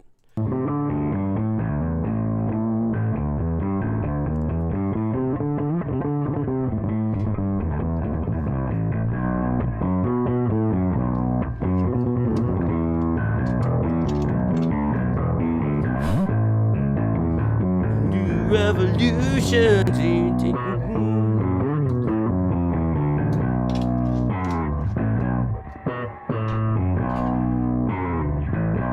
He's doing some pops there, blant blant on the high strings, like doing those pops there, like you didn't really hear that kind of shit from like a white rock and roll English band. That was more like funk, like black American funk bands that played like that, but he was just throwing that in there, and like on the recording, you don't really hear it, but it just feels right, I guess. But hearing it like isolated, it's like, damn.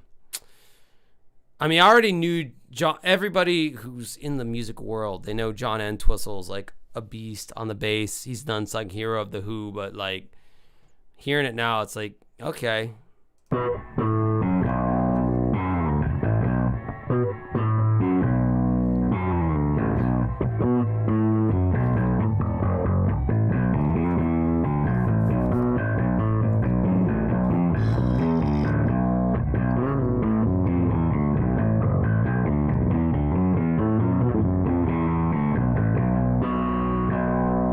See, this is how you fill out the low end if you only have one guitar player. So you had fucking what's his nuts? Don't cry, Pete Townsend.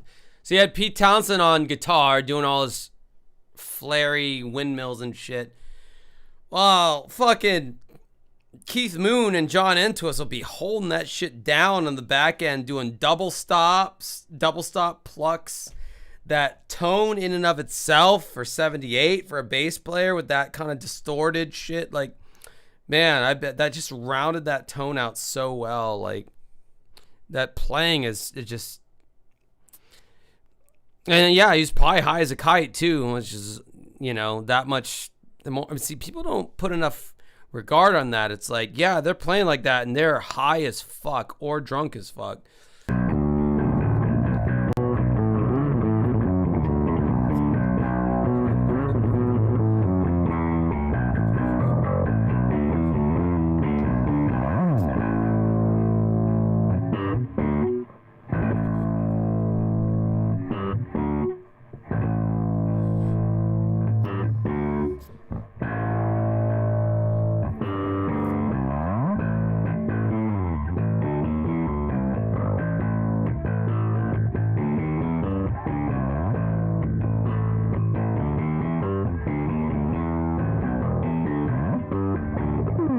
Damn, dude. Sexy.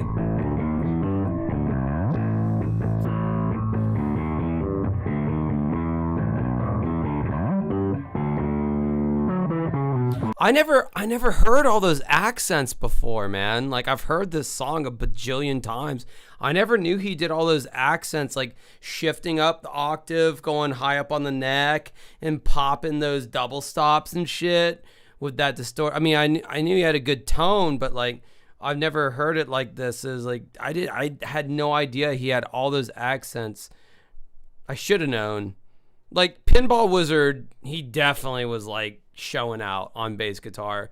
But I didn't even, like, even songs like Won't Get Fooled Again, it's like, oh, it's a classic rock, boring song. When you hear what the bass is doing, it's like he's doing so much more to like just accent, like things that you can't really teach. It's just like inherently, like, you just do it. I think it's after just years of playing with the same band, you like meld together and collaborate to where you're just like speaking all the same language when you play together. Like, I love that kind of shit, man. It's like you can't teach that kind of shit, you know? It's just like rock and roll, man. Like, you feel it and it's just right.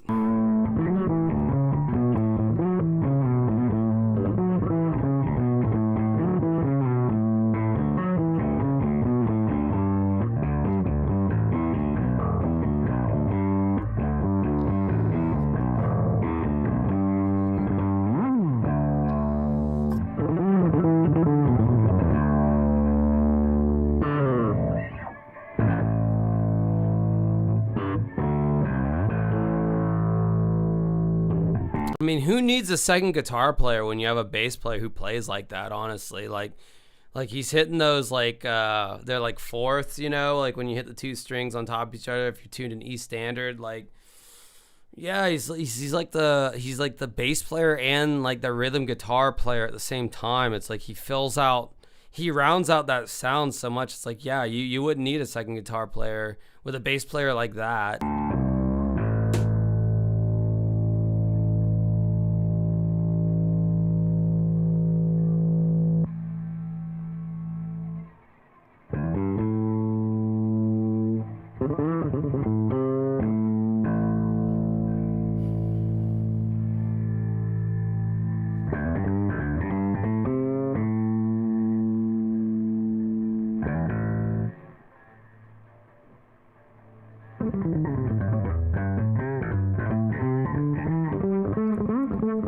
Dude, listen, this motherfucker get it.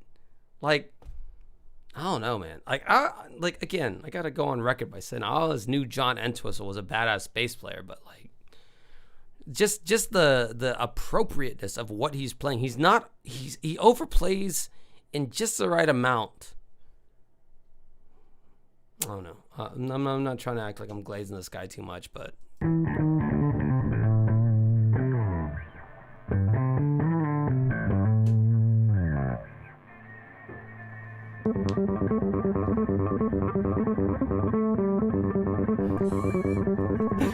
don't even know that part in that song. I don't even know when he's doing that on bass. I never hear it. Like, when I know this fucking song.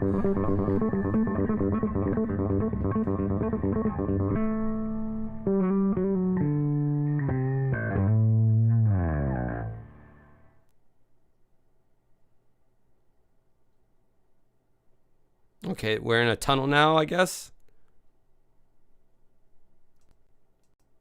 Oh,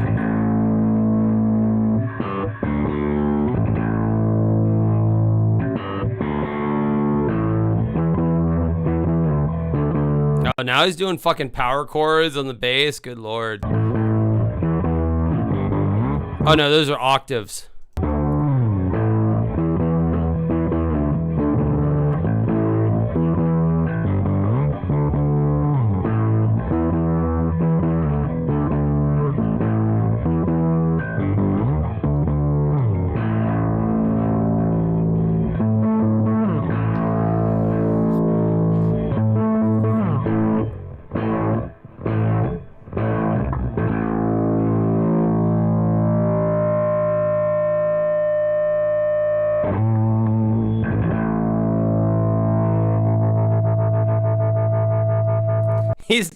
He's doing the choke switch on a bass guitar. That's literally only something a guitar player does, but this motherfucker be doing the choke switch where you you get the pickup selector, and you can mute one of them to where when you, anyway, the nerdy guitar terminology, where you do the pickup switch where it like does this kind of mute thing, like Buckethead's done it, you know, whatever, you can do it. That's cool as fuck. I've never seen that before, honestly. It doesn't surprise me that John Entwistle is doing a bunch of shit that I've not seen on bass guitar before.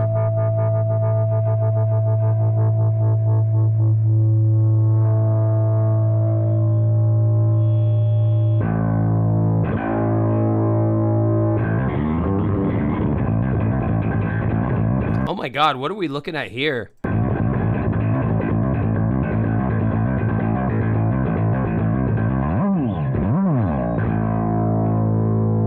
Damn. You know, damn, people be talking about Geddy Lee, and Geddy Lee is a very badass bass player, but man, I got a whole new respect for this guy. Thank you for whoever suggested that video. That was a great idea. Getting off to this kind of shit. Do we have any other isolated things going on here? I kind of want to see if there's like a Geddy Lee YYZ isolated thing. Yeah, okay, we do have it. Let's see how it sounds. Oh, I would love to hear this isolated for sure. Yeah, sorry guys, this is what we're doing right now. So if if it is not interesting to you, then feel free to leave. I'm just watching shit I want to see now. I'm drunk with a bunch of other nerds of music. So yeah, we're about to listen to YYZ.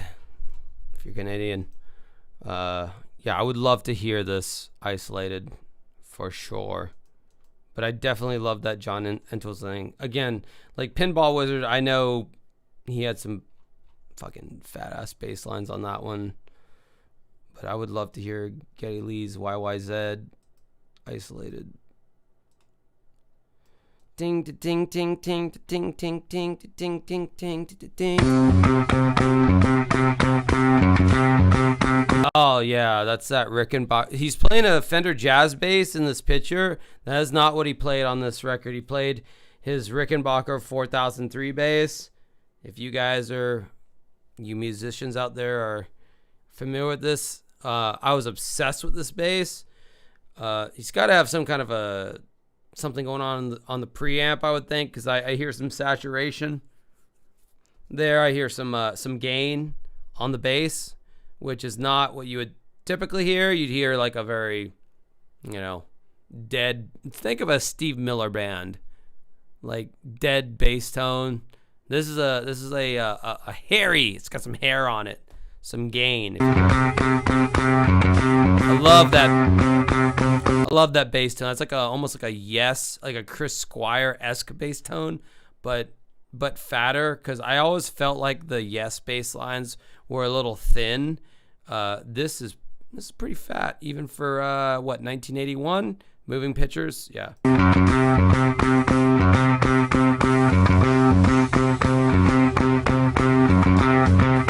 He's playing with his fingers. You can hear the bass strings clap against the fretboard. That's what that compression solves a little bit of that, but you still hear that the strings, because he's playing with his fingers instead of a pick.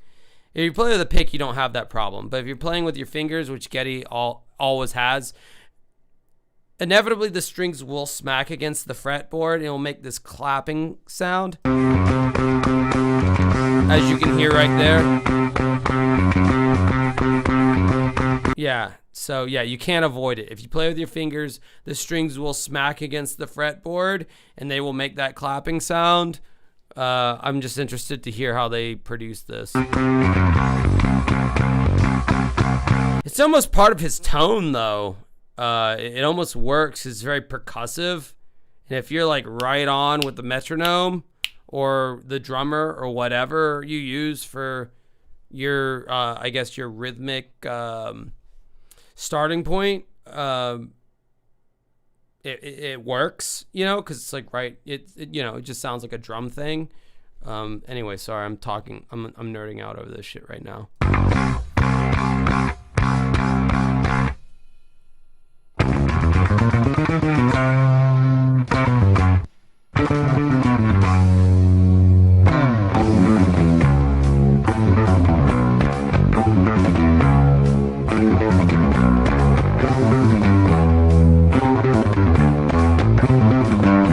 This is a riff I feel like you can only play with your fingers because you have, your two fingers rather than a pick. You could not play this riff with a pick on the bass. There's this weird, because I know this because I learned this riff. You almost, with your two fingers, you slide your finger onto the second string in a weird way. I'd almost have to show you, but this is a riff I feel like you can only play with playing the bass with your fingers. Just want to point that out.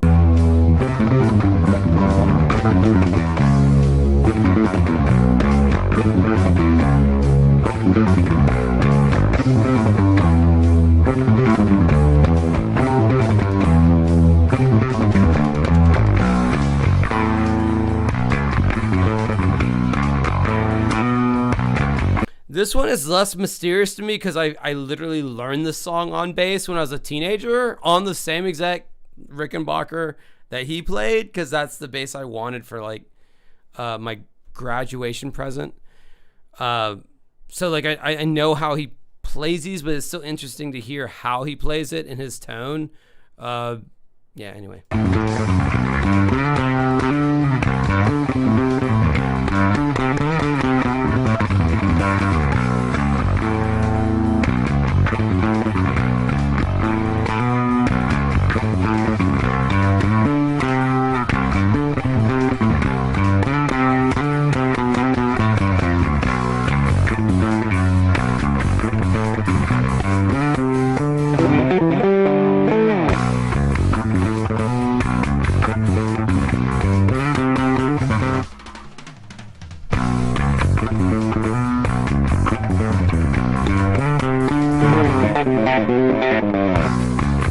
Okay, I could tell you just from the tone alone, he punched in those solos.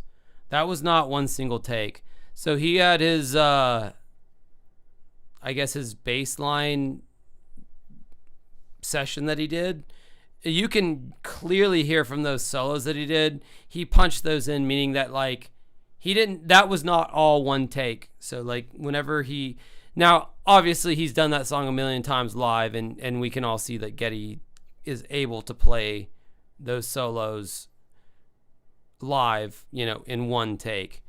But for the studio recording, yeah, he punched those in because the tone, even the tone was completely different, which doesn't take away from Geddy Lee's mastery. But like, yeah, that was probably the producer's decision to be like, hey, let's just punch in those solos, make sure they're clean as fuck for the record. Yada, yada, yada, but it's still interesting to hear.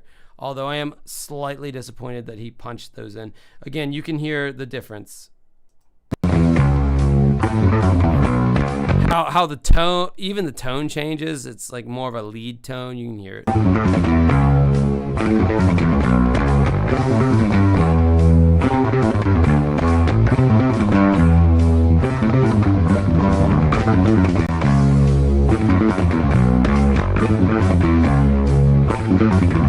No, I honestly never heard it before either until right now. But it's clearly punched in when he does his solos. I never knew that. I thought it on the record on Moving Pictures, it sounds like one complete take. But you can hear when it's isolated, you can clearly hear that's a punched in. The solo bass parts are punched in, which I thought that would be one take.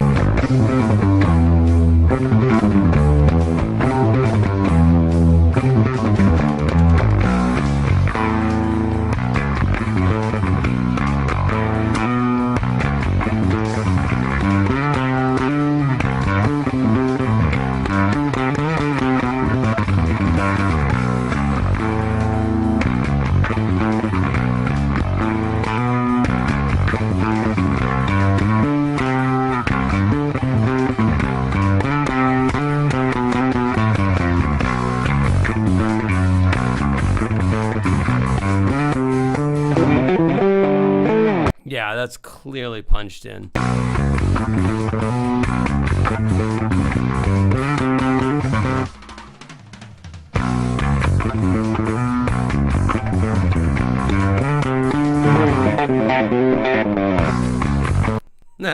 That was so punched in.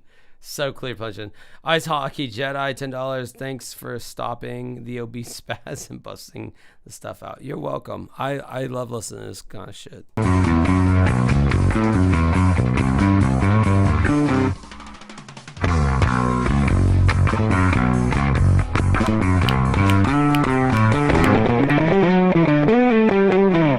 That was so punched in. That's fine though. That's fine. It needed to stick out anyway. That was a lead bass line, you know. What are you gonna do?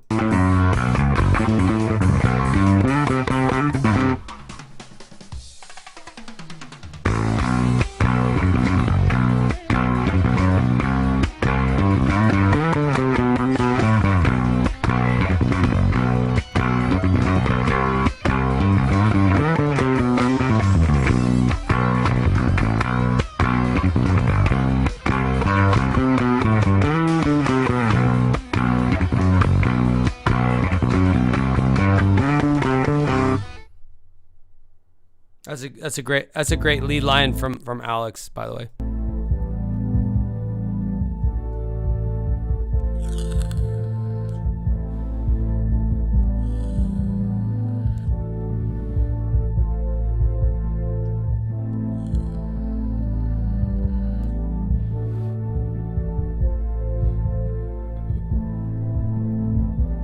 All right, you know what I want to see? I want to see if Los Endos by Genesis has an isolated drum track. Let's fuck around here with like some prog shit.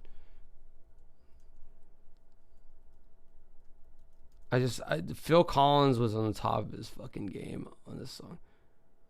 Los Endos isolated drums. I want to hear what Phil's isolated bass and drums. I can deal with that. I would like to hear both the bass and drums.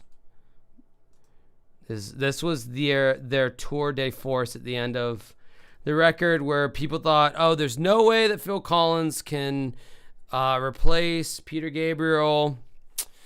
He's gonna suck, you know. And then they did Trick of the Tail, and everyone was like, all right, never mind, it's still good. I would love to hear, though, Los Endos was their, like I said, repeating myself, that was their tour de force at the end of that record, which was a great record.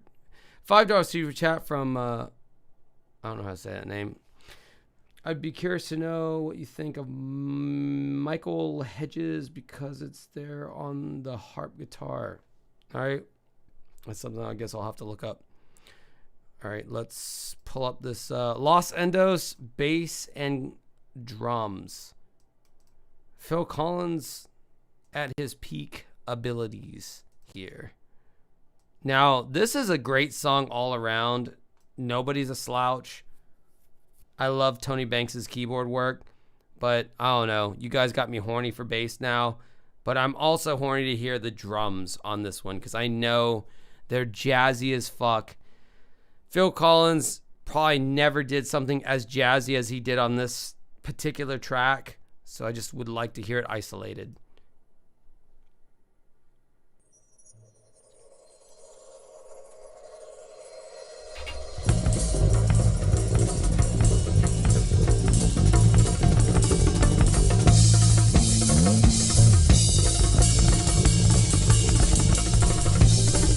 Dude, you see, now, okay, let me be fair. I know there's like a bongo overlay. Like, I know that's not all Phil. Like, I know like they did like an overdub with bongos, but listen to that ride cymbal. Like, this dude is essentially playing jazz at this point. At a very high tempo, by the way.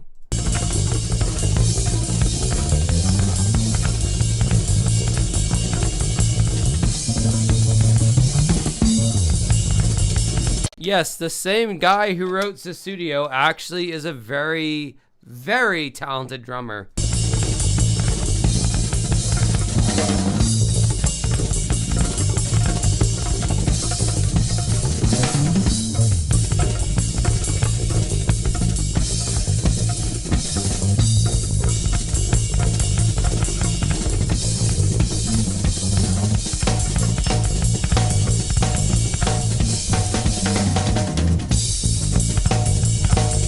I don't even know how the fuck. How's your right hand on the ride cymbal? That it's so fast, like, and consistent.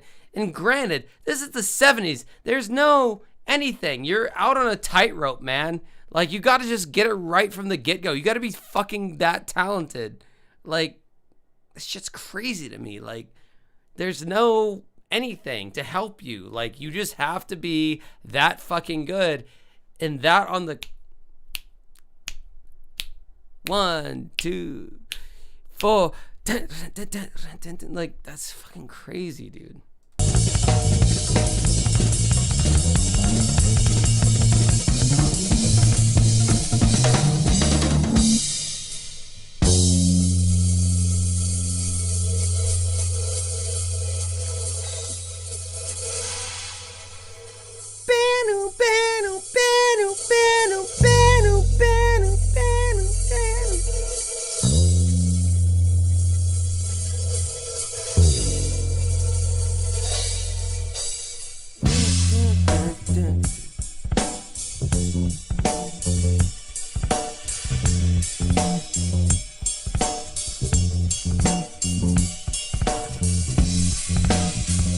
No, unfortunately, popular opinion would say cocaine, you know, all that. No, cocaine does not make you a better player, unfortunately. It gives you the energy and the stamina to play the ability you already have, but it doesn't heighten whatever ability. Like, all it does is, like, pep you up. So, like, if you're, like, a mid drummer and you did coke, you'd still be a mid drummer, but you'd just be playing fast. If this kind of ability is something that you just woodshed for like 10,000 hours to be able to play like that. Phil only ever wanted to be a drummer back in the day. He never wanted to be a lead singer, but it just, like, you know, circumstances changed to where the lead singer quit, and then he needed a lead singer, and he played drums, and then he did his solo record, Face Value, and then it sold a bajillion copies. He's like, well, maybe I could be a lead singer and do a solo thing. It just all kind of happened to fall in that way for him. He never wanted to do that. Like, he never wanted Peter Gabriel to quit. Like, he never wanted to be the singer. He only wanted to be the drummer. And that's what makes everything that's happening with Phil now so much the sadder, because yeah, he can't even hold a drumstick these days. But age comes for us all, especially drummers. It's hard on their bodies.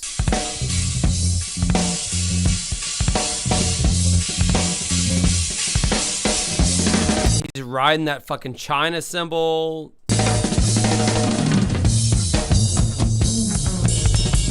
Dude, it's all fucking right on the tits with the timing. And again, all you have is maybe a metronome if you're fucking lucky back then. There's no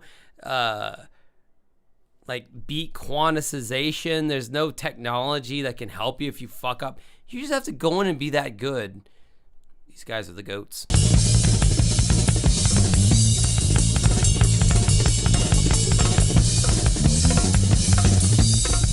You know, I love how people sing the praises of Buddy Rich. I would wonder if Buddy Rich could play a beat like this. Maybe he could. Maybe he could. I'd like to know, because this almost seems out of Buddy Rich's purview. This seems almost out of Buddy Rich's purview. This is some fast.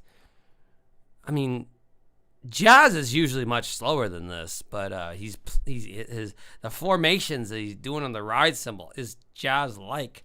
Yet it's so much faster. It's like some kind of fusion shit.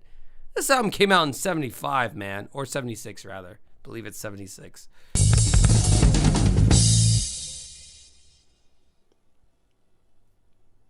Da, da, da, da, da, da.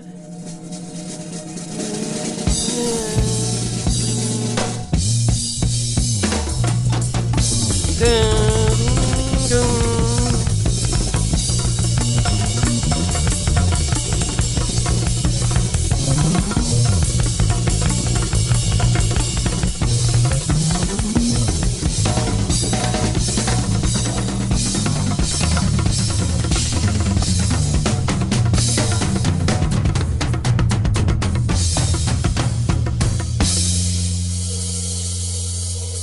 Landed it perfectly.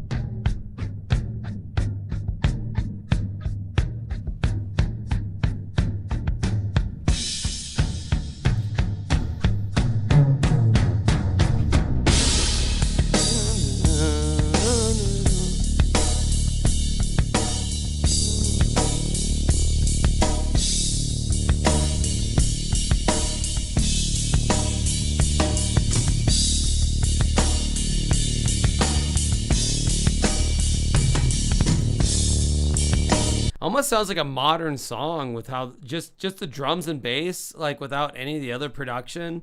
Almost sounds like a modern song, that drum tone. But no, this song was from the 70s, my friends.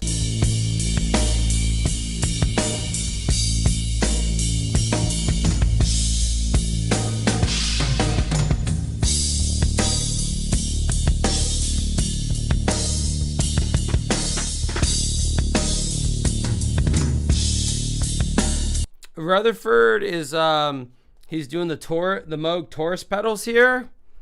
It's a foot synthesizer that you play with your feet, obviously, by the whole foot thing. Rush has used it. The Police have used it. Genesis definitely used it. It's where you just it was basically like I said, foot synthesizer. It produced these very like sub bass tones that in an auditorium would rock your shit, give you the brown note, you'd take a shit. You can't appreciate this synthesizer, this foot synthesizer, listening to it through headphones. You really have to be in a venue with the subsonic bass kicking in, and it just like lifts you up almost, because it's just so, the bass is so deep. You can't really appreciate it unless you're in the, or unless you have like a really badass subwoofer in your 5.1 surround setup. Then you might be able to appreciate what that particular synthesizer sounds like. That's what kicks in at that point. Genesis used it a lot. Rush used it sometimes. Again, Police used it every now and then. Yeah, man. And you know, you went from like this jazzy thing to this other thing, and I don't know, man. I just really love Genesis so much. Yeah, Moog Taurus. You got it right there, Sinful Duck. They're expensive as fuck if you want to buy one. I would love to have one myself, just to have it, honestly. Like, fuck about, you know. You got the pedals on a keyboard or whatever. Or organ, rather. You have all those pedals. It's kind of similar to that, but like it sounds like way cooler. Everyone used pretty much the same preset. It was like that sawtooth preset, or just that biting kind of like sub bass thing. Yeah, I mean, honestly, like how you mix that, it sounds huge on like a 5.1 surround system. It's a bass frequency that a normal bass guitar cannot reach. It's got like why I call it sub bass. It's like even below that. It's more of like say like rap music. You got that 808 kick drum that's got that just, it's so deep but so full type thing. Bass guitars cannot reach these things. And that's why, you know, Jess has experimented with that. It sounded really cool. All right, well, that existed. We had a suggestion here. Michael Hedges, because it's there. All right, I guess I'm going to play whatever this suggestion was. Michael Hedges.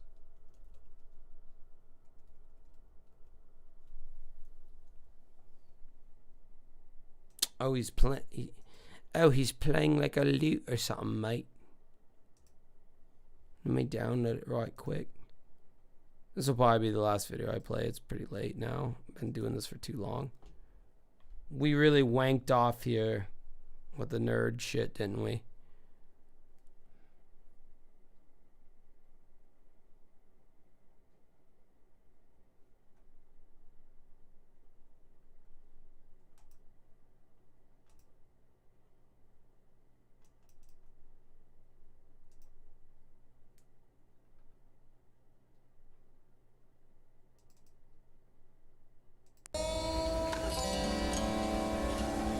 I grew up in a fairly small town in Oklahoma, well, a small city, but it was a big cow town. One thing about growing up there was having lots of friends who were Texans, and we used to compare notes and talk about our states, and they used to always brag that everything was bigger in Texas. I don't really know why, but I know why now, because I was in Texas shopping for guitars, and I found one.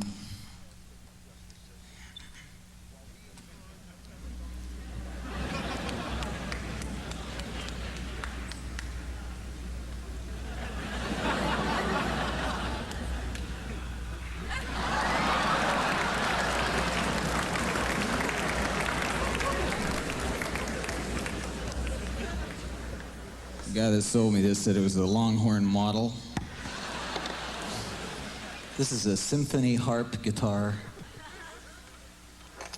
patented in U.S. and Canada and manufactured by W.J. Dyer and Company, St. Paul, Minnesota.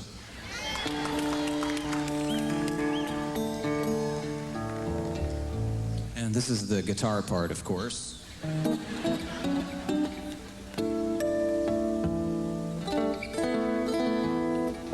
This is the harp part.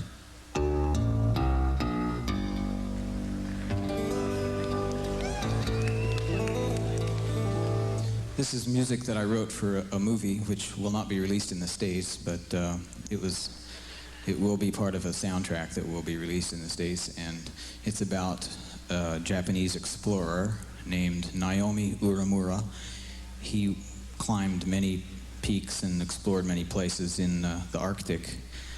More than anybody else. He did the entire Get around to it. Get around to it. Circuit of exploration. And this is music for him to go across the Arctic tundra with his huskies. It's called Because It's There.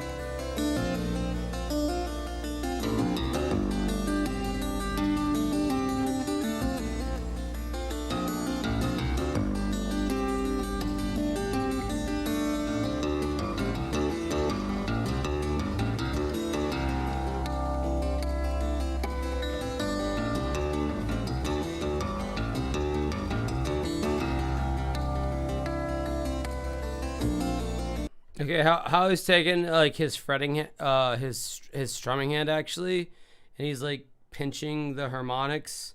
I can't do that. Like I don't know how to do that. So that's interesting. yeah, so he's doing things I don't know how to do, and that pisses me off, makes me angry.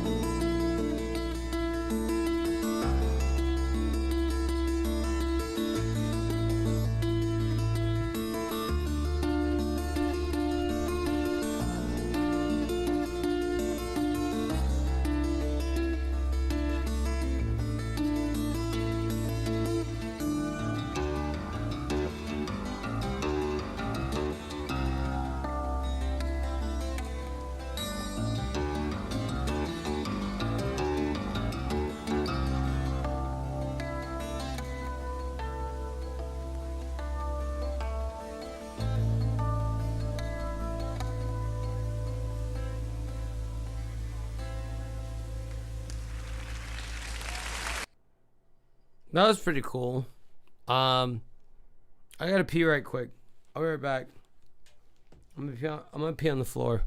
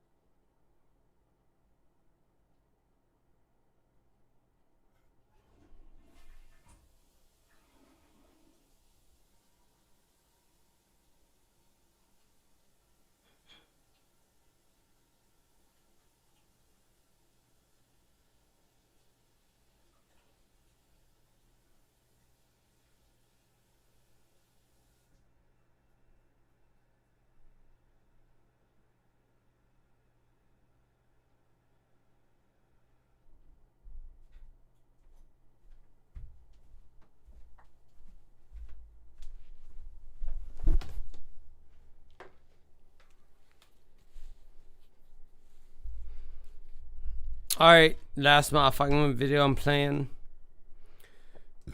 This is a song that was only played during Russia's what was it? Exit stage? No, it was exit. No, it was exit stage left. It's called Bruin's Bane. It was a thing that Alex Lifeson played, and he really only played it on that album, and there's no like video footage of him playing it. So I wanted to find a guy that like played it properly.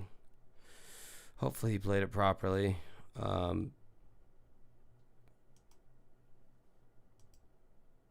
Yeah, here it is.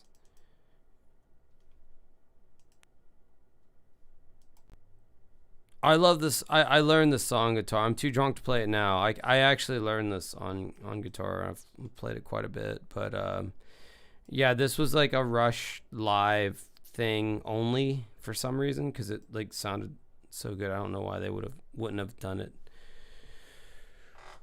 Well, I guess that's the reason why you buy the live record. But like, yeah, he played this really cool guitar thing, and it introed into the trees. And I think a lot of guitar players have gone on to learn this song. I did as well. So yeah, this is some Alex Lifeson did, and it's cool as fuck. So this is some other guy playing it, hopefully correctly. Yeah, he's probably playing it correctly. It sounds, I can already tell it probably sounds accurate.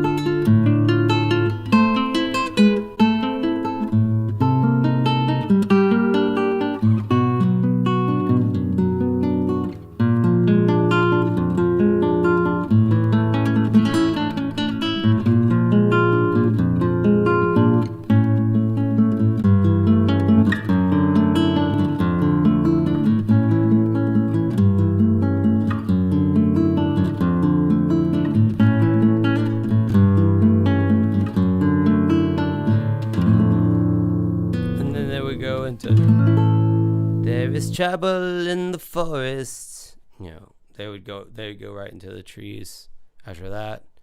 I would play it. I can play that song on guitar. Too drunk now, not even going to attempt it because it would be sloppy as fuck. But yeah, maybe some other time. All right, that's the end of the stream. My dick's outdated. It's all expired and shit. Thanks for hanging out.